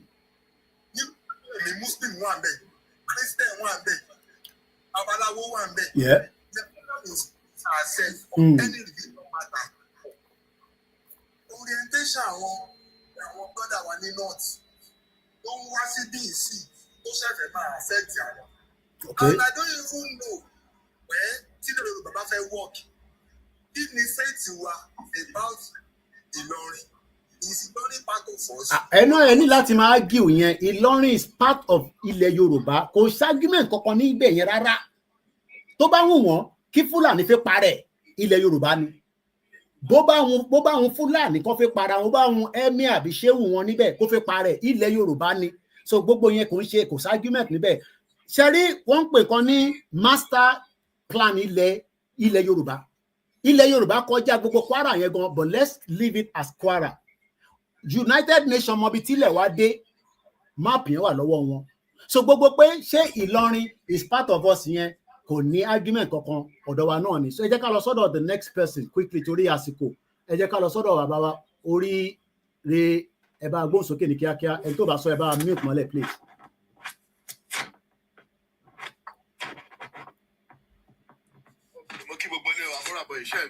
Loud and clear, sir.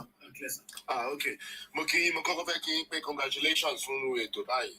Torí pé mo kí yín as olóòtú pé you're a very knowledgeable person. And first time ṣe máa ti ẹ̀gbọ́n yín rí ní bàbá mi. Mo wọ́n program yìí rí, but everything you've said here and the way you've coordinated, conducted the show, ó show pé ẹni tó ní ìmọ̀ kankan ló ń ṣe ètò yìí. So I just want to thank you and congratulate you. Torí common sense, honey pé kò common, báwo èèyàn ṣe máa ń sọ. So níbi tí mo sọ kékeré gbé mi wọlé ìgbà tí mo gbọ́ tí bàbá wa kan lọ sọ pé kinní kan ò lè work, kinní kan ò lè work. Mo ní kí báwo ni kò ṣe ní lè work. Nǹkan tó máa ń surprise mi torí pé èmi náà ti máa ń mú ẹnu kan àwọn nǹkan báyìí. You know, at least for the last year, because there's some nípa fear is actually true. Toro ti pete mi ti kúrò ní Nigeria, èmi gan gbà tí mo ṣẹ̀bẹ̀ sí understand bí fear bó ṣe engulf àwọn èèyàn wa. I was very very surprised. Torí pé kò ṣe Nigeria tẹ̀mí sílẹ̀ ní bó ṣe wà ń sìn tó yẹ pé ẹ̀rù máa ba àwọn èèyàn wa gan. But nǹkan tó máa ń ká èmi lára ìgbà tẹ̀mí realize let's say in the last year ni mo ti realize kìíní yẹn. Ní iṣẹ́ tèmi dẹ̀ ń ṣe mí báyìí, ó tọmọ bí strategy. Okay. Oye mi. Torí UK lèmi náà wà. It's okay. Ó tọmọ bí strategy. Okay. Èmi náà ti ṣiṣẹ́ fáwọn tó ní àwọn ará ìlú yìí. Èmi ti ṣiṣẹ́ mo ò ní fi gbogbo ẹnu. Ẹnu ẹ máa tẹ ẹ ní láti ẹ ṣá máa sọ̀rọ̀ ẹbí tẹ́ bá fẹ́ ká gbọ́ ẹ̀yin. Department wọn tó ẹ pé strategy gangan mo ti ṣe tó ẹ bá àwọn gọ́ọ̀mẹ̀ntì wọn dẹ̀ ti lò ní àwọn strategy mi. So nǹkan tó wá ṣẹlẹ̀ ni pé tèmi bá wá ti ń kí mo ti notice at least on 2 or 3 occasions táwọn èèyàn bá àwọn Nigerians they're very very quick to talk about problem, but tẹ́ bá wá fún wọn ní ideas bí solution everybody á máa bẹ̀rẹ̀ sí sàpadà sẹ́yìn. Àwọn tí wọ́n sọ tó mú idea tó mú problem yẹn wá gan lọ́mọ máa sọ fún yín pé kò lè ṣeé ṣe. So we believe pé here is is one of our biggest challenges. Amani láti cross over. Torí pé àwọn èèyàn wa they're very quick to talk about the problem. But ẹ̀yin tẹ́ bá wá gbé solution kalẹ̀. Àwọn tó gbé problem wa gogogo láti máa bẹ̀rẹ̀ sí bá yín jà. Okay. So I don't know how to call that kind of condition. So I think it's a psychological condition. To pé àwọn tó need problem, tó need solution yẹn gogogo. Wọ́n máa fẹ́ máa bá yín jà níbi tẹ́tí try láti propose àti láti sọ pé okay, bẹ́ẹ̀ mi ṣe rí ọ̀nà lélẹ́yìí o. Ẹni tó bá ní a better idea, okay, iná mo ti wá káfí kan ló káwó bá ṣe máa rí lọ́síwájú, but ìtẹ́mi rí lélẹ́yìí. Wọ́n ní mú solution wá o. But ẹ̀yin tẹ́ mú solution wá, àwọn tó present problem gangan wọ́n ti máa try láti stop. implementation solution you more than support it. I don't know what to call that kind of psychological condition, but maybe like making it plague away your work. So mbati baba yen so pe ko le se yen le ti wo ka how people do today. Mo se ni keke gbe mi sókè baba torí pé so kí la ṣe lè convince àwọn èèyàn tó ní kò lè ṣe because mo sọ fún lẹ́yìn kan the St. Lucia ti Tinubu lọ is 200,000 àti wo GDP wọn is 2.4 billion. Tàbá wo GDP tó ń wọ Lagos State nìkan ìtorí pé Lagos dẹ̀ jẹ́ Lagos ni a lè replicate rather ní Kwara ní Kogi ní omi tó wà ní Ondo tẹ́ bá mọ̀ tó yẹ kó máa fún wa ní revenue padà. So táwọn kan bá wá jókòó bẹ́ẹ̀ ṣé fear ta ṣe ń sọ yẹn náà ni àbí torí pé látara pé wo ẹ fi wọ́n sílẹ̀ jàre àwọn ilé náà kan wá nǹkan tó máa jẹ ni or kí ni reason ẹ̀yin wà ní that line of strategy kí ni reason tí wọ́n ṣe ń ronú bẹ́ẹ̀ àti pé kí la lè fi convince wọn ṣá máa dúró kí gbogbo èèyàn accept ẹ̀ ni ká tó push forward torí pé I don't know how long that can take. That means pé à ń fún Britain ní more energy láti breathe nínú Nigeria as we all know. Lára commentary, lára compliment mo fún yín sir, because one of the statements that you made here, I really appreciate God. There's a person sọ́lẹ̀ kan wípé lè dúró everybody ready. Pé àwa tá rí ọ̀nà la máa ní láti tẹ̀síwájú. Okay. Àwọn tó kù wa máa bá wa bẹ̀ ọ́, lè dúró. Wow. 1% làwa tá rí ọ̀nà yẹn. We'll go forward. Àwa náà la máa láti tẹ̀síwájú. Lè dúró torí pé tá bá dúró lè kúrò lójú kan sá. If I've learned anything in the last year, even gan ṣé kí n sọ fún yín. Mo ń gbọ́ sà. Àwa 1% yẹn náà là ń tẹ̀síwájú. Bá ṣe ń fi ọwọ́ kan ṣe ètò ọ̀nà yẹn, wọ́n tún máa ní láti gbé ọwọ́ kejì ká mú nǹkan bí àtò torí pé àwọn tó máa bá wa jà àwọn tá à ń jà fún kankan ló máa kọ́kọ́ bá wa jà. Kí àwọn ọ̀tá tó bá wa jà. That's something I've realized. Mike yẹn ó lọ tí mo fẹ́ sọ pé àbí bàbá yìí tí mo tí nítorí nígbà tá ní ẹjọ́ wà nígbà náà ni ó lọ bó ti padà dáadáa nísìnyí à ń gbọ́ yín nísìnyí. Ṣé ti okay. So ó ṣe ti gbọ́ mi sìn. Loud and clear. Má bínú sá nǹkan tí mo sọ ni pé not only we will have to proceed àwa tó jẹ́ pé kò sí bá ṣe lè kéré tó àwa la máa ní láti tẹ̀síwájú àwọn tó kù tí wọn ò bá rí vision yẹn àbí wọn ò ní wọ́n bá wa ń bẹ̀ bá ṣe ń tẹ̀síwájú yẹn àwọn tá máa kọ́kọ́ challenges tá máa kọ́kọ́ face àwọn tó wà within àwọn tá à ń jà fún gangan la máa ní láti kọ́kọ́ defend ara wa against torí pé mo ní pé kíní yẹn is a common problem. At least maybe 3 initiatives tí mo ṣe ní pé kí n táwọn bí èmi mo gbé kalẹ̀ ni òbí ẹlòmíì náà ló mú problem wá àwa solutionize ẹ̀ àwa ní pé ká tẹ̀síwájú ara àwọn tó mú problem wá gangan lọ́tún bẹ̀rẹ̀ sí takò mi lọ́nbà mi jà ṣó ti yẹ yín so problem yẹn we have to be prepared for it. We have to be prepared for it. mo like mo wá sà. Ó dẹ̀ ti tóbi 3 bíi mẹ́ta bíi mẹ́rin tẹ́yìn kan ti jábọ́lẹ̀. Ṣó ti ẹnikẹ́ ó ti tóbi mẹ́ta bíi mẹ́rin tẹ́yìn kan ti jábọ́lẹ̀ tẹ́kẹ́ lára àwọn tó àṣọ kéka jà fún lọ́tún wá ṣìṣọ́ tó ti. No èmi ti a ti use mọ́ yẹn láti the last 5 years ọmọ kódà ẹ̀mọ́ wo sister mi Bukky Jesse lánàá lẹ́bàá rí bó ṣe bí ọ̀kan ṣe ó ń sọ̀rọ̀ ó ń ṣe analysis VDM àti Larry ó ní ẹ má accept ti Sam Larry sọ ó ní bò ká kọ̀ tó rí bí ẹ̀ báyìí èèyàn kọ́kọ́ bẹ̀rẹ̀ sí sọ̀rọ̀ kó gbọ̀ngbà tó sọ pé olórí burúkú they are to use mọ gbogbo nǹkan bẹ́ẹ̀ so there are people that just come in want to whine you wọ́n like nǹkan tá à ń ṣe because definitely tí ilẹ̀ Yorùbá bá dúró I don't want to be the only one coming to London mo fẹ́ kó wọ London kó wá wo football kó dẹ̀ lọ padà pẹ̀lú Yorùbá passport ẹ mo fẹ́ ká ní economy tó ń ṣiṣẹ́ mo ń wo GDP Nàìjíríà a máa ń lo kíní most of the time tẹ́lẹ̀ when we first started mo wá lọ review ẹ̀ padà nísìn kí ni mo fẹ́ mú jáde data Nàìjíríà eye tó wọlé ní country yẹn ní I think this was 2023 63 billion ló wọlé tẹ́ bá lọ sí OEC ẹ̀yin tẹ́ bá fẹ́ reference ẹ̀ èyí tó fún wa ní percentage bẹ́ẹ̀ ni crude petroleum 45.6 billion ìwọ tó ń argue pé Nàìjíríà ó yẹ kó ṣiṣẹ́ kí ló dé tí kò wá ṣiṣẹ́ because the union is not right there is not friendly union láàrin wa ìtọ́lúkálukú fẹ́ jẹ níbẹ̀ ni tó bá gbẹ̀mí náà síbẹ̀ ní ti máa jẹ ni máa kúrò níbẹ̀ ni fact ló gbọ́ lẹ́nu mi yẹn that is the system tó bá lọ fẹ́ lọ síbẹ̀ ó fẹ́ lọ ṣe nǹkan kan is either you are killed or whatever might happen to you kò ń ṣe gbogbo àwọn tó lọ síbẹ̀ náà ni kò fẹ́ ṣe dáadáa But the system that has been set up by Britain was not designed to work. And it's a fact, whether you like it or not. Just get on, brother. I was at home. I saw the fear. Yoruba Nation. Yoruba Nation. How do we remove that fear, even though we might not wait for the 60 million? Because question mo kọ́kọ́ bíbélì gangan ni pé ṣé gbogbo èèyàn ló gbà fún Awólọ́wọ̀ nígbà tí wọ́n ní ká lọ gba independent ní 1959 going to 1960. Ṣé gbogbo èèyàn ló sọ pé bàbá Awólọ́wọ̀ ẹ jẹ́ ká dá dúró àbí kóyìnbó sì máa darí wa lọ?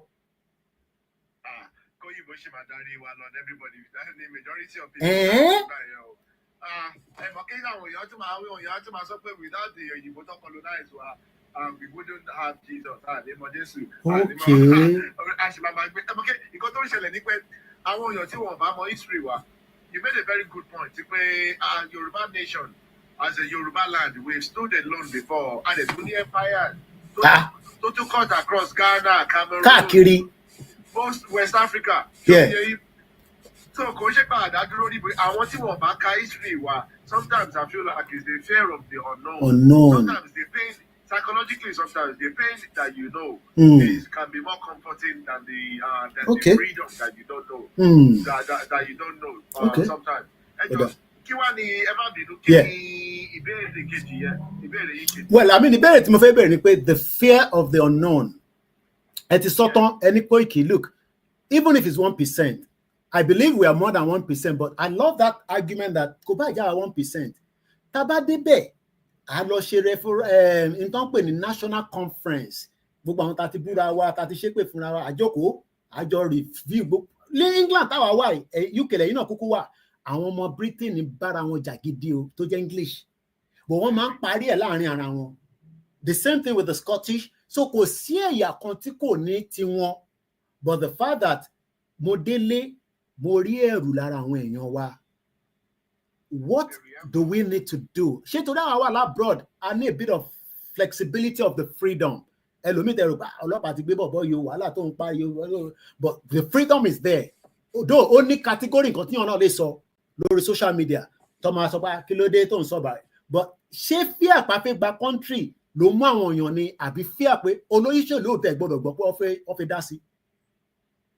Ẹ jẹ́ kí n sọ ọkọ tí mo notice there was a lára àwọn initiative náà ti èèyàn kan gbé problem wà lórí ètò. Wọ́n á propose àwọn solutions. Some of it include some reform of some of our laws. Okay. The problem go ní kí báwọn fún ọ Fúlàní ó dà kọ́ wọ nìkan bí yóò dò lọ́tí lọ pa àwọn èèyàn báyìí. Okay. Ní àwọn èèyàn wá gbé problem yẹn wá mọ́ wá ní kókè. Even in England, wọ́n ti tó bá study history of England. Ẹ rí pé land problem ó ti bí àwọn Fúlàní ṣe máa ń fẹ́ gbalẹ̀ yẹn ó ti ṣẹlẹ̀ nílùú Ìlọrin. So ó ti ṣẹlẹ̀ nílùú Ìlọrin. Pàtẹ́ mi wá ṣèwádìí, mo wá rí àwọn legislations àtàwọn laws táwọn èèyàn jà fún nígbà yẹn bẹ̀rẹ̀ nígbà yẹn náà tó jẹ́ pé wọ́n wá create reform tó jẹ́ pé nígbà tó wá tún òfin yẹn ṣe òfin yẹn wá gbé agbára kúrò lára ó gbé alágbára ẹni tó nílẹ̀ kúrò ní ọwọ́ central government ó gbé fún property owners. Kìíní yẹn ló wá bring peace, but before that point bí àwọn merchants báwọn people àti ṣe máa ń gbalẹ̀ káàkiri. Ajagunbalẹ̀. Tẹ́bá lọ history Great Britain, báwọn merchants ṣe máa lọ ń gbalẹ̀ káàkiri nìyẹn. Even gan sometimes wọ́n kàn wọlé wá ní pé okay àwọn wọ́n tún wá ẹgbẹ́ kí n tún àṣọkọ́ tó ṣẹlẹ̀ fún yín ní Great Britain nígbà yẹn àwọn merchants they can just come kọ́ ní pé okay ẹ̀yẹ ní yàrá mẹ́ta bẹ́ẹ̀ èmi ò dẹ̀ nílé I have a right to come and live in that house. Wow. Tọ́ba dẹ̀ ti ní right láti wọnú ilé yẹn tòótọ́ ẹ lè lé wọn jáde níbẹ̀. Wọ́n tún ọba wa lé àwọn tó nílé yẹn wọ́n wá lé wọn kúrò wọ́n wá gbalẹ̀ mọ́ wọn lára. Kíní yẹn náà ṣẹlẹ̀ ní Great Britain. Lára àwọn ìwádìí tí mo wá ṣe sí problem Fúlàní yẹn mo wá create strategy pé okay o èmi ti ṣe ìwádìí mo dẹ̀ ti rí pé àwọn countries kan even before Nigeria they've had these problems they've dealt with this kíní. Báwọn èèyàn ṣe jà fún kíní yẹn nìyẹn. Báwọn àwọn ìlú yẹn wọ́n ṣe solution yẹn nìyẹn. But ara àwọn tó gbé problem kan wá lọ́tún wá bá mi jà gbà ẹ̀ kíní yẹn wá jẹ́ kí n realize nǹkan kan. Ní everywhere else okay UK mo wá sí but I've travelled a lot. Ní every other country tẹ́mi ti visit tẹ́ bá wò àwọn olówó ni wọn ò fẹ́ kú. àwọn tálíkà tí kò sí kankan lọ́wọ́ wọn they don't care àwọn kankan lọ fẹ́ dà nǹkan orú pé kí gbogbo wa kúkú torí pé you know I've got nothing to lose. Yeah. But in Nigeria is the opposite. Àwọn tí wọn ní kankan jẹ́ pé they've got nothing to lose gangan ni wọn fẹ́ kí kankan pa wọ́n lára. So kìíní yẹn is like an inverted fear. Tó jẹ́ pé it's a misplaced fear. If you have nothing to live for, nílùú yìí ẹ̀yin náà máa mọ̀ kí nílùú yìí kò sí kan táwọn olówó bẹ̀rù tó àwọn tí wọn ò ní kankan àwọn tálíkà àwọn tó ń gbé ní council estate yẹn àwọn olówó bíbá ẹ̀ ọba àìfọ̀ ìdùn tó ní mọ̀ pé ò lè lọ sí Beckham lórí ìwọ jẹ́ MP kó wá lọ máa béèyàn kó ájú lọ́jà pé that's not your place àwọn èèyàn ò ní kankan wá pa ẹ lọ́dẹ wá pa ẹ náà. lẹ́sẹ̀kẹsẹ̀ àwọn ọmọ tó wà lórí street ok ẹ mọ̀ kọ́rọ̀ tẹ̀ ń sọ yẹn ẹ má bínú ẹ̀ńtà máa gbé wọlé after this person ká tó tún gbà on another set wọlé Sebanoti the Greenford Tower I was there when the fire happened the next day not the same night tẹ̀rántí pé Theresa May dé ṣe mọ̀ pé wọ́n lé lọ inú church lọ gbégbà ó dà pé àwọn èèyàn rántí Theresa May was the prime minister ó dé báyìí anger àwọn aráàlú tó ń súnmọ́ báyìí inú church lọ́gbẹ̀gbẹ̀ yìí jáde ó lọ bẹ́ẹ̀ ni kò address anybody mọ́. kíni ò ṣẹlẹ̀ kò lè ṣẹlẹ̀ ní Nàìjíríà láíláí. So nǹkan tí mo wá sọ kíní ìdí argument kan lórí ètò tí mo àtẹ̀ nígbà yẹn mo wá ní pé torí àwọn èèyàn kan tó argument àwọn Nigerians máa ń fẹ́ make gbà mí pé tí ọba tí mo suggestion wá ní pé ìwọ ò sí ní Nàìjíríà náà ìwọ ò mọ kan tó ń lọ náà kíní kan mo ní mo ò sí ní Nàìjíríà but I can promise you pé kò ń ṣe àwọn tó wà ní Nàìjíríà nìkan ló ń jà fún Nàìjíríà mo ní pé ara àwa tá wà ní UK gbà mí àtàwà ní abroad we put our lives on the line. No, we are putting our money. There's about $40 billion of diaspora money in the economy there. So, the last question, Emma Binu, look at the state governors. I think by country, why are they not implementing laws to favor Yoruba? Torí pé àwa Yoruba, we have not created. Torí pé our young put political careers above the interest of the Yoruba people. Torí pé everybody ló ní làákàyè, everybody ló máa ń ṣe risk assessment.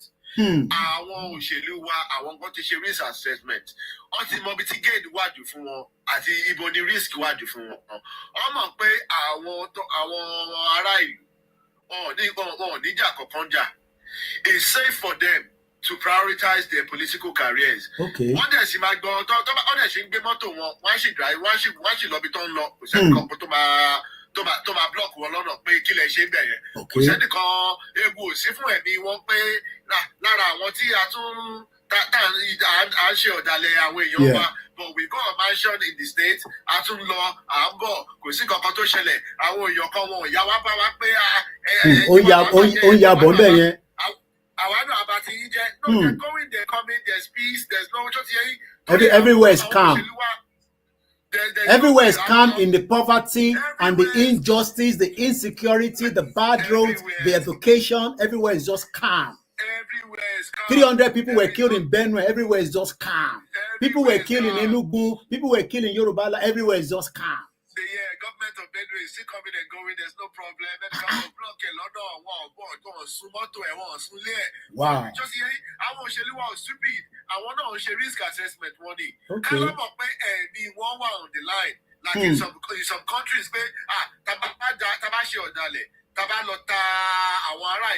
we won't have any hope to go to.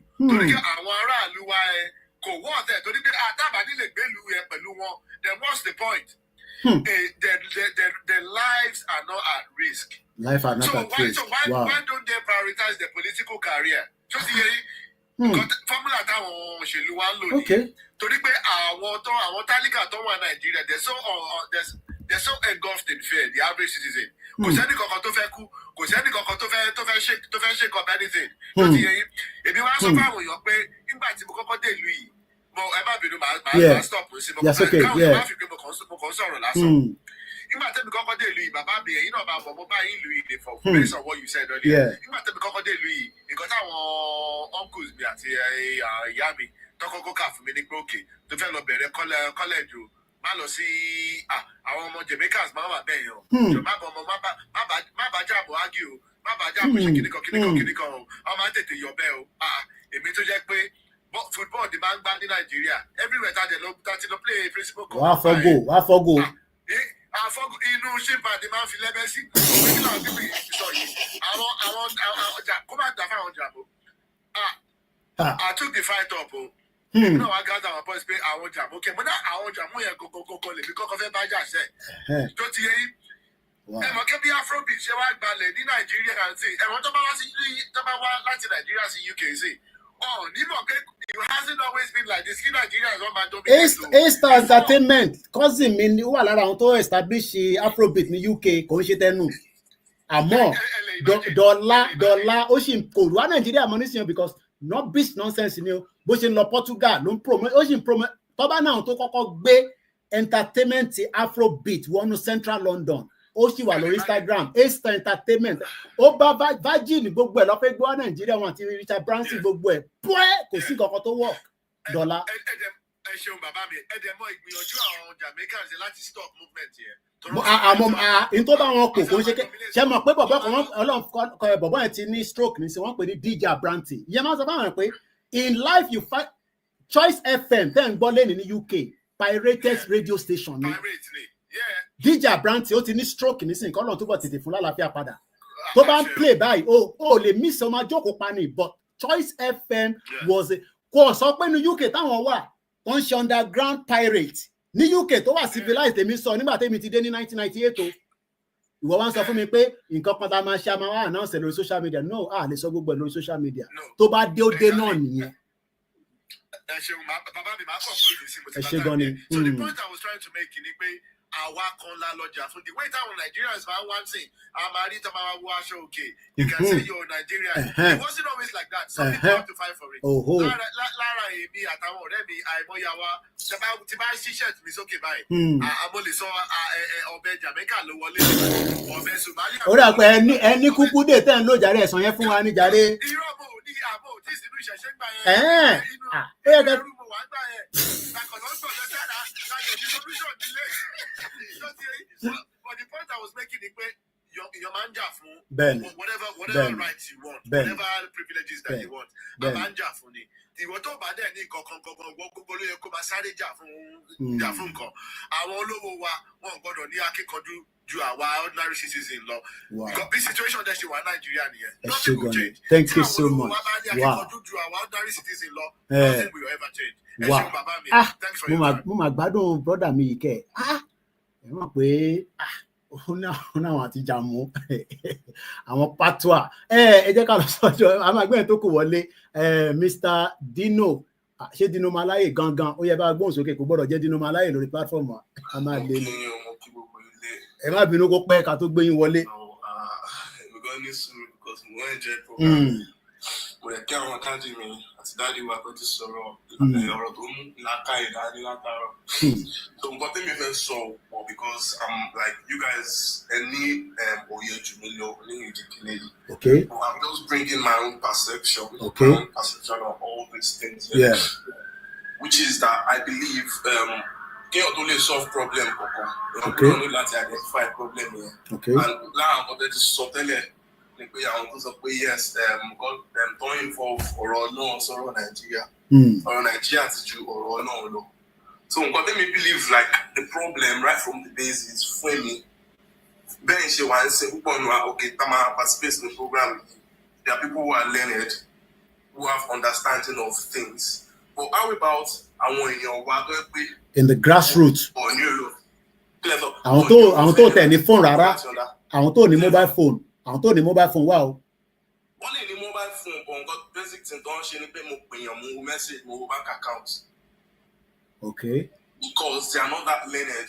Nǹkan tẹ́mi náà pé problem yẹn ti wá okay àwa táwọn wà fẹ́ pé okay they are learned we are fighting for a better Yoruba nation yeah. But people who are not learned, how do they understand? How do we identify people that are not learned? Because I don't want us to gauge our people based on ansan Igbo nisin àti travel our kan wà níta. I believe pé gbogbo ala wa learned nínú Nigeria as Yoruba people. To an extent. Well, probably yes or no. Ẹ bá lọ síbi táwọn ìyá tó ń tajà wọ́n mọ ojú yìí lọ o lè cheat àwọn ìyá yẹn o. learned moment and basic knowledge and instinct for survival daily. Okay, so in terms of the bigger picture, like in anything. Yeah, in terms of the bigger picture, because mean okay in all this, okay,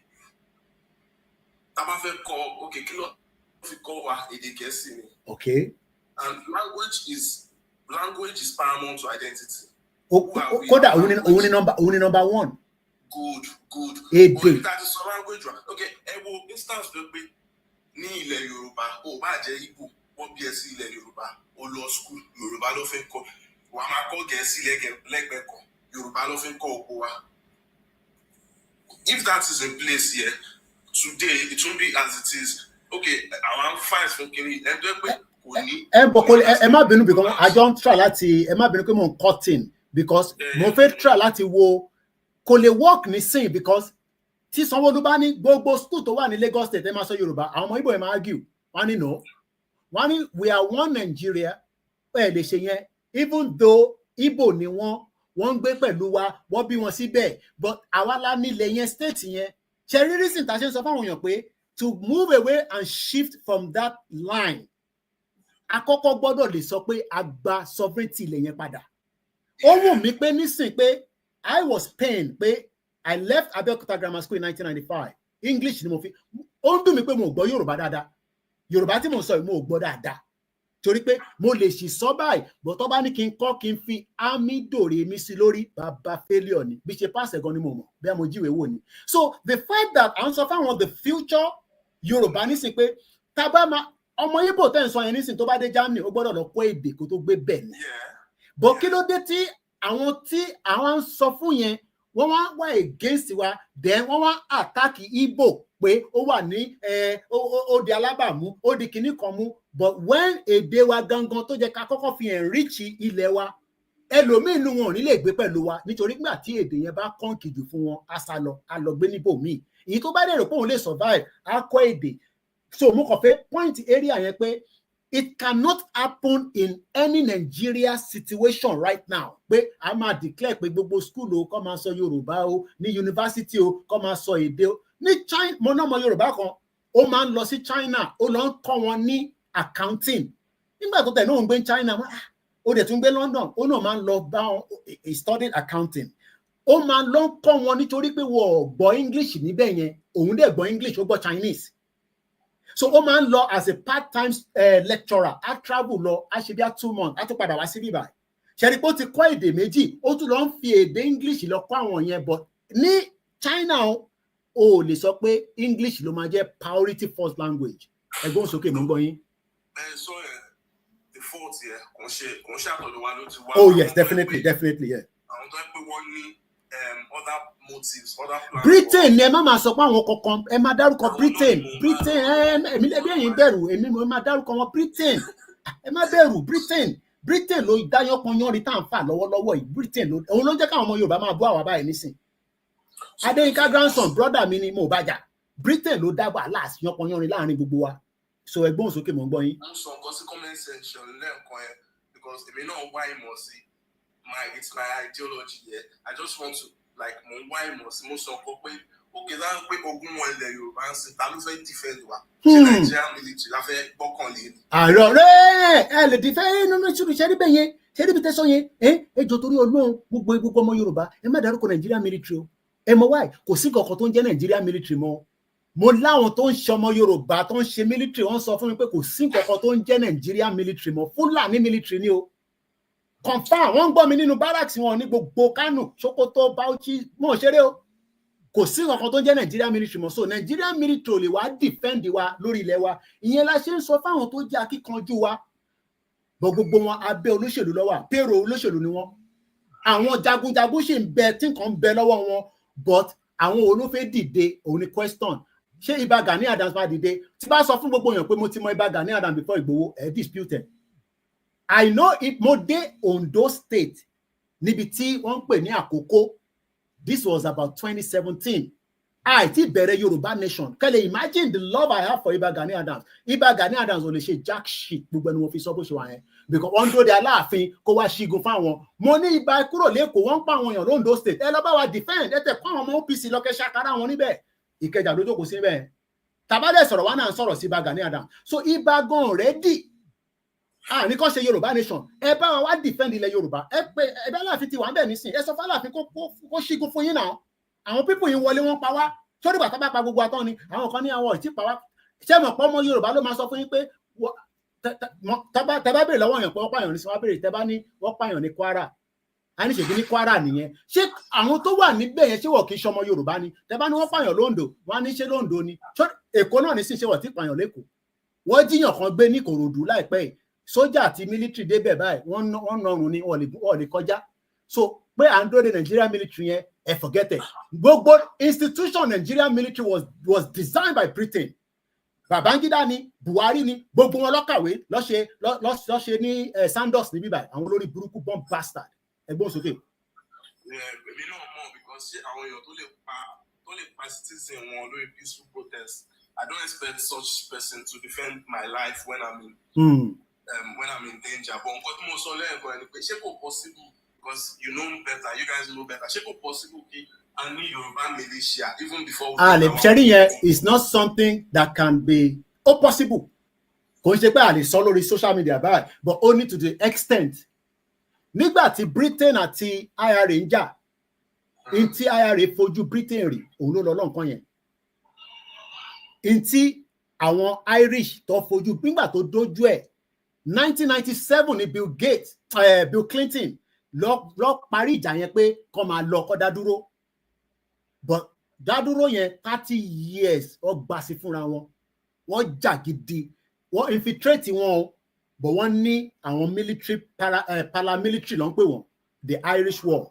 Wọ́n bá Britain gidi jà ní kò ń ṣe ilé táwọn ṣe lórí social media. Àwa ń lo diplomacy Yorùbá ọgbọ́n strategy bí brother mi yẹn, but whether we like it or not, ó máa dé stage tẹ́ ń sọ yìí.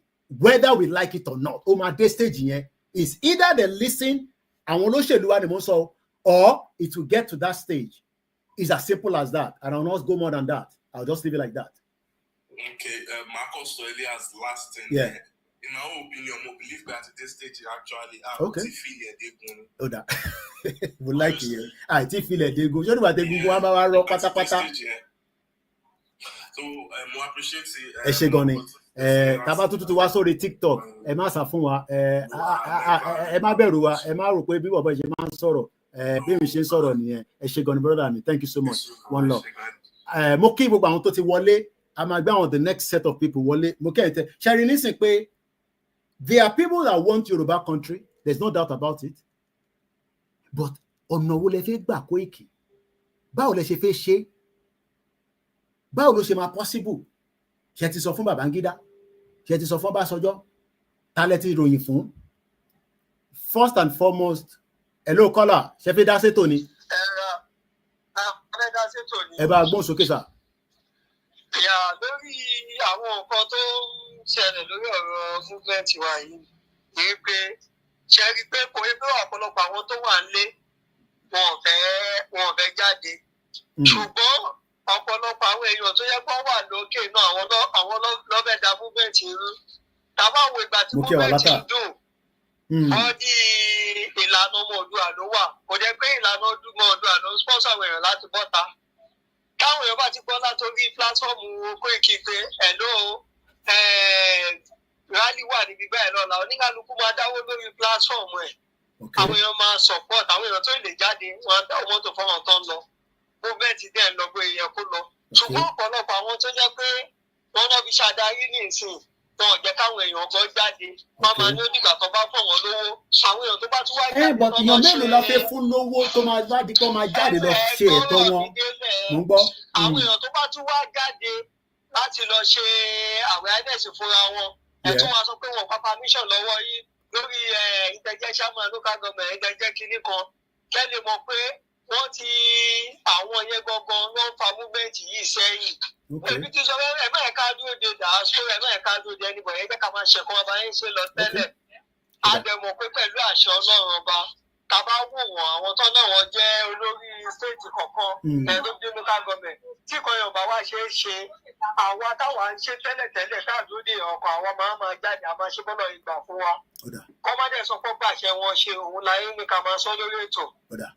òun lẹ tí ń gbọ́ ẹ ṣe gan ni wọ́n ní àwọn kan ní tẹ́ ẹ̀ bá fáwọn lówó àwọn ò lè jáde àwọn kan tó bá dẹ̀ tó fẹ́ jáde wọ́n náwọn ò gbà pé kó jáde a máa mú ètò ìwá sílẹ̀ torí it's about 3 hours plus now but mo rí pé àwọn mẹ́rin kan ṣì wà lórí TikTok if I can bring you in I'll let you know in a minute because aago wà very very important but mo dúpẹ́ lọ́wọ́ gbogbo ẹ̀yin tí ẹ ti dá sí ọmọ Yorùbá Ògidì là ń bá sọ̀rọ̀ mi báyìí àbá ẹni tó ní understanding má wàá defend irọ́ níbí báyìí má wàá defend irọ́ ilẹ̀ Yorùbá ó ti di dandan pé kó bọ́ sí ó dẹ̀ máa bọ́ sí wọ́n dẹ̀ ti ní kò ń ṣe dandan ká dóde gbogbo yín títa bá dóde gbogbo yín àní lọ́bì kankan so the last set of people ta fi kó wọlé ẹ bá wa ṣe ní kíákíá mọ́sámọ́sá 2 minutes tẹ bá ṣe ń wọlé yẹn ẹ jẹ́ ká bẹ̀rẹ̀ láti TT autos ẹ bá wa gbóhùn sókè yín tó kọ ẹ bá wa mute mọ́lẹ̀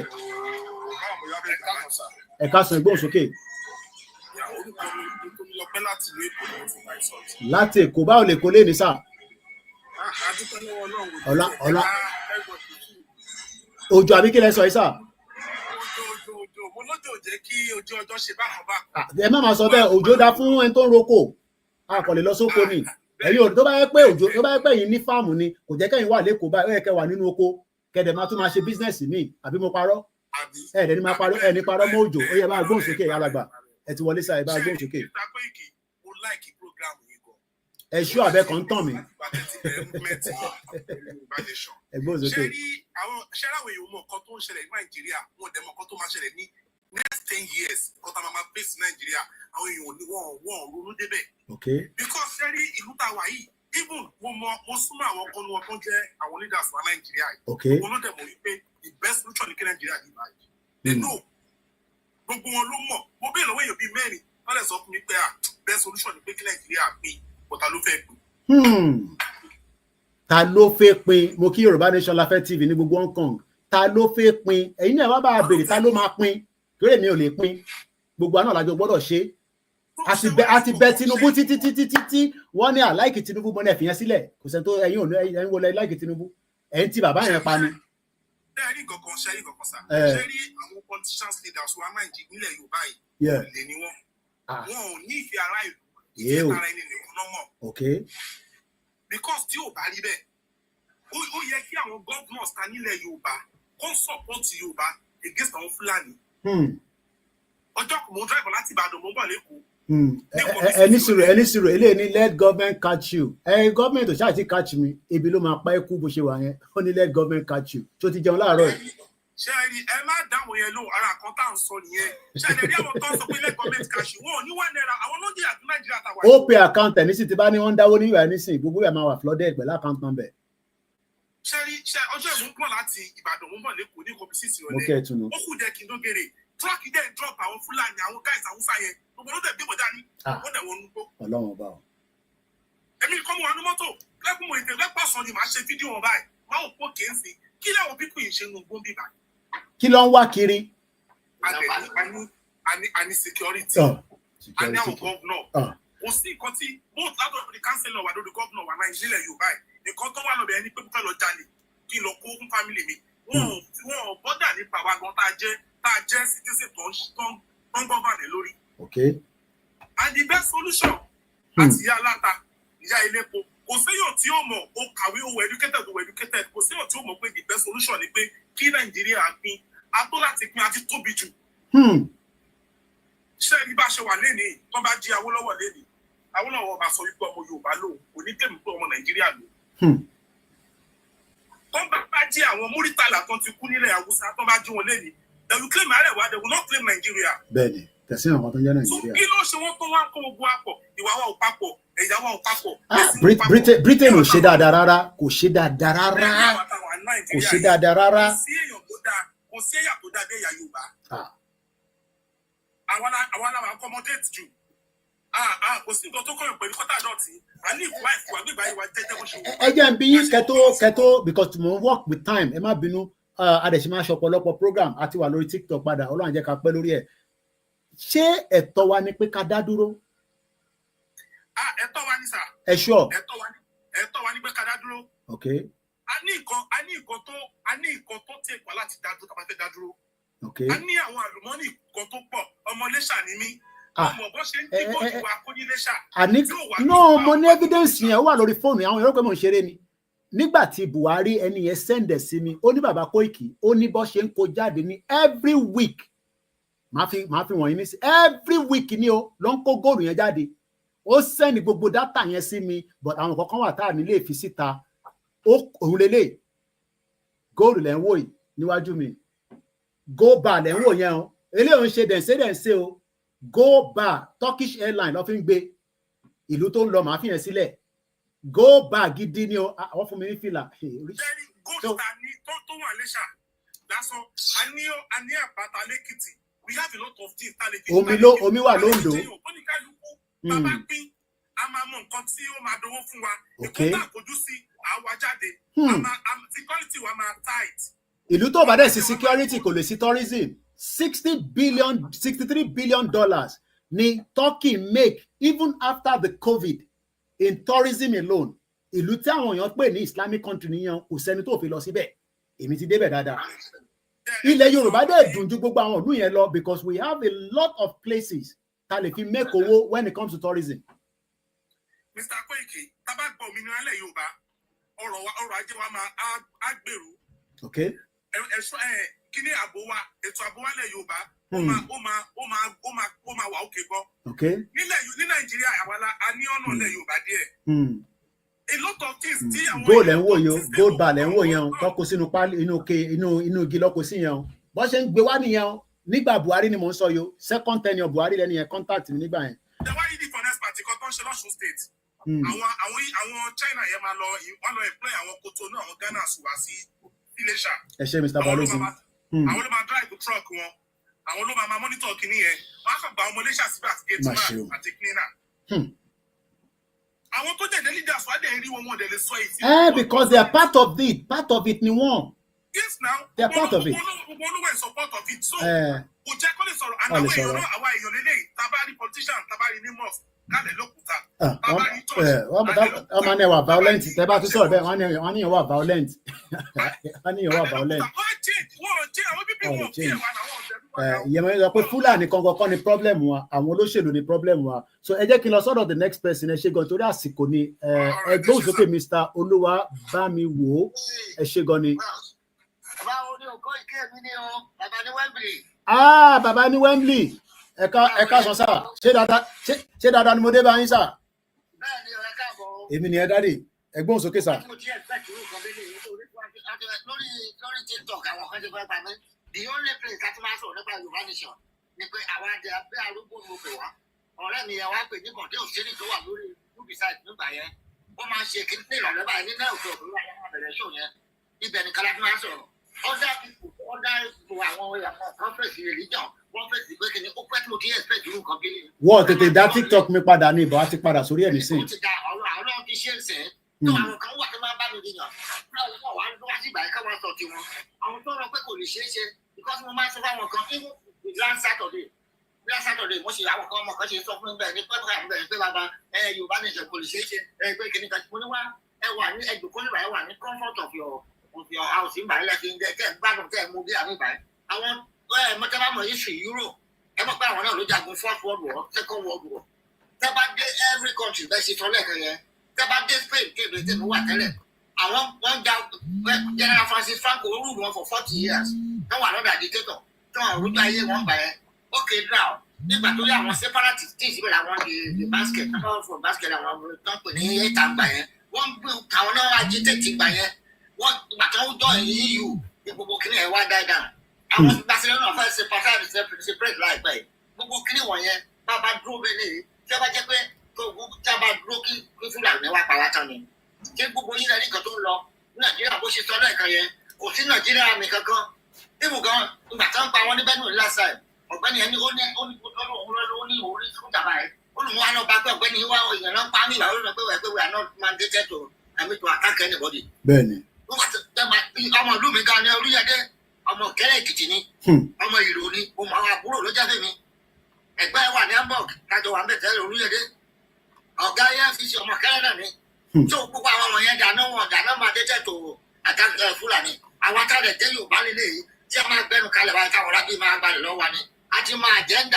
àwọn Catalonian. Catalonia, yes, àwọn agenda Fúlàní ni pé káwọn àwọn òwá nǹkan tó yọ ọ̀pọ̀lọpọ̀ nísìnyí ni pé ńgbà tá a ti máa agenda olùkọ́ wa ethnic group agenda ti wá ju àfẹ́jagun afẹ́kùn lábẹ́ Nàìjíríà peacefully àbòyẹ pẹ̀lú ìrọ̀rùn.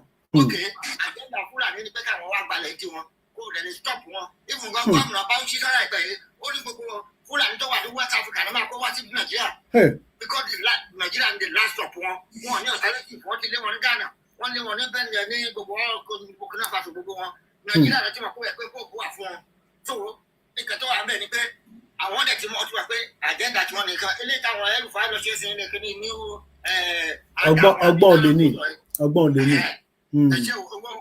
wọ́n fẹ́ ṣe nǹkan tó fẹ́ ṣe wọ́n fẹ́ lo àwọn wọ̀nyẹn ni àwọn Fúlàní yẹn ló ní kíní yẹn àwọn ló ní pàtì yẹn. àwọn lọ́ọ̀dì wọ́n dẹ̀ máa fi bá Tinubu jà ní bí Tinubu bá rí election yẹn ní 2027 ogun máa ṣẹlẹ̀ ní Nàìjíríà kò sọ́gbọ́n ẹ̀ torí wọ́n nígbà so why are we deceiving ourselves.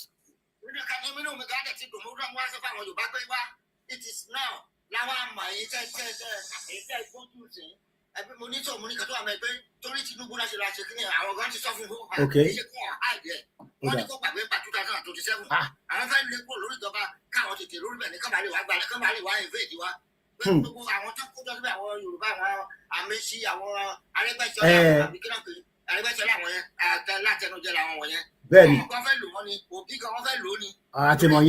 àtìmọ̀ yẹn kò sọ́ta ibo tó Fúlàní láyé àwọn ló kò sí kẹta àwọn yìí táwọn Fúlàní ò tọrọ jẹ ìdé sí ibò wọ́n sì kó òbí sí wà bẹ́ẹ̀ wọ́n fi dẹ́ngẹ̀ ni wọ́n fẹ́ lò ó ni tí gbogbo àwọn tó wà bẹ́ẹ̀ àbíjọ́ tó bẹ́ẹ̀ máa Fúlàní tí wọ́n gbogbo wọn dábò àwọn olóòwò ọ̀gáláìsì kìíní yẹn tó ìkàtà rẹ̀ fẹ́ ṣe ni pé ká kúrò ní yọ̀ǹda kọ́sà lágbára nínú Nàìjíríà tábà gbára wa lẹ̀ láti lágbára tó àwọn ọ̀gáláìsì ra kò dẹ̀ sí ọ̀rọ̀ pé àtàkì ìdíjà nìkan kan náà mo ti máa sọ ọ̀pọ̀lọpọ̀ wá ká bá ti gba Yorùbá nation nǹkan tó bá wù ẹ́ ó forí balẹ̀ fún ìyẹn.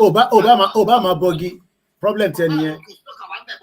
politics ló fi ṣe ìkíní ní tábàkọ constitution tó dáa tí àwọn United Nations bá rí bẹ́ẹ̀ yes àwọn rábì nìkan lọ ó dáa lóòótọ́ ó ní constitution yẹn ló máa fi recognize wa Ghana Ghana fẹ́ sọ pé ẹ kò fẹ́ lọ bá àwọn rábì ṣe ìkíní tó bá ìwà tí Ìgbò bá lọ tí Yorùbá bá lọ a lè wá túùsì aláì wá ká máa bá trade ó lè jẹ́ pé Ìgbò la máa sọ pé àwọn àdàbí United bí UK a máa bá Ìgbò trade pé àwọn ni ìbàdàn wa tábà sílẹ̀ kàrà wa ká máa bá ṣe àti àmì outside Nàìjíríà tó wíkẹ́ tó wà mẹ́rin pé mo fọ́ lọ́mọ̀ẹ́ ká máa ṣe kíni náà. ó máa wá mọ̀ nísìnyí nígbà tí TikTok dẹni.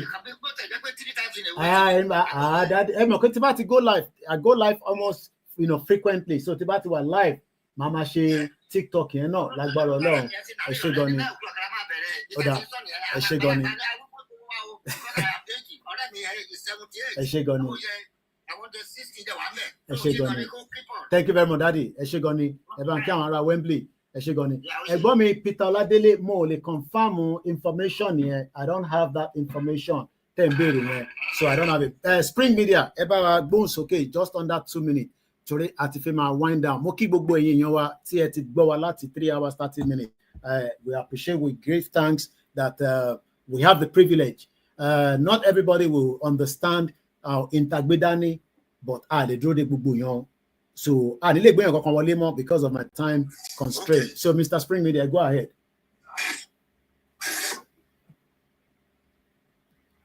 Go ahead. Yes sir. Go ahead.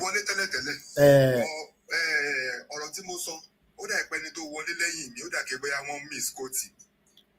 Okay níbo lẹ sọ̀rọ̀ sí ẹgbọ́n sókè mo rántí bí tẹ sọ̀rọ̀ yẹn sí.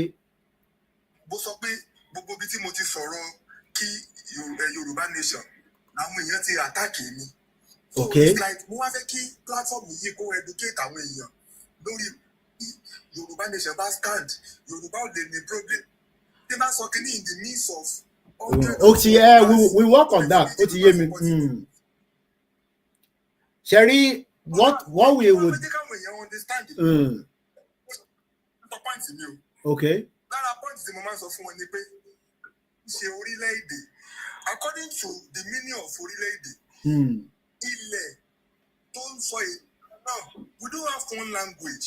Okay. So kì í ṣe orílẹ̀-èdè. Orílẹ̀-èdè ni wá. Sherry brother mi inti ma ṣe ni pé ó ní kankan tá ti ṣe many times, you know, because tètè sí lórí TikTok ni.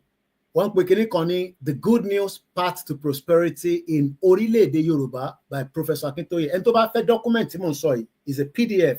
Ẹ lọ sórí website mi www.koikimediainternationalnews.com. Ẹ ti rí Yorùbá people, ẹ click lé lórí.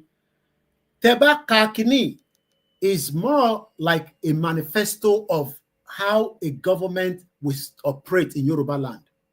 Written, drafted by Professor Akintoye. The content, but in details, it will take some time. Mo ti ṣe gbogbo analysis a whole year in the last year. We are a nation with proud root and a proud history. An independent Nigeria, we have suffered serious decline and agony. Number 3, we shall revive and strengthen our education. Number 4, first and foremost in our ORILEEDE YORUBA, we shall seriously revive our national character.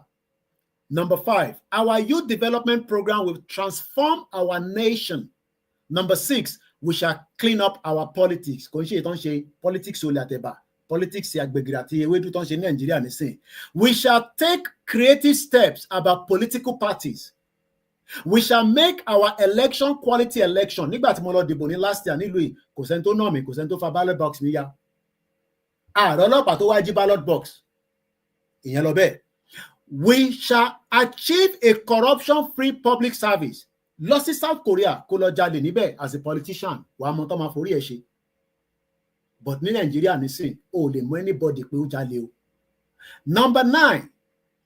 We shall achieve a corruption-free public service. Tó bá ní àwọn olè jìbìtì olè inú public service lọ́wọ́. Gbogbo àwọn secretariat yẹn because ẹ̀rù bá wọn pé táwọn bá retire, ta ló máa sanwó fáwọn. So wọ́n máa jí owó. O lè fẹ́ ṣe nǹkan kan ní local government, o máa san ìgúnjẹ, gbogbo yẹn ò lè ṣẹlẹ̀ o. Kò sẹ́ ní council ní bíbáyìí, tí bá sọ council tax ní wọ̀ bí wọ́n dá kọ́ ná. Wọ́n bí anybody dá kó ná council tax yẹn. O mọ̀ ṣé tí council tax yẹn máa ṣe tó bá di aago 6 níjọ́ kan máa ṣí TikTok mi wàá máa gbọ́ àwọn tó wá kólẹ̀. Ẹni tó wá kólẹ̀ yẹn ó ní dignity ju olè senator ẹ lọ ní Nàìjíríà. Ó ní bàbá dignity. Nítorí pé iṣẹ́ tó ń ṣe yẹn iṣẹ́ àlùbáríkà ni, iṣẹ́ olè ní gbogbo àwọn senator yìí ṣe. Number 10, we shall create a true and respectable judiciary. Ṣé àwọn pé the same Malami ó wà lára àwọn ADC nísìn. The same Malami olè, the former AGF lábẹ́ Buhari, òun náà ti darapọ̀ mọ́ wọn. Adi Sariki, the former minister of aviation tẹ́kọ̀ ti tì mọ́lé. Tinubu yẹ kó ti gbogbo wọn mọ́lé ni. If I was Tinubu, màá ti gbogbo wọn mọ́nu lé, ẹ lọ́ọ̀kì wọn sínú prison. Adi Saraki ló sọ fún yín pé ní London o, ní America o, Nigerian Air tó lọ kun plane ẹ ti gbàgbé, ẹ máa ń gbàgbé, ó kun plane tó gbé wá láti Ethiopia, ẹ rántí mọ́. Ó ti di part of ADC nísìn, ìyẹn lọ bẹ́ẹ̀. We shall build an incorruptible civil service. Kí ló dé tí civil servant fẹ́ máa jalè? Nígbà tó bá ń tọ́jú ẹ̀ dáadáa. Nígbà ayé àwọn bàbá wo lọ́wọ́, civil servant mélòó ló ń jalè? These are part of the good news. Ẹ lọ sórí Koiki Media website, koikimediainternationalnews.com. Ẹ lọ ní copy lọ́wọ́ so that ẹ lè fi eléyìí máa sọ fáwọn tó ní a lè ṣe kò possible. Ìyẹn lọ bẹ́ẹ̀. We shall craft the most appropriate constitution. Tẹ́ ẹ bá ní constitution, bóhùn yìí kò sọ̀kè dílẹ̀. Nothing is going to work. Constitution. We shall have truly Yoruba national military and security service. Brother tó ń bèrè lẹ́ẹ̀kan pé ṣá máa lọ pé Nigerian military. Má dánwò. Tàbá ti ní country tiwa, a ní military tiwa, a ní ọlọ́pàá tiwa. We shall evolve an effective foreign policy and service. Kò sí ọmọ UK àbẹ̀wọ̀n America. Wọ́n tí America ṣe nísìn. Ní àárín gbogbo àwọn tí Israel fẹ́ gbà padà lọ́wọ́ Hamas, America dẹ̀ negotiate lẹ́yìn. America negotiate pẹ̀lú àwọn Hamas lẹ́yìn pé ẹ fún wa lọ́mọ tiwa o. Ọmọ ẹ̀ ti dé nísìn, ó wà lọ́dọ̀ Donald Trump ní White House lánàá. Kódà kó jalè ní anywhere nígboro níta. The Yoruba government must be able to represent you. How many of you have been represented by èmi wà ní UK nísìn, mo lè sọ pé wọ́n represent nobody. Ìyẹn lọ bẹ́ẹ̀. We shall evolve an effective We shall evolve the best immigration policy. Oh, lè pa gidi wọlé Yorùbá. Ó lè pa gidi wọ UK nísìnyí. Pa gidi wọ America, pa gidi wọ Kenya. Even gan Benin Republic gan ó lè pa gidi wọnú ẹ̀. We shall evolve the best immigration policy. Ìwọ tó ní ẹbọ Koiki mo ti fẹ́ Igbo. Àìmọye Igbo tó fẹ́ British nílùú yìí. O máa go through immigration ni. Wàá fún ẹ ní bíi 10 years. Wàá máa fún ẹ ní ọdún méjì. Wàá máa fi wò ṣẹjọ́ ń gbé àbí ẹ parọ́. Oyè yín kì í má lọ sáàárín yẹn. Ṣé ẹjọ́ ń gbé lóòótọ́? Wàá wá fún ẹ ní 2.5 years. Wàá fún ẹ ìmíì. Oríṣiríṣi immigration policy ló wà. Ó lè pa gidi pé as a student tó wọlé nílùú yìí, forget ẹ̀ tó bá ní 20 hours ló máa ṣe wọ̀ bíbá bẹ́ẹ̀ dá kó ṣe more than 20 hours. Wọ́n ti design ẹ̀ ní. Wọ́n pe kinní kan ní wàá lọ sórí government website, wàá print ẹ̀ jáde kó tó gbalé nílùú yìí. O gbọ́dọ̀ ṣe òpó ní immigration. O ní right láti gbé nílùú yìí. Tẹ́lẹ̀ ni o kò lè ṣe yẹn, but nísìnyí òfin ti sọ pé ẹni tó bá máa gbélé fún ẹ o, a gbọ́dọ̀ mọ̀ pé ọmọ Igbo tá fẹ́ gbélé fún, ó ní right láti gbé nílẹ̀ Yorùbá. Tó o bá ní right, ọmọ padà sílùú ẹ. This is why we are saying we need a country. Our country shall be a land of enterprise and plentiful jobs. Bó jẹ́ ẹja lásán la bá ń pa ẹja láti inú omi tó wà lóńdó yẹn, a níṣẹ́ tó máa ṣe. Kò tẹ́ ń ṣe right to rent a house. Bẹ́ẹ̀ ni, ó máa lọ sọ fún house tó fẹ́ gbà, ilé tó fẹ́ gbà, wàá fi paper wọ̀n pé o ní right láti gbé ìlú yìí. Ìyẹn làwọn kan ṣe ń fìyẹn ṣe ẹ ti mọ àwọn èèyàn wa. Àwọn tó bá lè bá wọn ṣe, but ibẹ̀ kan mo fẹ́ lò. Kò rí bẹ́ẹ̀ tẹ́lẹ̀ nígbà tẹ́mi dé ní 27 years ago. Wọ́n change of immigration. Mo sọ fún ẹ láàárọ̀ yìí, ó sì wà nínú paper ti tàárọ̀ yìí, metro paper tàárọ̀ yìí ní òun ni wọ́n sọ síbẹ̀. Wọ́n ní no reliable data. Kí ló ń pè ní data? Àwọn tó wọlé ẹ fáwọn èèyàn ní visa láti Nàìjíríà, láti Kenya, láti India, wọ́n wá wọlé, wọ́n ti di overstayer. Àwọn kan tí ń bá government wọn jà. Wọ́n ní the basic record of how many foreigners have overstayed their visa and may be working illegally are not being kept by the government, a report is warning. The Public Account Committee said that the Home Office had failed to analyze the exit check. Ẹni tó wọlé tó jáde. Do you know how many Fulanis are coming in and they're not going out? What do you want? Do you know how many Fulani tó wọlé táwọn mọbi tí wọ́n wọlé sí? Brother àwọn kan pè lẹ́ǹkan, ó ní wọ́n ń bọ́lẹ̀ lórí ọ̀kadà, wọ́n ń bọ́lẹ̀ lórí dánfó, wọ́n ń bọ́lẹ̀ lórí tírọ́ọ̀kì. Níbo ló wọlé sí? Òun sùn ń jí nínú ìlú tí kò ní security. Ó ní kí n gbẹ́nu sàn, ó fẹ́ Yorùbá nation. No problem.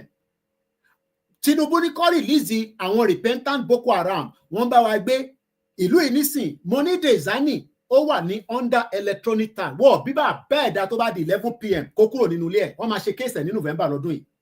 Yes, Designing, the former minister of petroleum, èmi lọ rí nígbà tí ó wá sí court.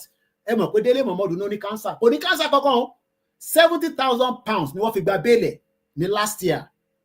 Lọ wá fídíò tí mo ṣe. Mo lé nígbà tó jáde. Mo tẹ̀lé wọn ní mọ́tò pé ìwọ bomb bastard ìwọ lè. But ó ń bọ̀ wá ṣe case. Electronic tag wà lẹ́sẹ̀. Tó bá di 11 p.m. tó o bá sí nínú ilé, message máa lọ sí the nearest police station àdúgbò ẹ̀ pé ó lè allege yẹn tó wà nínú ilé àárínú ilé o. Ṣé bẹ́ẹ̀ ló ṣe fún àwọn Fúlàní terrorist? Wọ́n ní repentant, àwọn ti swear pẹ̀lú Kùránì, àwọn ò ní ṣe bẹ́ẹ̀ mọ́, àwọn tó ń pààyàn tó ń gé orí èèyàn dey play. Ó yẹ nísìn. Our country, we shall kill corruption in our country. A máa pa corruption ni. Ó possible. Ó lè jalè ní South Korea. Kò pò tó bẹ́ẹ̀. We shall have trusted and respectable public media. We shall place great emphasis on sport. Tó rántí Rashidi Yekini mọ̀, kí ló ṣẹlẹ̀ sí? Ó lè rántí mọ̀, Peter Rufai ló kú nísìn, federal government ò rí ti ẹ̀rù. Federal government ò rí ti ẹ̀rù. Eléyìí ló kú nísìn, kọ́nà fọ̀run kẹ. Gbogbo àgbáyé pátá. Gbogbo àgbáyé ló ń dárò ẹ̀. Gbogbo àgbáyé àwọn ni wọ́n ń dárò ẹ̀. Ó ṣaláìsí. How many Yoruba people in sport have died? Even one in Japan gan sef ó lè jalè. Manifesto ni mo kà fún ẹ o tí bàbá Akíntóyè draft síta. Torí ẹ̀yin tẹ́ bá ń sọ pé nǹkan ga lè dá dúró, o rò kó dàbí ti Nàìjíríà ni. We shall place emphasis on sport. Ẹlòmíì, table tennis, wà ló máa represent wa. Ó ní láti ṣe ṣoògùn kó tó di supporter club Yorùbá people tó ń lọ represent. Ìṣòro wa nù Nàìjíríà lọ ṣe sọ́dí olè. Àwa náà máa ṣe Formula 1 lọ́dọ̀ tiwa náà. Wà máa gbá World Cup, wà máa gbá this, but ó lè ṣe gbogbo yẹn nínú Nàìjíríà o. Àti fẹ́ parí ètò yẹn. We shall go very powerful for technology. O mọ̀ tán pé technology. O rò pé mobile phone lásán àǹsọ ni. Technology tí wọ́n ti design ẹ̀ débi pé kò tẹ̀ ṣe máa ronú sí. We shall go very powerful for technology. We shall impose order on our mineral exploitation. The same thing tá à ń sọ lẹ́ǹkan. Irúwọ́ ògiri wa, wọ́n kàn extract ẹ̀, àmọ́ who is who. Ẹlòmíì òru ló ń jalè. Wọ́n tẹ̀ ní plane máa ń land níbi kan ní Kogi state. Can you imagine? Wọ́n ní airstrip. Plane máa land, wọ́n á load ẹ̀, wọ́n á tún gbé jáde.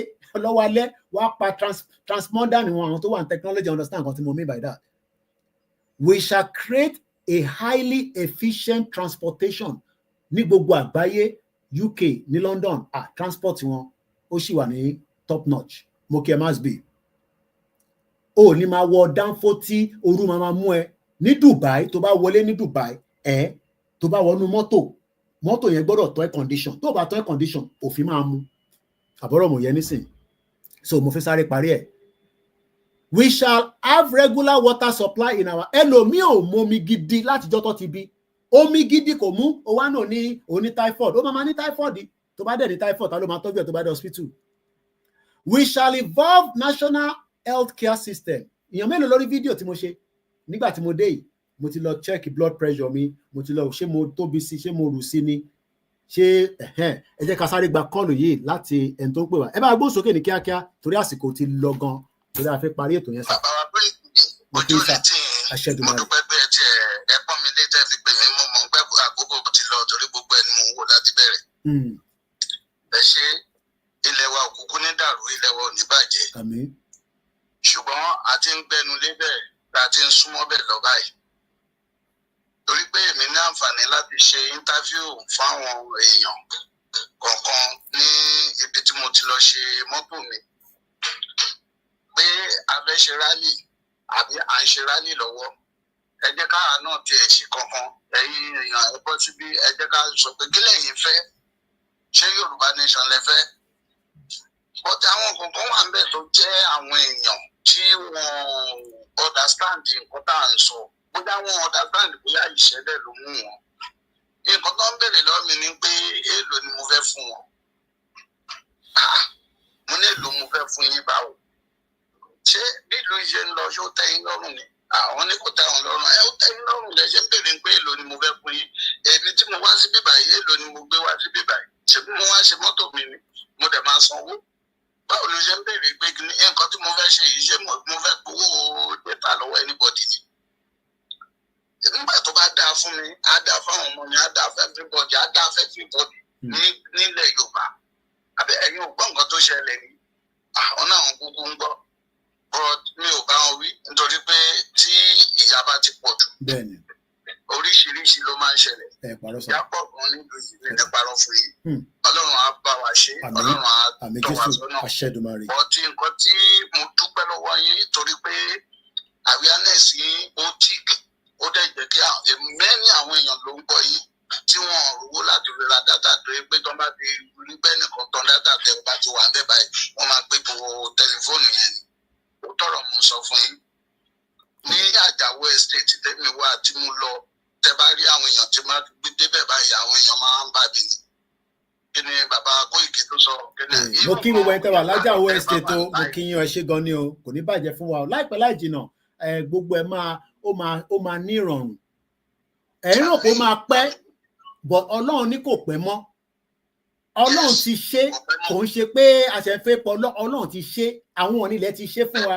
Ibi tó kù sí ni pé ká gba síbí kí gbogbo ẹ̀ kó dà wó ni. Àwọn tó dẹ̀ máa gba sí gbà sọ́hùn àwọn ọ máa para wọn ni torí 2027 tẹ́ ń sọ yẹn ọ fẹ́ para wọn ni bọ̀ káwa tètè bọ̀ nínú wàhálà yìí ọ fẹ́ para wọn ni o wọ́n fẹ́ para wọn ni o torí wọ́n mìn Tinubu gan wọ́n mìn tí à ń sọ fún yín wọ́n mìn Tinubu gan o mo mọ̀ pé Tinubu náà máa sọ pé òun náà mìn ni wọn àníṣe jù bẹ́ẹ̀ lọ ní Tuesday tẹ́ bá rí rally tó ń ṣe àwọn kìnnì mo wo àwọn tó wà ń bẹ̀ nǹkan ti ṣe wá nílùú yìí Ọlọ́run nǹkan ti ṣe wá. Ẹ ṣé gan ni sá. Nǹkan ti ṣe wá. Bàbá ẹ ṣé gan ni. Ọlọ́run ní ká dúpẹ́ fún ẹ ṣé gan ni.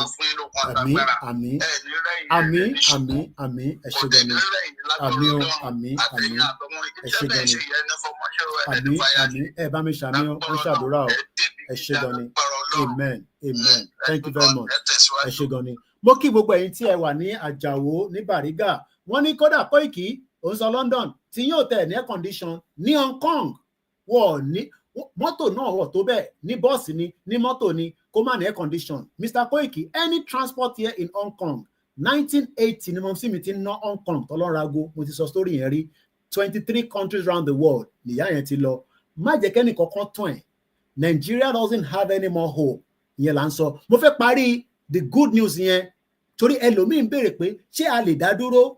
Mo ti ka díẹ̀ nínú ẹ̀ ẹ jẹ́ ká parí the last bit. We shall modernize our cities. Kí ló ń pè bẹ́ẹ̀? Tí bá jáde nísìn tí mo ní internet tí bá wọnú shopping mall wa mo gbọ́dọ̀ lè connect internet pẹ̀lú library. Bẹ́ẹ̀ ni mo gbọ́dọ̀ lè connect internet sórí fóònù mi. We shall modernize our cities. Fẹ́ city tá a máa sọ pé we are the largest bitumen.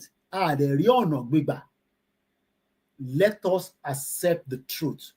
Mo kí ẹ lẹ́ẹ̀kan sí Ayuba Adébíyì Peter Ọládélé mo kí ẹgbẹ́ yín tẹ́ wà lórí TikTok bóun ẹ̀ kó agree pẹ̀lú wa bóun ẹ̀ kó mo ti sọ pé kí Tinubu ẹ má bínú ẹ̀ tẹ́ wọ́n bẹ̀ máa pa kámẹ́rà nítorí 2% ní ká lè fi parí program yìí náà ni ṣe jẹ́ ká pa kámẹ́rà yẹn ká lè tètè charge fóònù yẹn tá bá ti ní owó tẹ́ bá ti support máa ra àwọn base mi torí àwọn base mi mo ti filẹ̀ sí Africa. We shall modernize our cities. We shall seriously emphasize enterprise and business. Mo show video fún yín lórí TikTok. Mo order nǹkan ní 7 to 8 p.m. lálẹ́ lórí Amazon. Ó dẹ̀ dénú lé ní àárọ̀ ọjọ́ kejì. Mo show video yẹn fún yín. Mo fẹ́ kí ìwọ náà lè máa tajà kájọ tẹ̀ máa ṣòwò. Ó yẹ àdé lọ ṣe fàájì. Fẹ́yàwó, bímọ. Bàbá tèmi bímọ rẹpẹtẹ owó burúkú dẹ̀ wà lọ́wọ́ ẹ̀ kó tó kú. Lọ bèrè lọ́wọ́ Ebenezer Obey ó sì wà láyé. Tó bá ní Kóìkì ọmọ lóyè bàbá mi ni Alhaji Ọmọ́táyọ̀ Kóìkì Ìjẹ̀bú-Òde. Àwọn ọ̀jẹ̀ owó politics tó bá wà níbi tó ti ń ṣiṣẹ́ tó bú agbádá sọnù ó ní sọ pé Alhaji lélẹ̀ ṣiṣẹ́ ni wá àwa di ẹni tí a máa ń wá ẹni tó máa fún wa ní ẹ fún wa 1,000 naira mẹ́ẹ̀ ká sáré jẹun ẹ fún wa 2,000 naira mẹ́ẹ̀ àwa ọmọ nílò náà tá à ń ṣòwò bàbá tèmi máa ń wá kírun ní Baker Street adé níjọ́ Thursday akí Jímọ̀ ní Friday a lọ wo football níjọ́ Saturday ó ń padà sílé níjọ́ Sunday. Wò lé ní nísìn o lè fún ìyàwó ẹ lówó kó fi ra ọbẹ̀ kó fi ṣe ọbẹ̀ gidi fún ẹ kódà ẹlòmíì má jẹ màálù fi màálù sílẹ̀ ní jíjẹ for now dẹ máa gbìn kan kéékèèké sẹ́yìn ilé yín ẹgbìn ewédú ẹgbìn ẹ̀fọ́ ẹgbìn àgbàdo ìwọ tó bá nílẹ̀ tó pọ̀ gbìn púpọ̀ nínú bẹ̀. We shall take conscious care of our weak citizen. Tíyan bá rẹ lòmíì báyìí tó ti gé lọ́wọ́ tó gé lẹ́sẹ̀ tó jẹ́ a bit of disability tójú ń dùn ìyà ti mú wọn. We need to get the hell out. 20,000 naira cannot make a pot of soup. We shall at least go seriously for a modern agriculture. Modern agriculture. We shall elevate tourism. Tourism yẹn gangan lèmi wà interested in because hotel ni mo ti ṣiṣẹ́ ní ìlú for more than 10 years. Mo mọ iye tí hotel ń pa lójúmọ́.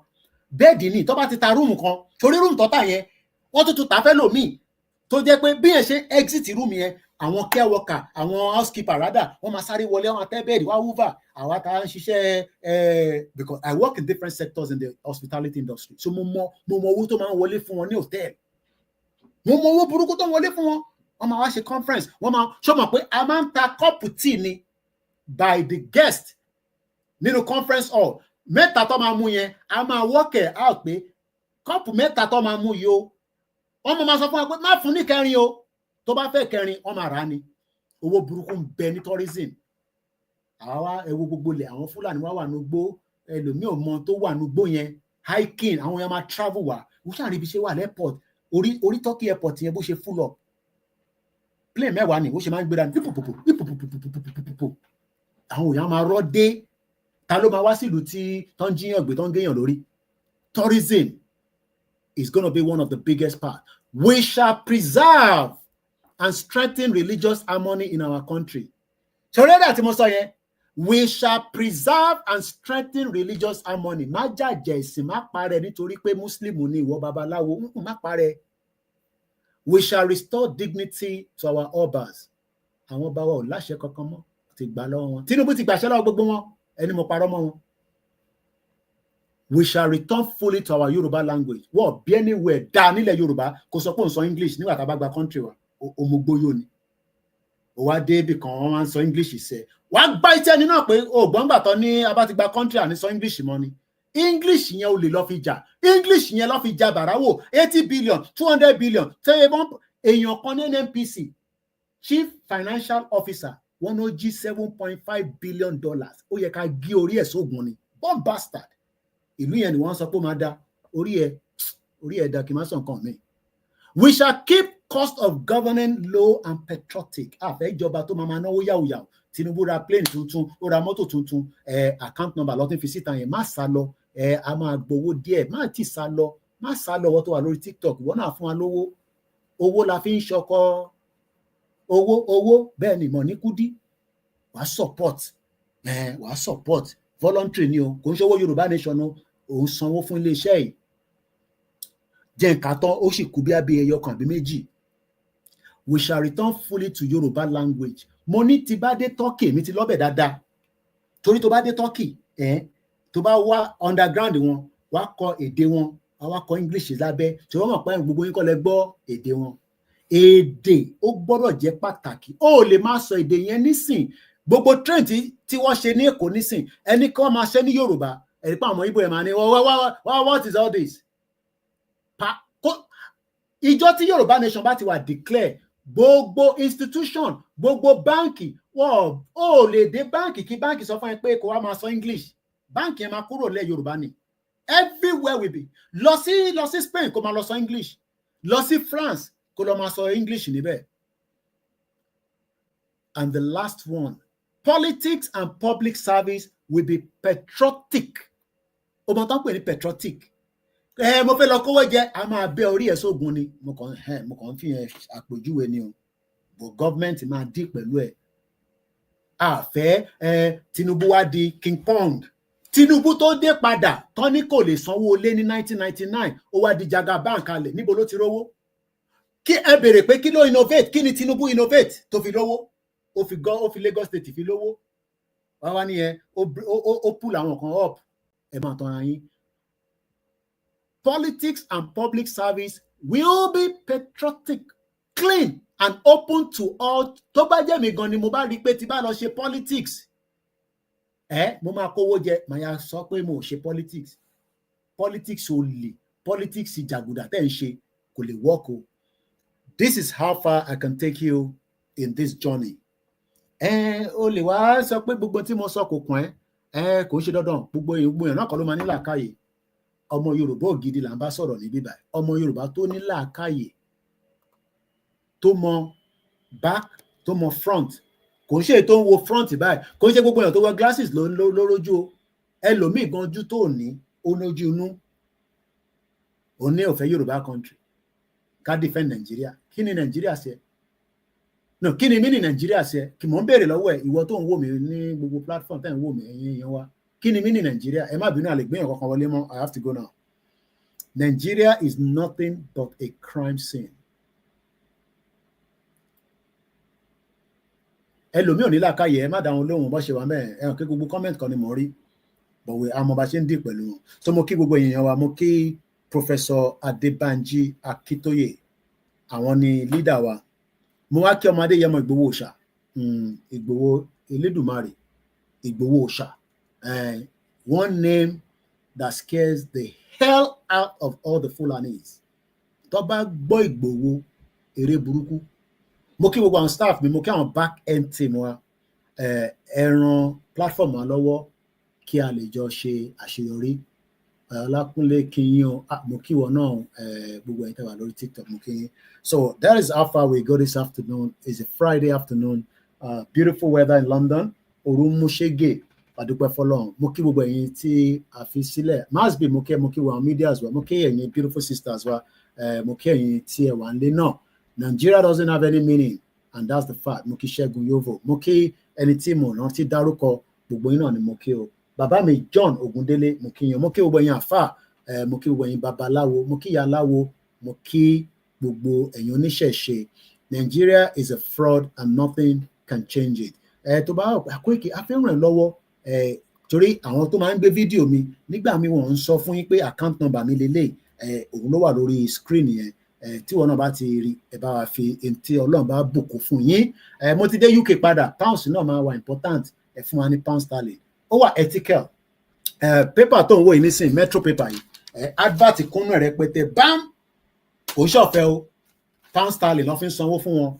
So since mo ti padà sí UK, a máa nídi ọ̀pọ̀lọpọ̀ pounds tá tó máa fi operate kó tó di pé ìrìn àjò yẹn. Àwọn wá ń béèrè pé Koiki ṣé gbogbo ẹ̀ ti wá tán ni ìwọ tí èmi kọ́ ni wọ́n ní kájọ máa jáde, ìwọ náà máa jáde bí bàbá wa ṣe sọ. Èmi ti padà, tásìkò bá tún tó màá tún padà wá. Tá bá máa tún padà lọ, mọ̀mísí mi ò gbọ́dọ̀ sanwó tíkẹ́ẹ̀tì mi again. Bàbá mi John Ogundele ní náà, tí ò bá ti rówó jókòó sí London máa pariwo fún wa, máa pariwo sí wa létí, tó bá dẹ̀ di pé orówó máa bọ̀. So owó ni a lè fi rìnrìn àjò míì. Without funding, we're going nowhere. Thank you so much on the Twitter space. Remix LR ṣe torí àròwó fi renew platform yẹn for now. Mo kí gbogbo yín lẹ́ẹ̀kan sí. Follow me. A ní Koiki Media group WhatsApp chat tó jẹ́ pé TV mi ṣorí automated ó ti fi sọ fún mi pé látàárọ̀ gbà tí kò ríyàn kankan tó sensor lásán, so ó ti fi parẹ́. So a máa ju link yẹn síta later on. Follow the chat. Aláàkẹ́ni kankan wá ju prayer síbẹ̀, ẹ káàárọ̀, ṣe jí dáadáa, sórí òdùn yín, news nìkan là ń gbé síbẹ̀. Tó bá fẹ́ follow platform yẹn, a fi link yẹn síta. Yẹmí Fátókì ọwọ́ ẹ̀ ló wà. Mo kí ní gbogbo Lagos Island, mo kí ní Surulere, mo kí ní mainland, mo kí ní Àlèmọ́ṣọ́, mo kí ní Agége, ẹ̀yin tèmi lágége, mo kí ní Ọ̀ṣun state. Àwọn yẹn tẹ́ ń jáde back to back lórí rally tí wọ́n ní ká ṣe. Day 23 la wà. Kò ṣe jọ́kan la máa fi gbára Yorùbá nation. Work continue ni. God bless Yoruba land. God bless every one of us. God bless Baba Kitoye. God bless the YSDN. And as that say, I will be back when I'm back again. Monique Kinyi, àti padà sí London o, àdúpẹ́ fọ́lọ́run. And on that note, enjoy the rest of the day. Enjoy and remember, do not let anybody fool you. Okay? Pé Nàìjíríà ṣì máa dà. Nàìjíríà ò lè dà. Olóyè. Gbogbo ìṣàmì máta sọ̀dá. Ikú bá bẹ̀rù kú. Eléyìí tún lámòkun ó ní sàábé. Ikú bá bẹ̀rù kú. Akọni ènìyàn ní máta sọ̀dá. Ikú bá bẹ̀rù kú.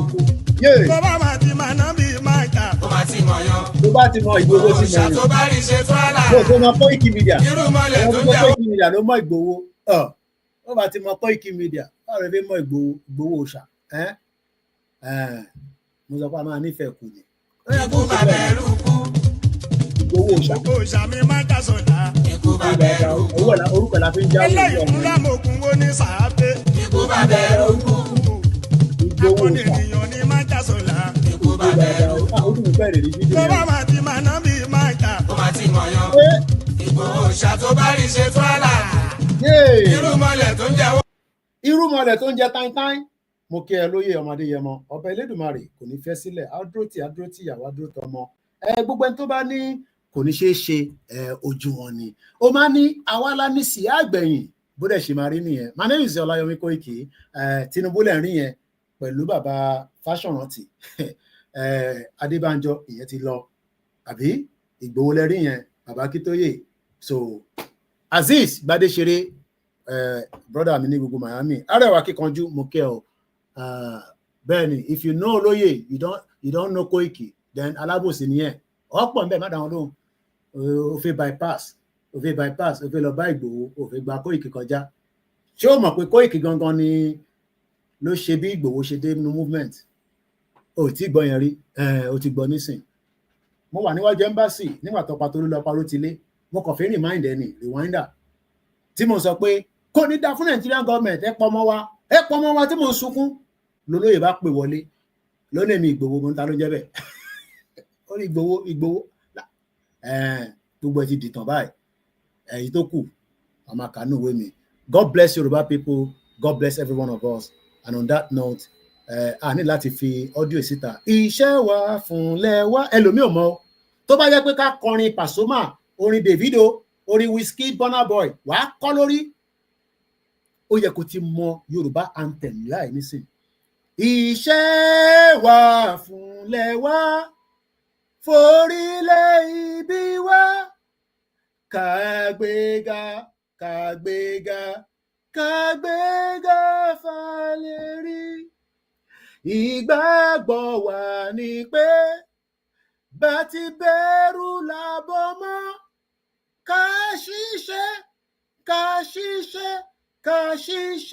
ká jọlá ìṣọ̀kan àtòmìnira ní kẹjẹ ká máa lépa ìtẹ̀síwájú fọ́pọ̀ ire àtòhun tó dára ọmọ Oòduà dìde bọ́ sípò ẹ̀tọ́ rẹ ìwọ ni ìmọ́lẹ̀ ògo adúláwọ̀. Bẹ́ẹ̀ ni o fẹ́ mọ Ìgbòho o fẹ́ mọ Kóìkì dey play èmi sì lágbẹnusọ ẹ̀ and all information lock and key ó ń dùn ẹ̀ bí bó ṣe máa rí nìyẹn all information lock and key bó ṣe máa rí nìyẹn tó bá ti ready a sọ fún gbogbo wa for now lock and key ìwọ ni kó kọ́kọ́ jáde náà àní jù bẹ́ẹ̀ lọ God bless us all má gbàgbé wàá máa fowó